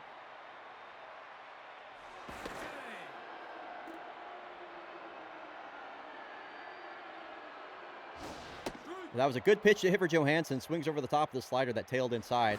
Brandt, how about you throw pitches, you little prick? Tying run at second base. Go ahead run at home here for the Axe. A 3-1 count. Got a 93-mile-an-hour fastball over the middle of the plate and didn't pull the trigger. Tough stuff there from Cola. Now the payoff.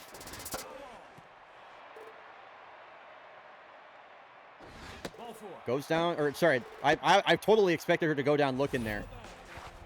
She will walk for the second time today. Now the clean-up batter, Antoine Goldsmith. Batting from the right side. Would love to see him pull a ball over that short porch out there and left into the Yak Attack bleachers. Takeda into third base. Cola Johansson steals as well on that. Goldsmith clearly pressing there. A very bad strikeout from him. Kodiak's trying to tie this game up with Takeda on third. That's inside. Ball, that's inside. Mao a walker last time up. No, that's Looks at 3 straight balls. I'm giving her the green light. Didn't want to swing. Got a pitch to hit as well. This one sent the other way, and that is going to plate the tying run. Takeda scores from third. A clutch 2-out RBI single from Julie Mao on a 3-1 count as well. Love to see that, especially on versus a left-handed bat. And now here is Chris Hannell with runners on the corners. Struck out on 3 pitches his last time up, and he will do so again.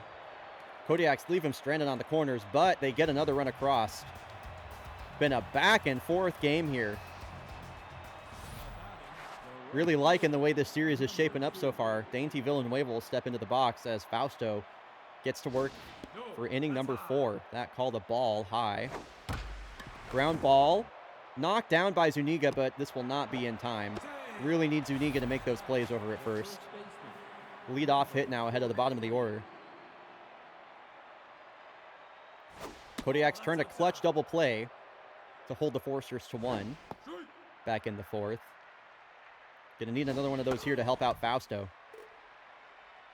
3 strikeouts on the day for Fausto through 3. Make it 4. Testarossa swinging over the top. A low fastball. Now Ishwar Khan, second baseman in his sophomore season. Already a base hit and an RBI today. One of the many promising young players here in the new era of fake baseball, Ishwar Khan. Swung on and missed back-to-back strikeouts after the leadoff hit there from Fausto. And now Dmitry Petrovich. You knew him as a backyard baseball star. Now he's all grown up and playing professional fake baseball for the Victoria Foresters. Great contact bat, Dmitry. This one slung into left at the wall over the head of Zamboni. Runners on the corners, 2 outs. That was a great 2-strike swing there from Dmitry Petrovich just to put the ball in play. Fausto over 70 pitches now. 1 out away from stranding runners on the corners. Heikkinen comes to the plate tense. This one poked into center field. Foresters take the lead again. It's the 4th run allowed here by Fausto with crack shots. Bumoni due up. And he's locked in. Yeah, Kodiaks go to their bullpen. Fausto is pulled. He is done after 4 2/3. Take it easy, Fire Team. Great seeing you. Very dangerous moment now. Crack shots. Bumoni batting .750. Stepping into the box here. Poetic has him on 2 strikes. That was a great 2-strike pitch. Good take there. Crack shot, not biting on these inside and outside fastballs, but swings over the top of 98 at the bottom of the zone. Nice pitching there from Wax. Foresters march back into the lead, though. They've got 10 hits so far this game. Kodiaks need to answer once again, as Kellen Zuniga will lead us off. Ball, that's up. Ground ball right back to Brandt. It ricochets off his glove. Zuniga will take that one, that is for sure. Infield single for Kellen. We are not stealing with Kellen, by the way. Not stealing with Zuniga. That is not a strike, but it's called one. Forte swinging at... Wow, this might... What is... I'm sorry. What? What was the first baseman doing there? I cannot believe this landed for a hit. I thought this was a pop fly all the way. It looks like the first baseman Testarossa thought this was going to fly foul. It looked like she just completely lost track of it. What a strange... I mean, that'll go down as a hit, but that's pretty close to an error. Yeah, she takes her eyes off the ball, got an initial read on it. Very interesting stuff. So, I mean, I guess Kodiaks will take him any way they can get him. Runners on the corners now for Far Champ Zamboni. Nobody out. They're going to go to Rafa, California. Tyler Brandt's day is done. So both starters chased from the game pretty early here. Now they're going to bring in their best reliever with the top of the order due up after Zamboni. Rafa, California, of course, a right-handed specialist. He will be effective versus the next three Kodiak batters that are due up. Payoff now to Far Champ. Bases are loaded, nobody out. Zamboni does a little steezy bat flip out of Takeda, who's 2 for 2 today. Big opportunity here for the Kodiaks. Takeda swings at the first pitch. Gonna ground into a double play here, but that does plate the tying run. Very similar stuff to the double play the Kodiaks turned back in the second. Tie ball game once again. Uday gets jammed, and this one, Testarossa will not miss. California covering first. Kodiaks answer again. A very back-and-forth game. Rasputin, Palomar, and Rojas due up. Lefty, righty, lefty coming up here for Wax. This one sent the other way. Back in and grab by Kola, who's got the strong throw over to first. That is an amazing play by the MVP, Kola Johansson. 1 out.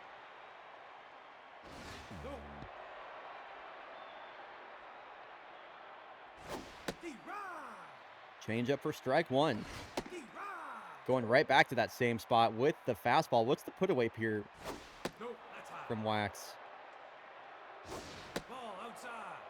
Full count now.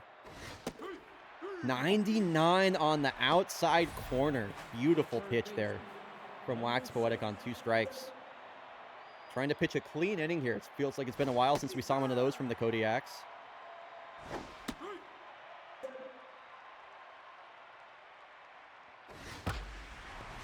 Hit the other way. Johansson will pump and throw. Side retired in order. Nice inning spun by the reliever Wax Poetic. Kola Johansson looking for her first hit of the ball game. She's been walked twice. Again, Rafa, California does have that right-handed specialist trait. He's going to debuff the hitting traits of same-handed batters. Kola doesn't give a fuck, and will pull that one into deep left field for a leadoff single now ahead of the switch hitting Antoine Goldsmith, who had a pretty ugly strikeout his last time up. Let's see if he can bounce back from that here.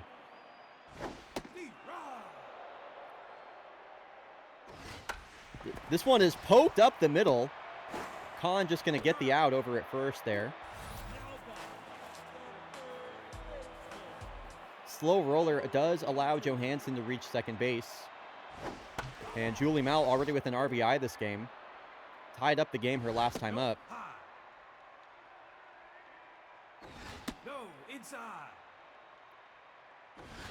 Another 3-ball count to Mao. She's had a great plate discipline this series so far. Tough out activated on 2 strikes. Here is the full count pitch. Swung on and missed. 97, just blew it right by her. Nice pitch there from California. Now with a right-hander in the game, we are going to remove Chris Hanel from the game. And I believe we are going to pinch hit Tristan Benitez.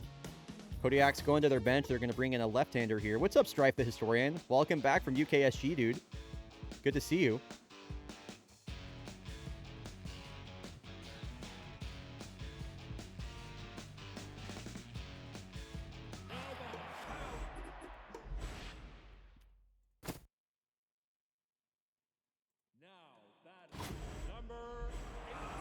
Benitez getting the call here. Pretty standard stuff for the Kodiaks. This has kind of been their lefty. This has been their platoon look almost all season.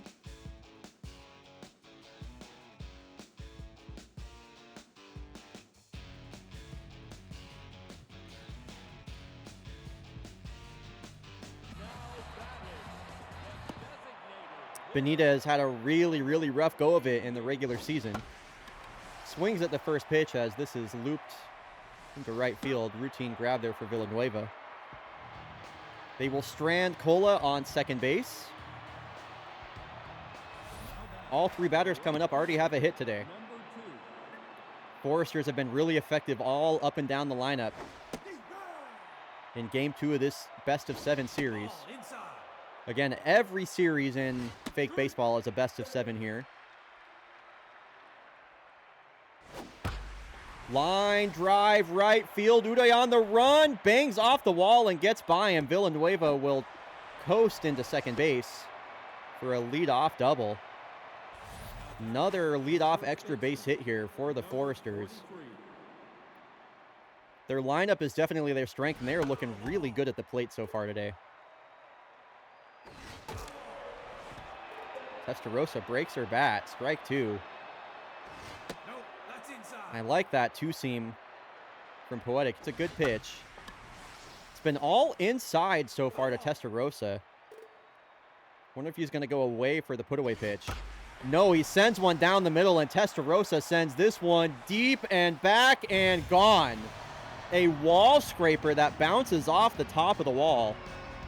First home run of this series for the Foresters, and they take a 6-4 lead. Good night, bang. I'm sorry. I forgot. I'm sorry. It's just so hard for me to remember that, dude. I get so caught up in the moment.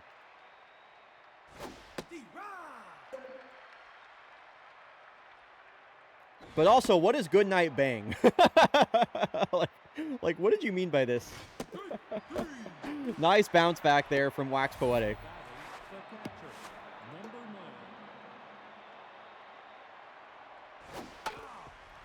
Kodiak's trail. Catchphrase of one, Kenny Omega. Oh, it's a wrestling term. Gotcha. Gotcha. Ground ball fielded by Mao.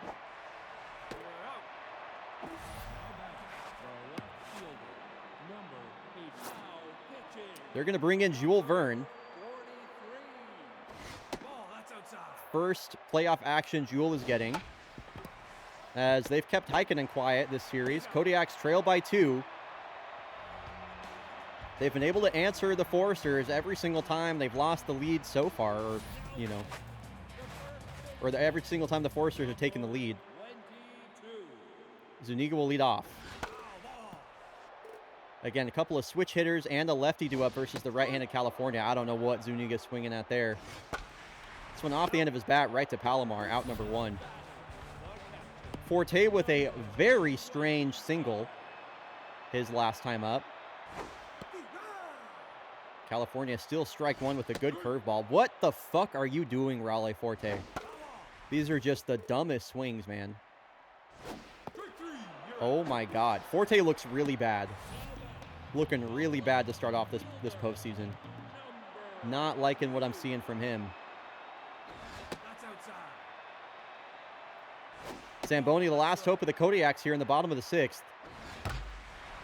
He'll work a 2-out single on a 2-0 count. Just sends that one back up the middle. Yeah, I think everybody looked away. Absolutely nobody reacted aside from Derek to that go-ahead 2-run blast. Hard hit. Past the diving grab of Palomar over there at short. Zamboni thought about 3. Is going to hold for 2. And now, with runners on first and second, you have Uday Katabura at the plate. His only hit so far is a home run back in the first. Let's see if he can battle versus the right-handed specialist, California. Got a couple of pitches to hit. He's been really struggling with chasing stuff on the outside of the plate.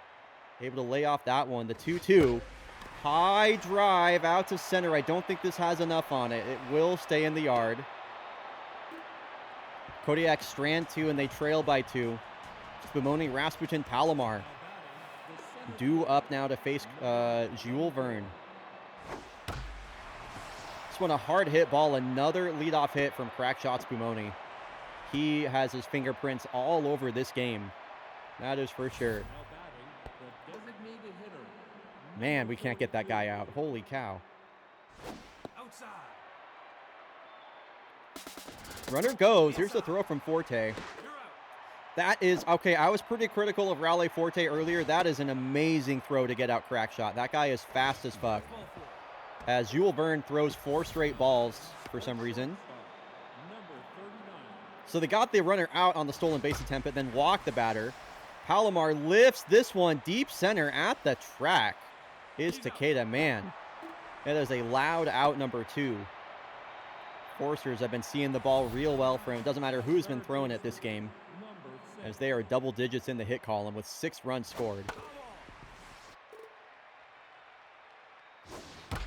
Another hard hit ball sent to straightaway center. Takeda makes the catch. Last hope here for the Kodiaks, and they'll have Johansson, Goldsmith, and Mao to try and make it happen.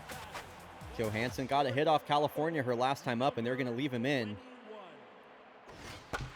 This one, wow, a diving grab there by Khan to steal a hit and get out number 1 here for the Axe. Goldsmith, an 0 for 3 day.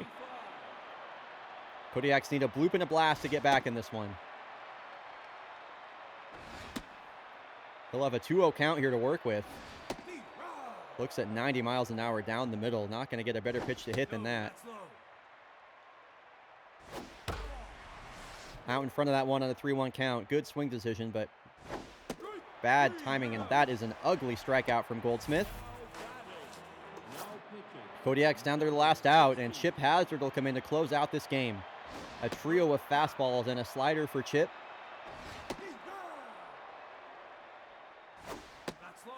Forrester's 1 out away from tying this up and not getting swept by the Kodiaks for the first time in their postseason history. Ground ball the other way. Palomar will seal this one for the Foresters. They battle back in a very back and forth game. This was a good game of baseball.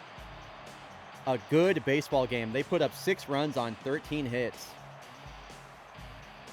That was a good baseball game from both teams. The Chamberlain Testarossa 2-run home run, the wall scraper. The deciding runs there. Foresters battle back. And coming up next, folks, we are headed back to Johannesburg for Game 2 versus the Blowfish versus the Springboks. This is my favorite series, is Springboks Blowfish. I think this is the one I'm most invested in.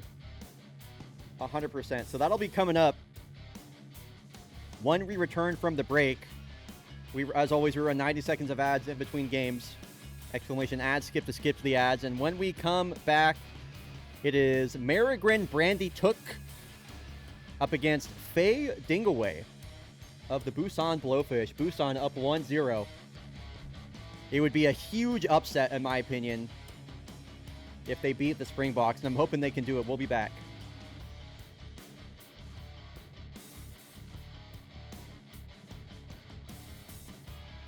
How are you enjoying the playoffs so far, folks? A lot of drama so far. There have been some very good games.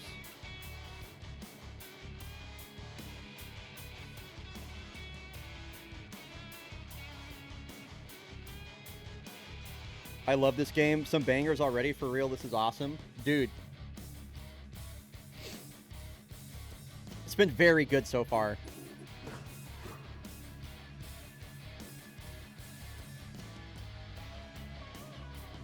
Good mix of games, too. You ran 2.5 miles without stopping? Man. I am a lot of things. A runner is not one of them. It's always been very difficult for me. I've never been able to find that runner's high. So I am super impressed.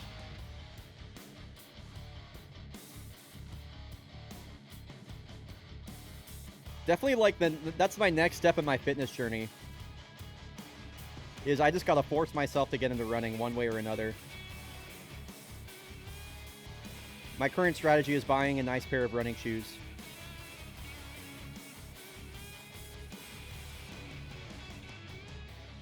It sucks the whole way. Dude, I'm so impressed. That's fucking awesome. All right, prediction is live for Springboks hosting the Busan Blowfish for Game 2. Busan shut out the Springboks in Game 1. Blowfish trying to take a commanding two-game lead. That's sometimes where it starts, Nerd Piggy. All right, prediction is live. Blowfish versus Springboks. Here we go. If you want the Blowfish to win, type hashtag blowing up in chat. I want to hear from you. That is their team hashtag. If you want the Springboks to win, hashtag hotboxing is their hashtag. Who are we rooting for here, chat? Busan were the surprise team of the East, one of the most complete teams in baseball, and they take on the Titans of the Eastern Hemisphere, the Johannesburg Springboks. Nobody has been to the playoffs in the East more than the Springboks.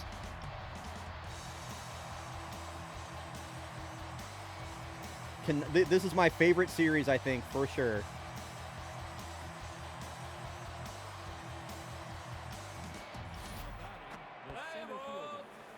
Hudson Dakota stepping into the box as the leadoff batter, as he has so many times all season. Merigrin Brandy took on the bump today for the Springboks. Number 2 starter for them. Had a decent regular season, a 4.19 ERA, 96 innings pitched. Not a lot of strikeouts. Only 73 strikeouts for Brandy took. He will get one right there, though, to lead off the game.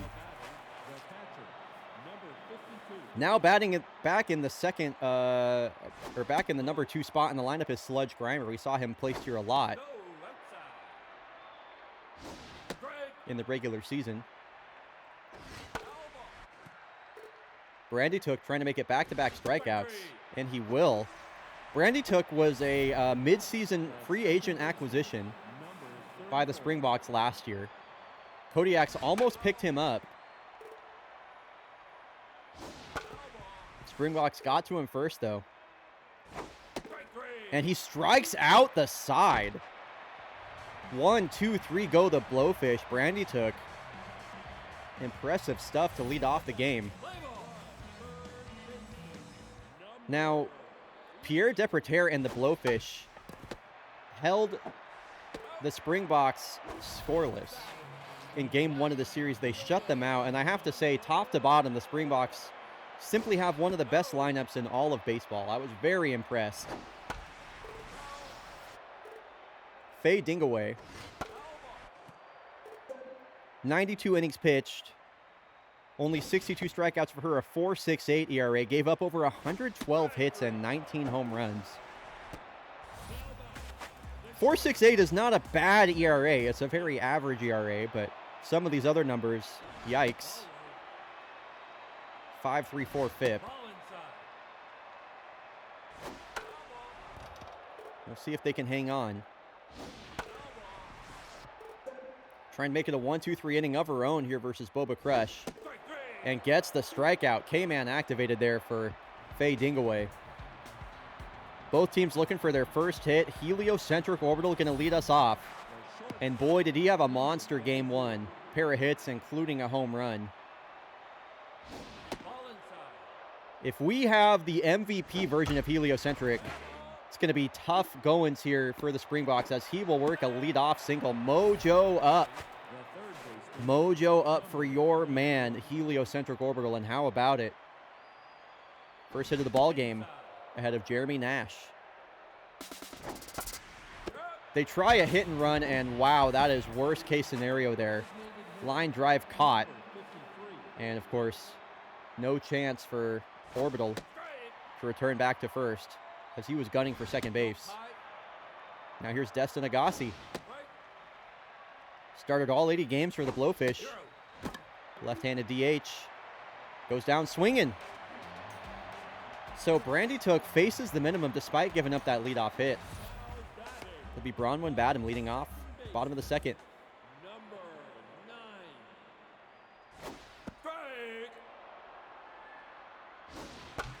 This one off the end of her bat and past the glove there of Orbital. A well-placed, softly hit line drive that just perfectly avoided the two defenders of there on the left side of the Blowfish infield. Lead off hit now for the Springboks ahead of the DH, Garland Painter. Great contact hitter, Garland Painter. This one off the end of his bat, foul for strike one. Now we'll get a pitch to hit on a 3-ball count. Taken on the outside, a changeup. K-Man activated on 2 strikes here for Faye. Has a chance to turn a double play. Orbital, wow. Great opportunity there. But again, good play there from Dingaway just to get the lead runner out. Fielder's choice. But some speed on first base now. Painter, a good runner. Warming Bernabel looking for his first ever postseason hit. Came up as a rookie last year with the Springboks. They did not make the postseason. They lost in a run differential tiebreaker to the Bushrangers. Won't happen for him there as he pops out to the catcher, Sludge Grimer. Now All-Star Chappie Johnson. Both he and Remus Freeman were top 10 in the league in batting average and both posted over 900 OPS. Dingaway looking good so far. As I say that, here's a ground ball poked up the middle for a 2-out, 2-strike single from Chappie Johnson. And now the switch hitter, Johan Pirelli, batting from the right side versus the lefty Dingaway. This one is hit right to Orbital, who makes the routine play to end the inning. 2 left on base there for the Springboks. Bottom of the order due up here for the 22-year-old switch hitter, Einhart Damflock, who had a really, really great season in his first year with the Blowfish. I'm not sure if if it would be a career year. I'm going to pull up his fake baseball reference page right now. Okay, I mean, he's been a good hitter in every single season. And in his first 3 years, a 744, 748, 756 OPS. And then career best numbers in every single category here with the Blowfish. So pretty cool stuff, and wow, this is an extended at-bat. Great at-bat there from Einhart Damflock. Gets a hit stolen away from him, but still really did well to extend that.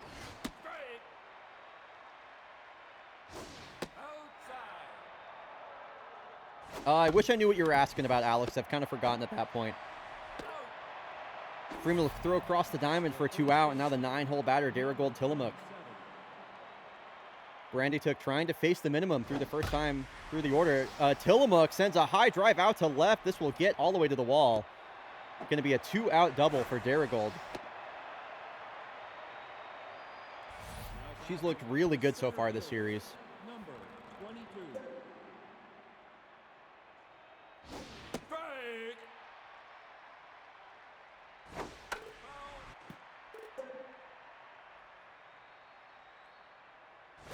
Hudson Dakota, last time he was in this position, after Darigold got on base, he drove her in with an RBI single back in game 1 of the series. Chance to do it again here. Back-to-back strikeouts. You don't see Hudson Dakota strike out a lot. He's got 2 of them today. Blowfish strand a runner on second base.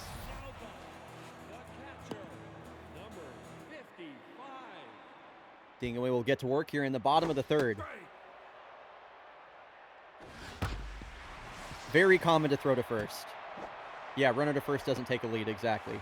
Very common to throw to first in that scenario. Leadoff hit. Lineup turns over now. Remus Freeman. One of the big three on the Springbok squad this year. Him, Singleton, and Chappie Johnson. Very dangerous bats. They've been held quiet so far. Springboks offense definitely looking a bit more lively this game than it did in game 1.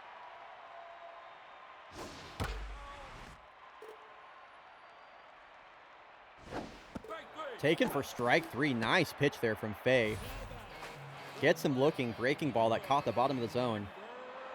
1 out, 1 on ahead of Smoke Singleton, who is also looking for his first hit of this series. Hard hit, line drive, damn flock. Great play out there in right field. Not every right fielder is going to make that play. He had a great jump on it.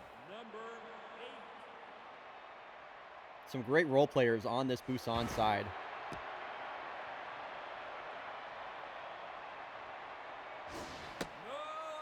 Now here is the switch hitter of Boba Crush. This one also sent out to right field. On the run is Damflock, who settles and makes the catch right before the ball gets to him. Grimer, Crunchwrap, and Orbital due up. They are going to... Blowfish are going to desperately need Alley Cat Crunchwrap to get his bat going. They have a lead in the series now, but if they want to maintain that lead, they need their star players to make stuff happen. Grimer trying not to go back-to-back strikeouts here. Top of the order, struck out in order. Grimer lifts this into center field. On the run is Johnson. Nice play. 1 out, bases empty ahead of Crunchwrap, who is looking for his first hit of the postseason. Swings at the first pitch. This one is right to Boba Crush over there at short. 1 out. Or 2 outs, I should say. And Heliocentric Orbital got a infield single his last time up off the glove of the first baseman for the Blowfish, or for the Springboks, warming Bernabel. Now the 2-2 to Orbital. And the count will work full. Breaks his bat. That was a home run swing right there. A lot of power in that swing. Orbital, another long extended at bat. And he will walk. That is a great at-bat. Heliocentric is looking like the real deal here in the postseason. No easy outs for him. And Jeremy Nash once again with Orbital on first. Hard hit. A high drive out to right. Does this have enough? No, it bangs off the high wall. Pirelli, a great relay off the wall. They're going to send Heliocentric home. And wow, we got to take another look at that. I can't believe that. Did not expect Heliocentric to score from first there.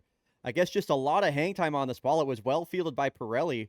But rounding third at this point is Heliocentric. And yeah, just a slow relay there from Batum.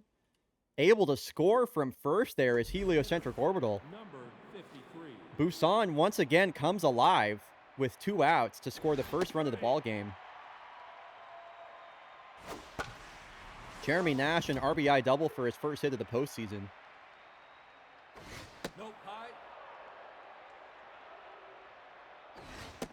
Gossi strikes out again. He's been held quiet so far. Busan takes an early lead as we head into the back half of this game.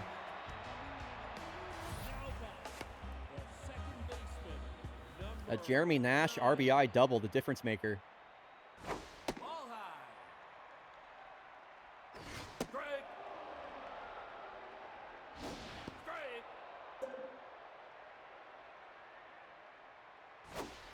Wow, Faye Dingaway looking real good on the mound today. She's been very efficient. 45 pitches. She's locked in. Now has Garland Painter to contend with a late swing decision. Trying to make it back-to-back strikeouts. Faye Dingaway. Not able to put him away there. Line drive up the middle. Well fielded by Dakota to prevent extra bases. 2 strikes single there for Garland Painter. 1 out, 1 on now ahead of warming Bernabel.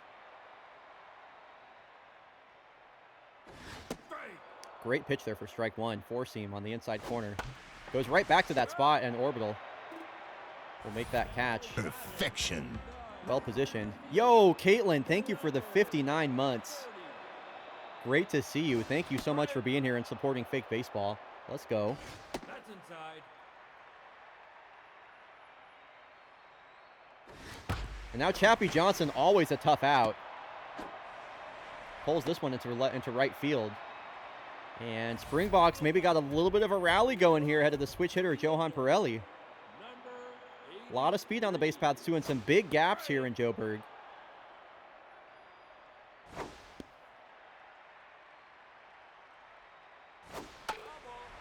Good opportunity, maybe the best the Springboks have had all game. Dingaway trying to get Pirelli out on strikes. Here gets him looking. Tough pitch to take there. Perfectly located two-seam fastball on the inside corner. Faye Dingaway. I can't believe this, but the Springboks have been held scoreless through, what is that, 11 innings now? 11 shutout innings spun by the Busan pitching staff. Really amazing stuff. I really cannot stress how good the Springbok lineup is as well.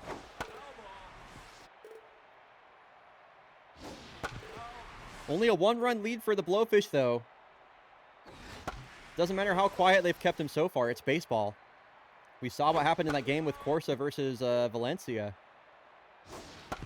Ground ball up the middle. On the run is Crush. And I'll get past her diving attempt there. Infield single for Damflock, who continues to have a great series.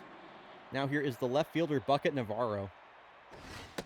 Had an absolutely outstanding year late in his career. So many, like I mentioned, great role players on this Blowfish team. Looks at 3 straight balls. Brandy Tuck maybe showing signs of wear. Runner in scoring position now for the Blowfish. Another great opportunity for them.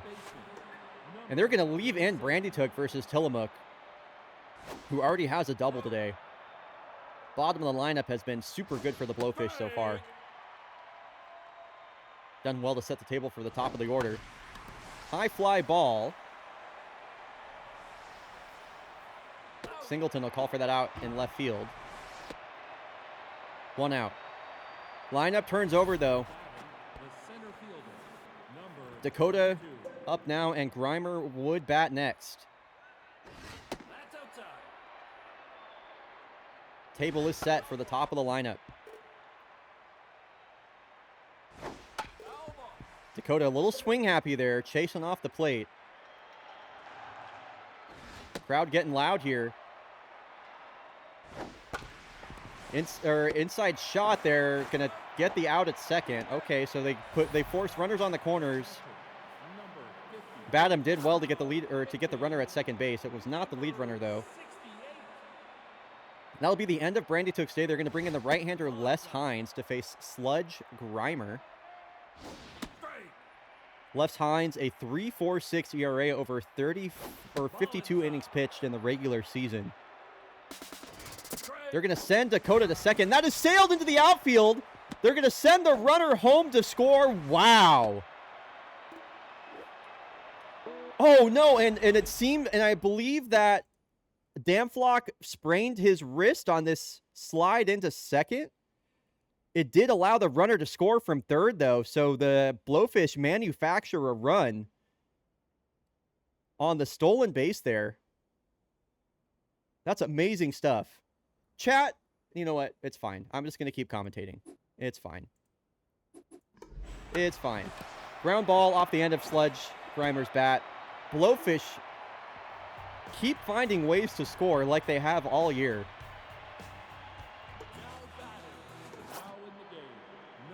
Wow, Damflock, that is, man, that is a tough loss for the Blowfish here late in their season, early in the postseason. He's been so good for them. Like, man, that really bums me out. Lead off single now. Tying run comes to the plate as the lineup turns over. They're going to leave in Faye Dingaway.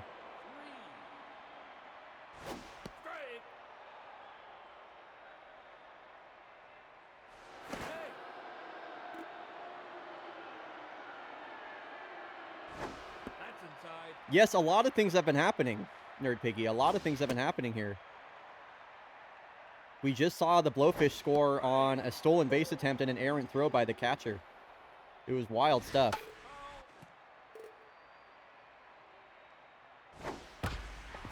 Should be able to turn 2 here. They're going to go 3-6-3. Nice double play turned by the Blowfish. Base is empty now ahead of Smoke Singleton. Hard hit and a line drive up the middle for a 2-out single. Smoke Singleton finally gets in the hit column. Now the switch hitting Boba Crush, trying to find her first hit of the postseason as well. Dingaway trying to make it 5 scoreless innings. And Singleton, wow, you thought they had him in a rundown, but the ball is spiked from Dingaway. Ends up not mattering though. The Springboks have been held scoreless now through 14 innings of play. Blowfish with a 2-0 lead. Once again. French Trap to lead off the inning.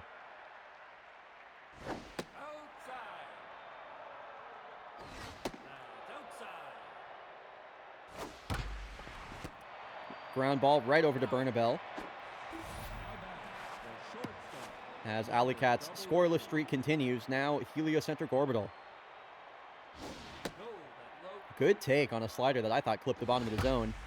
High drive out to right center on the run. Wow, this will find the wall. Heliocentric orbital continues to slug the ball. He's worked a 1-out double. He is definitely the hottest bat in this Blowfish lineup right now.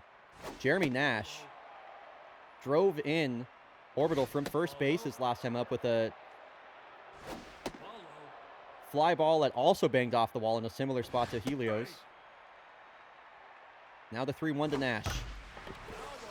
Pulled down the third base line, foul. And the payoff pitch.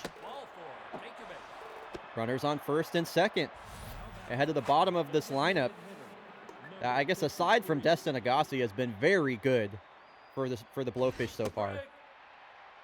Nagasi, they're going to need him to get going.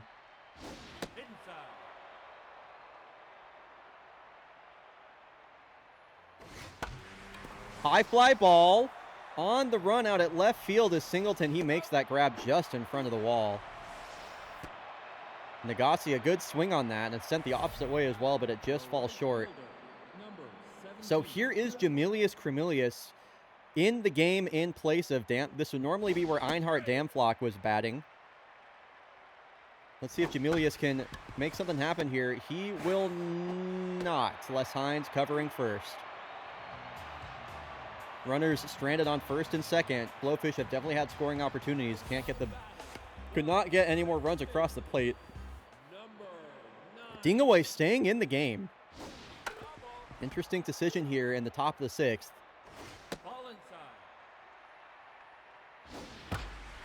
Line drive up the middle for a leadoff hit. Yeah, I think at this point you just go to your bullpen with the game on the line.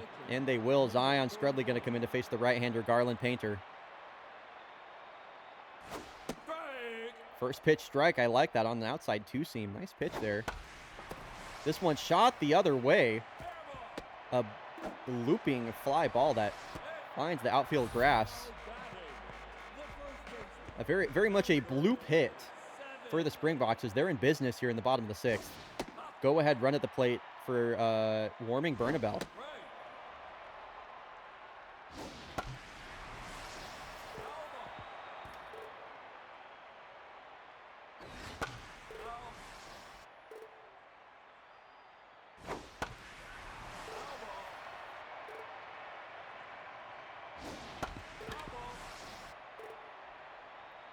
It's a long at bat here from Bernabel. He is fouling everything off. Strudley not able to get anything by him.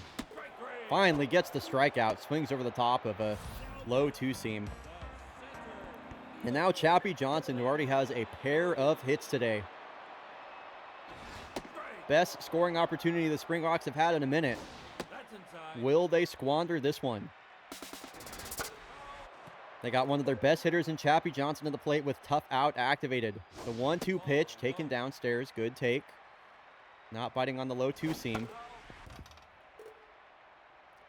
Clearly seeing Zion pretty well. A lot of ground balls. This one shoveled up the middle. On the run is Dakota. They're going to hold the runner at third. A rocket arm on Hudson Dakota. Bases loaded, 1 out. Infield set up for the double play. Bags are packed with box. Best scoring opportunity the Springboks have had all season. This is a high fly ball out to right field. On the run is Tremelius, who makes the overhead catch. A run will score on the sacrifice fly, but that is a very big play by a guy that is out of position and in the game due to injury. Overhead catch on the run at the warning track and able to get the ball back in time to hold the runner at second. Again, a run scores on the sacrifice fly, but that is an outstanding play by Jamsey Krams out there in right field. Potentially a game-saving play at that. As Stredley is 1 strike away from getting out of this inning and more or less escaping the jam. A lot of foul balls here still from the Springboks. Not that time, though. Shade Bright swings through it. After 13 innings, Springboks finally score a run. They trail by 1. Last chance for the Blowfish to get some, what do you call it? Insurance runs across. There we go. That's the words I was looking for. Such long games. These games have been very average in length.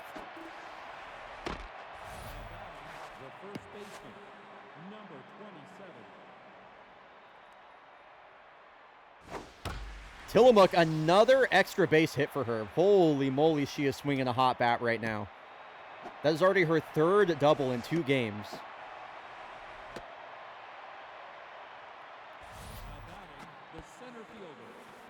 Runner in scoring position now for the top of the lineup. Bottom of the Blowfish lineup continues to produce.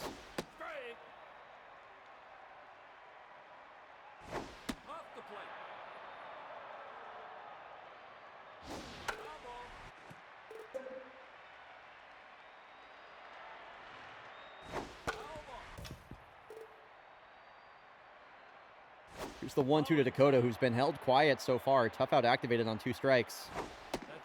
Okay, payoff pitch here. Hines clearly laboring. Ground ball up the middle. Crush is going to opt to get the lead runner. Nice heads-up baseball there from the shortstop, Boba Crush. And Tillamook will be tagged out. They're going to go to their closer once again, Aziz Dawame.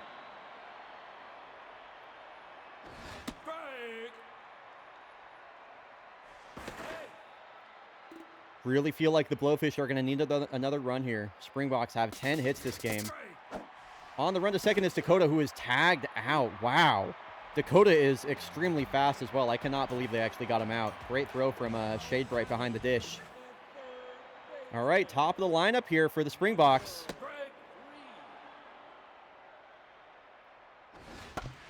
And they are 2 outs away from taking a 2-0 lead.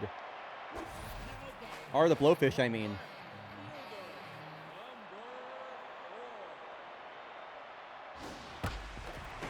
All right, that's going to bring the go-ahead run to the plate. 1 swing of the bat could win this game for the Springboks in front of their home crowd. Smoke Singleton, he's waking up here. They're very worried about him moving into scoring position. Ground ball, chance to go around the horn. Crunchwrap fires to first. He spikes it, but a great dig from Darigold Tillamook to win the game for the Blowfish. Wow, they barely hold on. We are blowing up here in Johannesburg. Low throw, but look at the pick there from Tillamook to seal the game. Amazing stuff. Amazing, amazing, amazing stuff from the Blowfish here in Game 2. They take a 2-0 lead over the Springboks, and they will take a 2-0 lead back. I believe we go to Busan next after this for Game 3 of the series. That was awesome.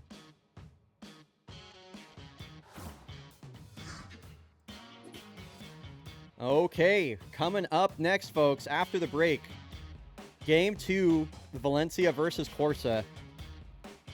Corsa snatched defeat from the jaws of victory in Game 1. When we return from the break, it's our final game of the day, I think. And it'll be the Italian side, Corsa Palermo, hosting their divisional rivals, Golondrinas Valencia.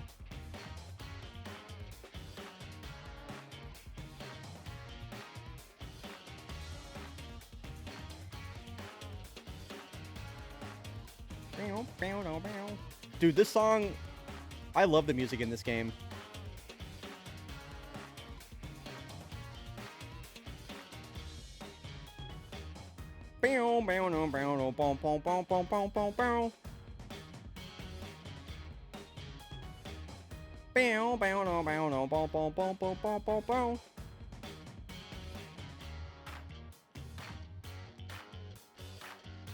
What?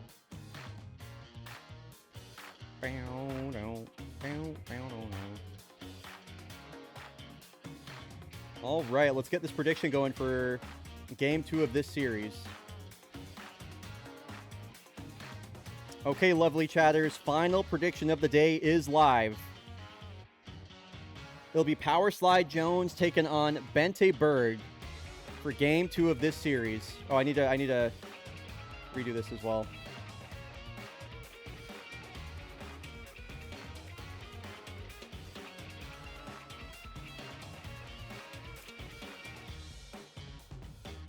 Man, I really hope Corsa doesn't lose this series. I really want them to pull it out. I don't know what the hell happened at the end of that last game, but that was some ugly stuff.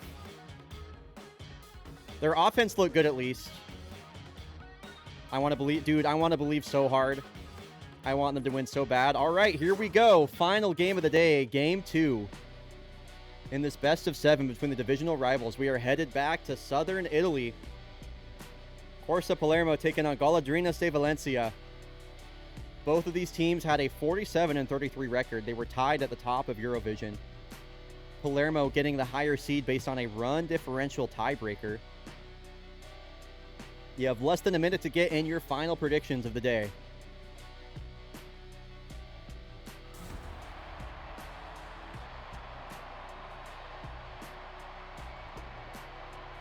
Bertrand Ronaldin will be leading off this time around for Las Aves.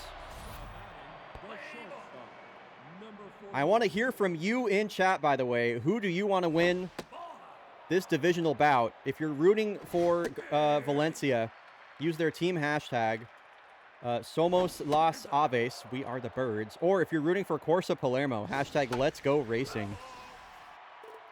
I am firmly rooting for Corsa. Here's a diving stop by Sunley, came over at first. And Bente Berg can't cover. Drops the ball on the run back to first. But yeah, let me hear from you in chat. Use their team hashtag. As Yim Chimney sends a high drive out to right field, they will capitalize on that error immediately with a 2-run blast. That's a very short porch out there in right field. Yim Chimney, switch hitting catcher, getting to work early. The Birds on the board first. Bente Berg gives up an error and then a home run.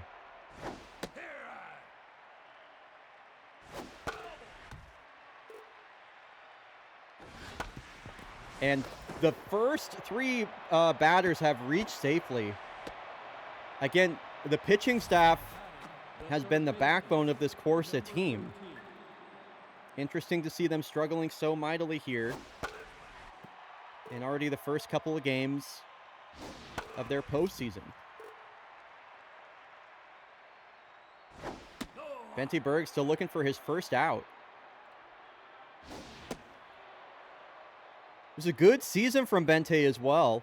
3.77 ERA, 90 innings pitched, 90 strikeouts. Only gave up 8 home runs, a 3.61 FIP. Runner goes. Here's the throw from the All-Star Grover Lobster. Not in time. Shark Burgess Nice stolen base there. Valencia still threatening here in the first for Slap Dappy, who had a great game 1. Batting 5th in the order rather than the number 1. Goes down swinging there. I cannot believe they're starting Ken Roroni instead of Ileana Alejo. That is just absurd to me. I mean, he did get 2 RBI back in game 1, so credit to him. I'm just not a fan of his game.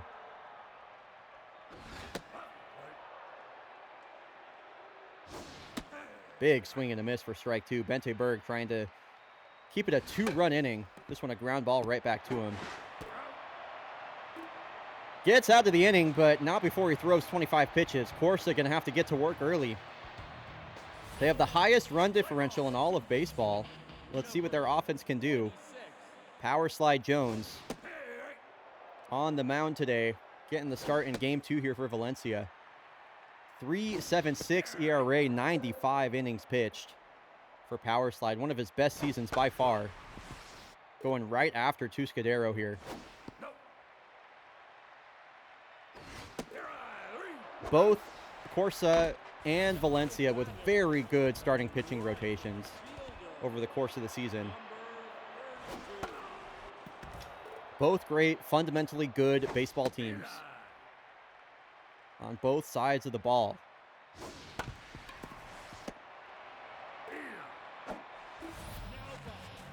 Here's Egon Cosma with 2 outs and the base is empty.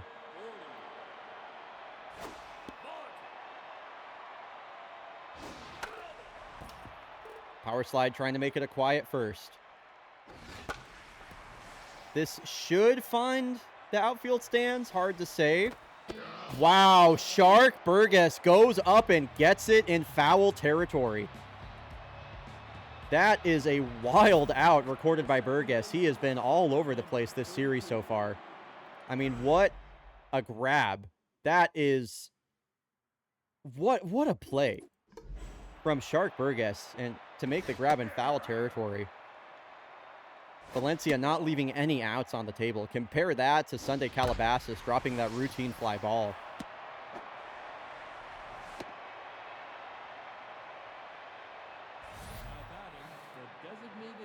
Here's Junior Sarsaparilla DHing today. I believe Junior is a rookie. Almost gets hit, Berg. Well, looking like he hasn't brought his best stuff. Stolen base attempt spoiled by Sarsaparilla.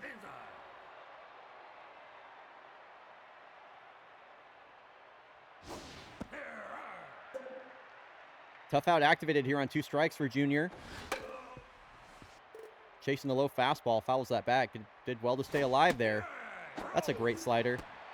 Great pitch selection, great slider. Absolutely froze Sarsaparilla. Second strikeout of the day for Bente.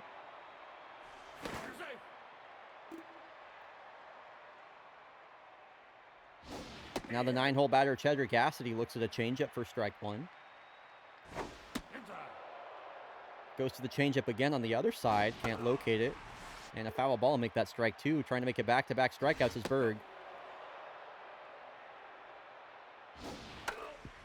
Nice survival swing there from Cassidy. Oh my God, another high fly ball out to right. Does this have the carry? Cheddar Cassidy, his first hit of the postseason, is another 2-run blast. It's the second 2-run home run for the Golondrinas. I'll tell you what, they won the season series versus Palermo, and they're looking like they still have their number here.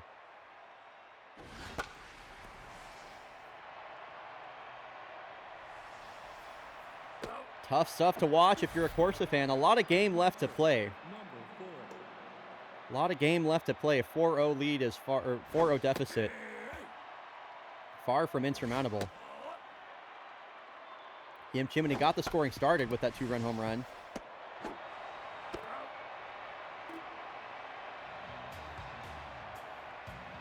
Jagerson, Ramdeen, Ruffner do up.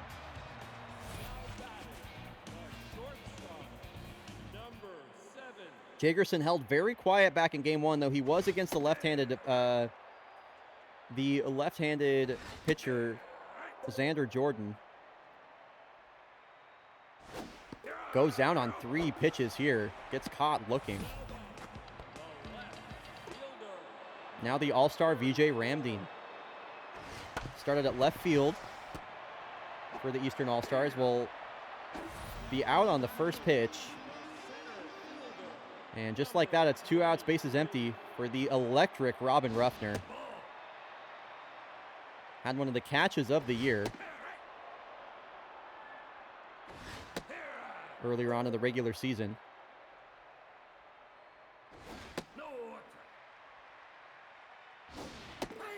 Goes down on strikes there. Power slide Jones absolutely cruising through the first 2 innings. He has faced the minimum.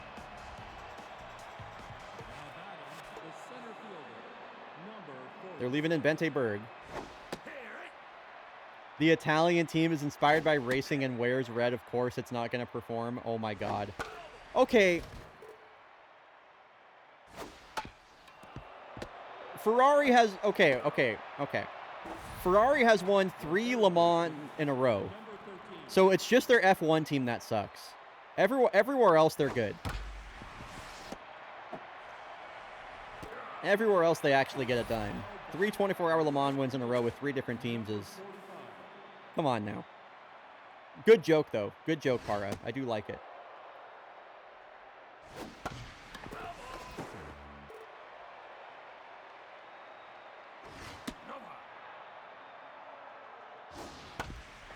Ground ball.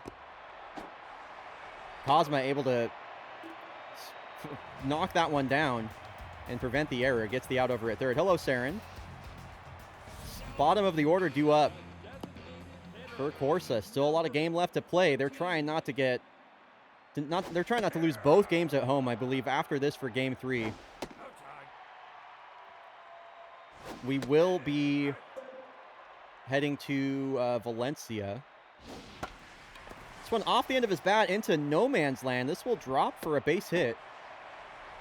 A bloop hit to lead off the inning for Marlon Sanders.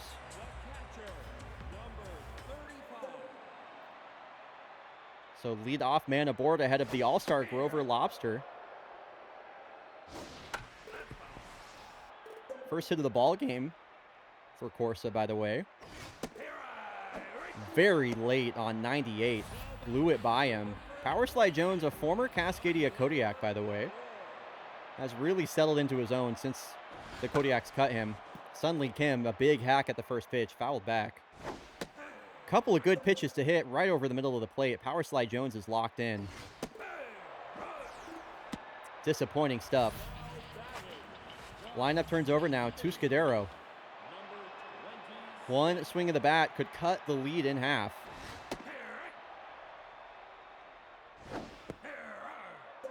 And they are just swinging freely at anything even remotely close to the plate. Tuscadero. That was going to go foul, but it is caught by Cassidy. Again, Valencia not leaving any outs on the table. They have just been playing some really good baseball. Ken Rooney will lead off the inning. Bente Berg pitching into the fourth. Did not expect that after he gave up 4 runs early. He's done well to hang on and protect the bullpen as much as he can. Gotta think his leash is running out here as Tuscadero charges this one to make the play. Nice play there.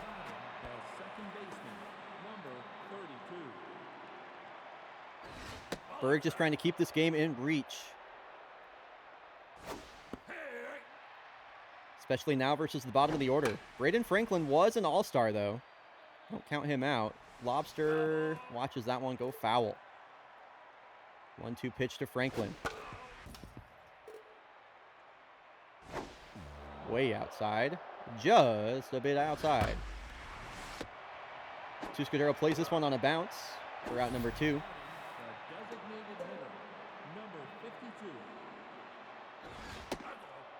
Berg trying to make this a clean inning as he approaches 70 pitches. Could be the last batter he faces.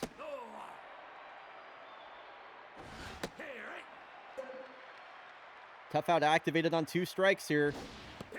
Doesn't matter if you go down looking. Bente Berg, nice couple of bounce back innings after giving up 4 runs in the first and second. Palermo will have the top of their lineup due up now, and Pascal Bernard, the switch hitter. See if they can make the adjustment here to power slide Jones, as this one has popped up. Some adjustments desperately needed here for Corsa.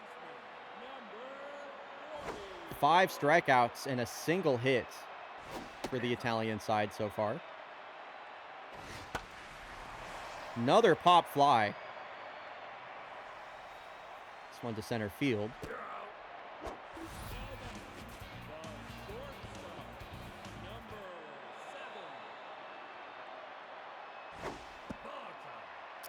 Two outs, bases empty for Jay Gray Jagerson, and another fly ball. 3 weak flyouts for Corsa. They've been blanked through 4 and held to a single hit and have struck out 5 times. Completely just overpowered by Power Slide Jones so far this game, and they're leaving in Benty Berg versus the 9-hole batter Cheddar Cassidy, who already took him deep this game and made it a 4-0 ball game back in the second. This one's off the end of his bat. Charging this is Jagerson. Just barely got the throw over there in time. They're finally going to go to their bullpen. Milan Lee, one of my favorite pitchers in the game. 4-seam cutter, forkball, and a changeup. Bit of a strange pitch mix. Great command of his pitches, too. Can locate like nobody's business.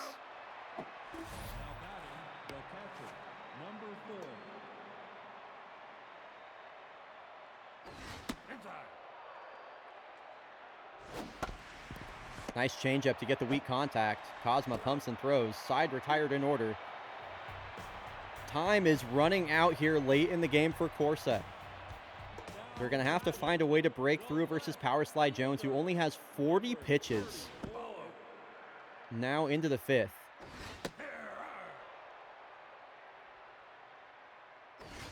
And they got VJ Ramdeen leading things off.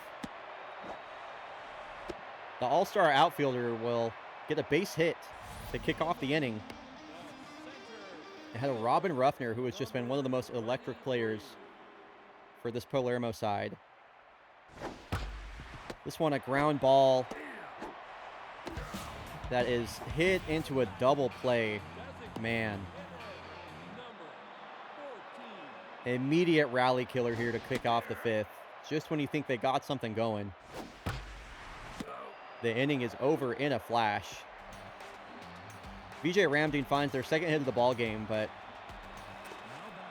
man, Harrison Sierra is batting .800 through 2 games so far. Let's see if that average can continue to climb here versus Lee. Wow, a ground ball just poked back up the middle. Chased that one below the plate, able to just get the barrel barely to it. Weak contact for a leadoff base hit.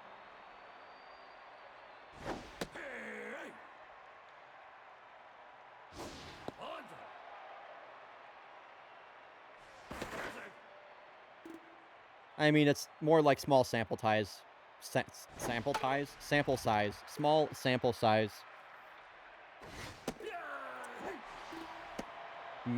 Milan Lee, I really like how he's locating right now. Definitely brought his best stuff.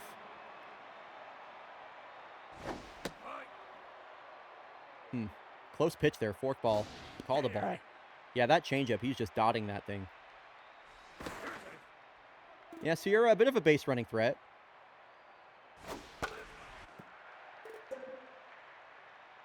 Don't hate the throw over there, but I'd be surprised if they stole. Cosma should be able to get to this ball, and he will.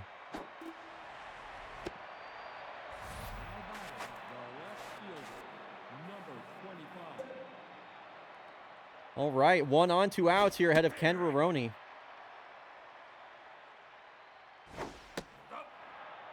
Two RBI on his 1 hit that he's gotten so far this postseason.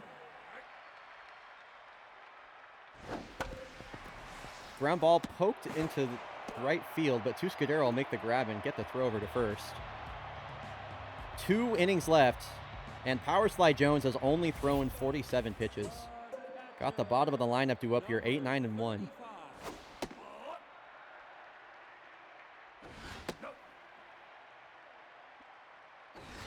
course, it doesn't look like they have an answer. On a 3-0 count, Grover Lobster goes the other way for a leadoff hit. Back-to-back leadoff hits and back-to-back frames here. And they're going to pinch hit Sunday Calabasas. He does have that contact versus righty straight. Corsa going to their bench to try and get some offense. What can Sunday do? Got a base hit, RBI.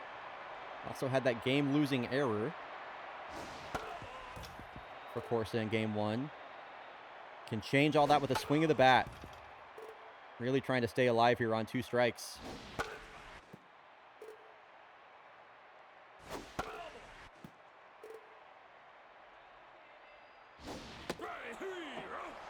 Goes down looking there. I don't really know about that call. We are going to take another look at that one just because I'm a bit curious by it. That was a very high slider. Guess you'd call that top of the zone. Feels a little bit high to me. But it's goes down looking on a pinch hit.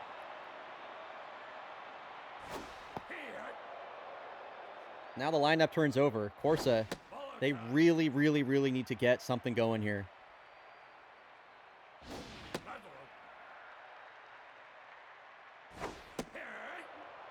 Swinging at balls. Man. High fly ball out to right. Dappy at the wall. He is going to play it off of the wall. Oh, he can't get to it. Tuscadero digging for 3.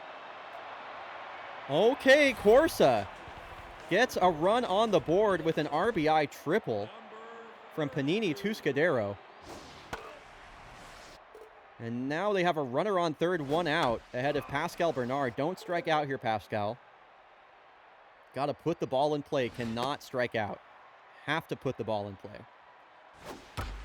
That's exactly what he'll do. Ronaldo just going to throw over to first, but they've cut the lead in half. Okay, Corsa has definitely made this a lot more winnable than it was when the inning started. Egon Cosma, another high fly ball out to the short porch and right. This is back, and it bangs off the wall as well. Wow. They were just a couple feet away from back-to-back home runs this inning.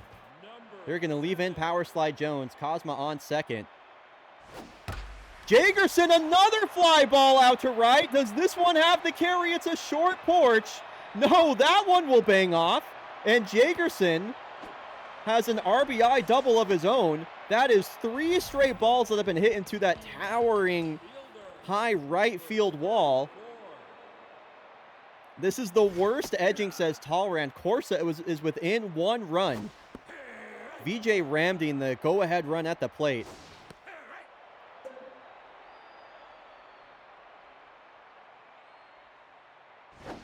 Ramdeen on 2 strikes, going to have to dig deep to put the ball in play and get another run across the board. This is a line drive out to center field that Sierra had sized up. Corsa has brought this game back to within 1. If they can hang on here versus the bottom of the Valencia lineup, they might be able to make something happen here in the bottom of the 7th. Milan Lee gets back to work. He's locked in. Ground ball to Gutierrez at first, who just checked into the game, by the way. In place of Sunday Calabasas, who was brought in as a pinch hitter.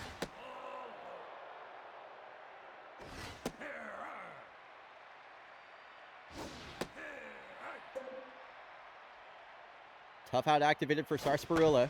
Another ground ball, easily playable for Jagerson. Nice play. Now the 9-hole batter, Cheddar Cassidy, who put Valencia in the lead with that 2-run home run back in the 2nd. Milan Lee, already 2 1/3 innings pitched. Gets more weak contact. He has just been excellent out of the bullpen for Palermo all season. And it'll be Robin Ruffner leading things off. Ruffner, Sanders, Lobster.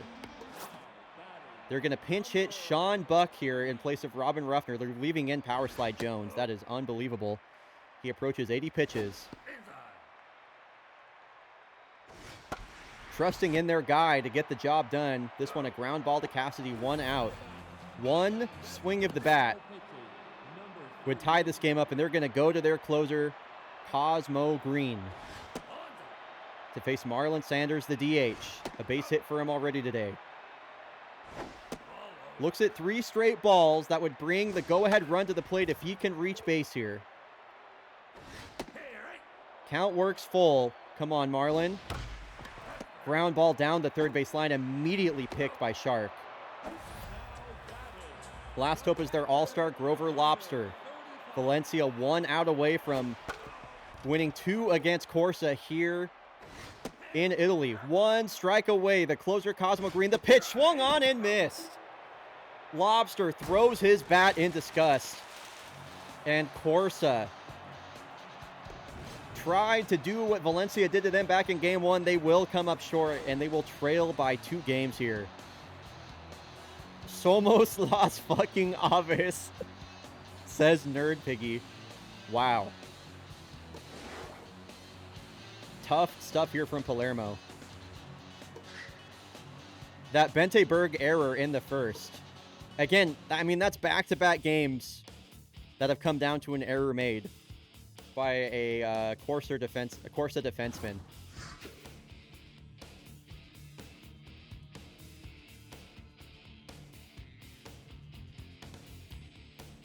All right, there we go, folks. You have a couple of 2-0 leads.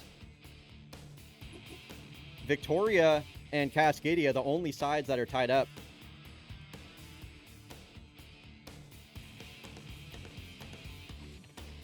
Man. All right, so when we're back on Wednesday, we'll be heading to Havana as we head to, so I guess we'll have a Tuesday travel day. And then on Wednesday, we're heading to Havana as the Knights trail by 2. Corsa folding under the pressure. I've been disappointed with them so far. Yeah, it doesn't seem like they have that clutch factor. In general, Valencia just seems a lot more comfortable at the plate, I would say, overall. Yeah, so let's talk playoffs day 1 thoughts.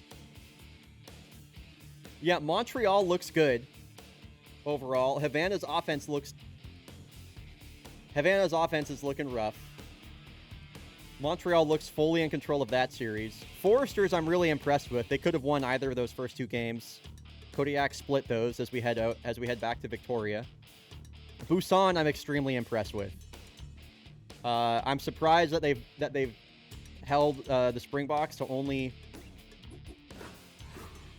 1 run over 2 games. They're going to need to score more runs, though. We'll see. We're heading into the bottom part of the rotation for these teams. So we're going to see the number 3 and number 4 starters. So I'm curious to see which teams will hold on. The Corsa Palermo, who had the league best pitching staff, has allowed 13 runs over 2 games. That's not going to win you very much. We'll have Molson Marquez and Jacinto Baptista to try and save their season. Yeah. I think if Corsa loses, I want Blowfish all the way. Valencia Busan would be a very fun Eastern Championship series, that's for sure. But yeah, Foresters look good. I think my biggest takeaway is the Foresters look real. Foresters look good. Montreal looks good. Oh, for sure, ATD. For sure. All right, so when we're back on Wednesday, we will get right back to it.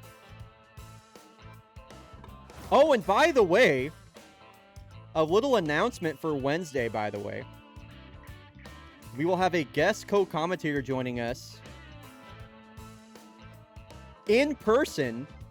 That's right. Sapphire in Pink will be joining me right here in this chair to co-commentate Fake Baseball on Wednesday. That'll be Wednesday at noon.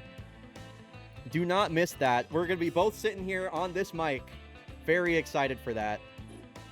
So that should be a lot of fun. Again, that'll be Wednesday, so don't miss that. Until next time, folks, thank you for being here. Live in the Darky Dot studio. Live in the Nebula Nova live in the Darky Dot studio. Yeah, something like that. Very excited for that. Glad I remembered to mention it too.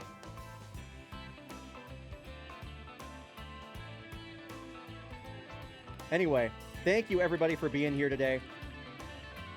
A very exciting first day of the playoffs, I have to say. A lot of really close games, a lot of drama. The surprise reveal would have also gone crazy. Oh well. Oh well. All right, everybody. Heartbreaks and triumphs, for real. I will see y'all Wednesday. As we could potentially see some first round matchups wrapped up. We shall see. Bye, everybody. See you on Wednesday with Sapphire joining me for commentary. Bye. Bye.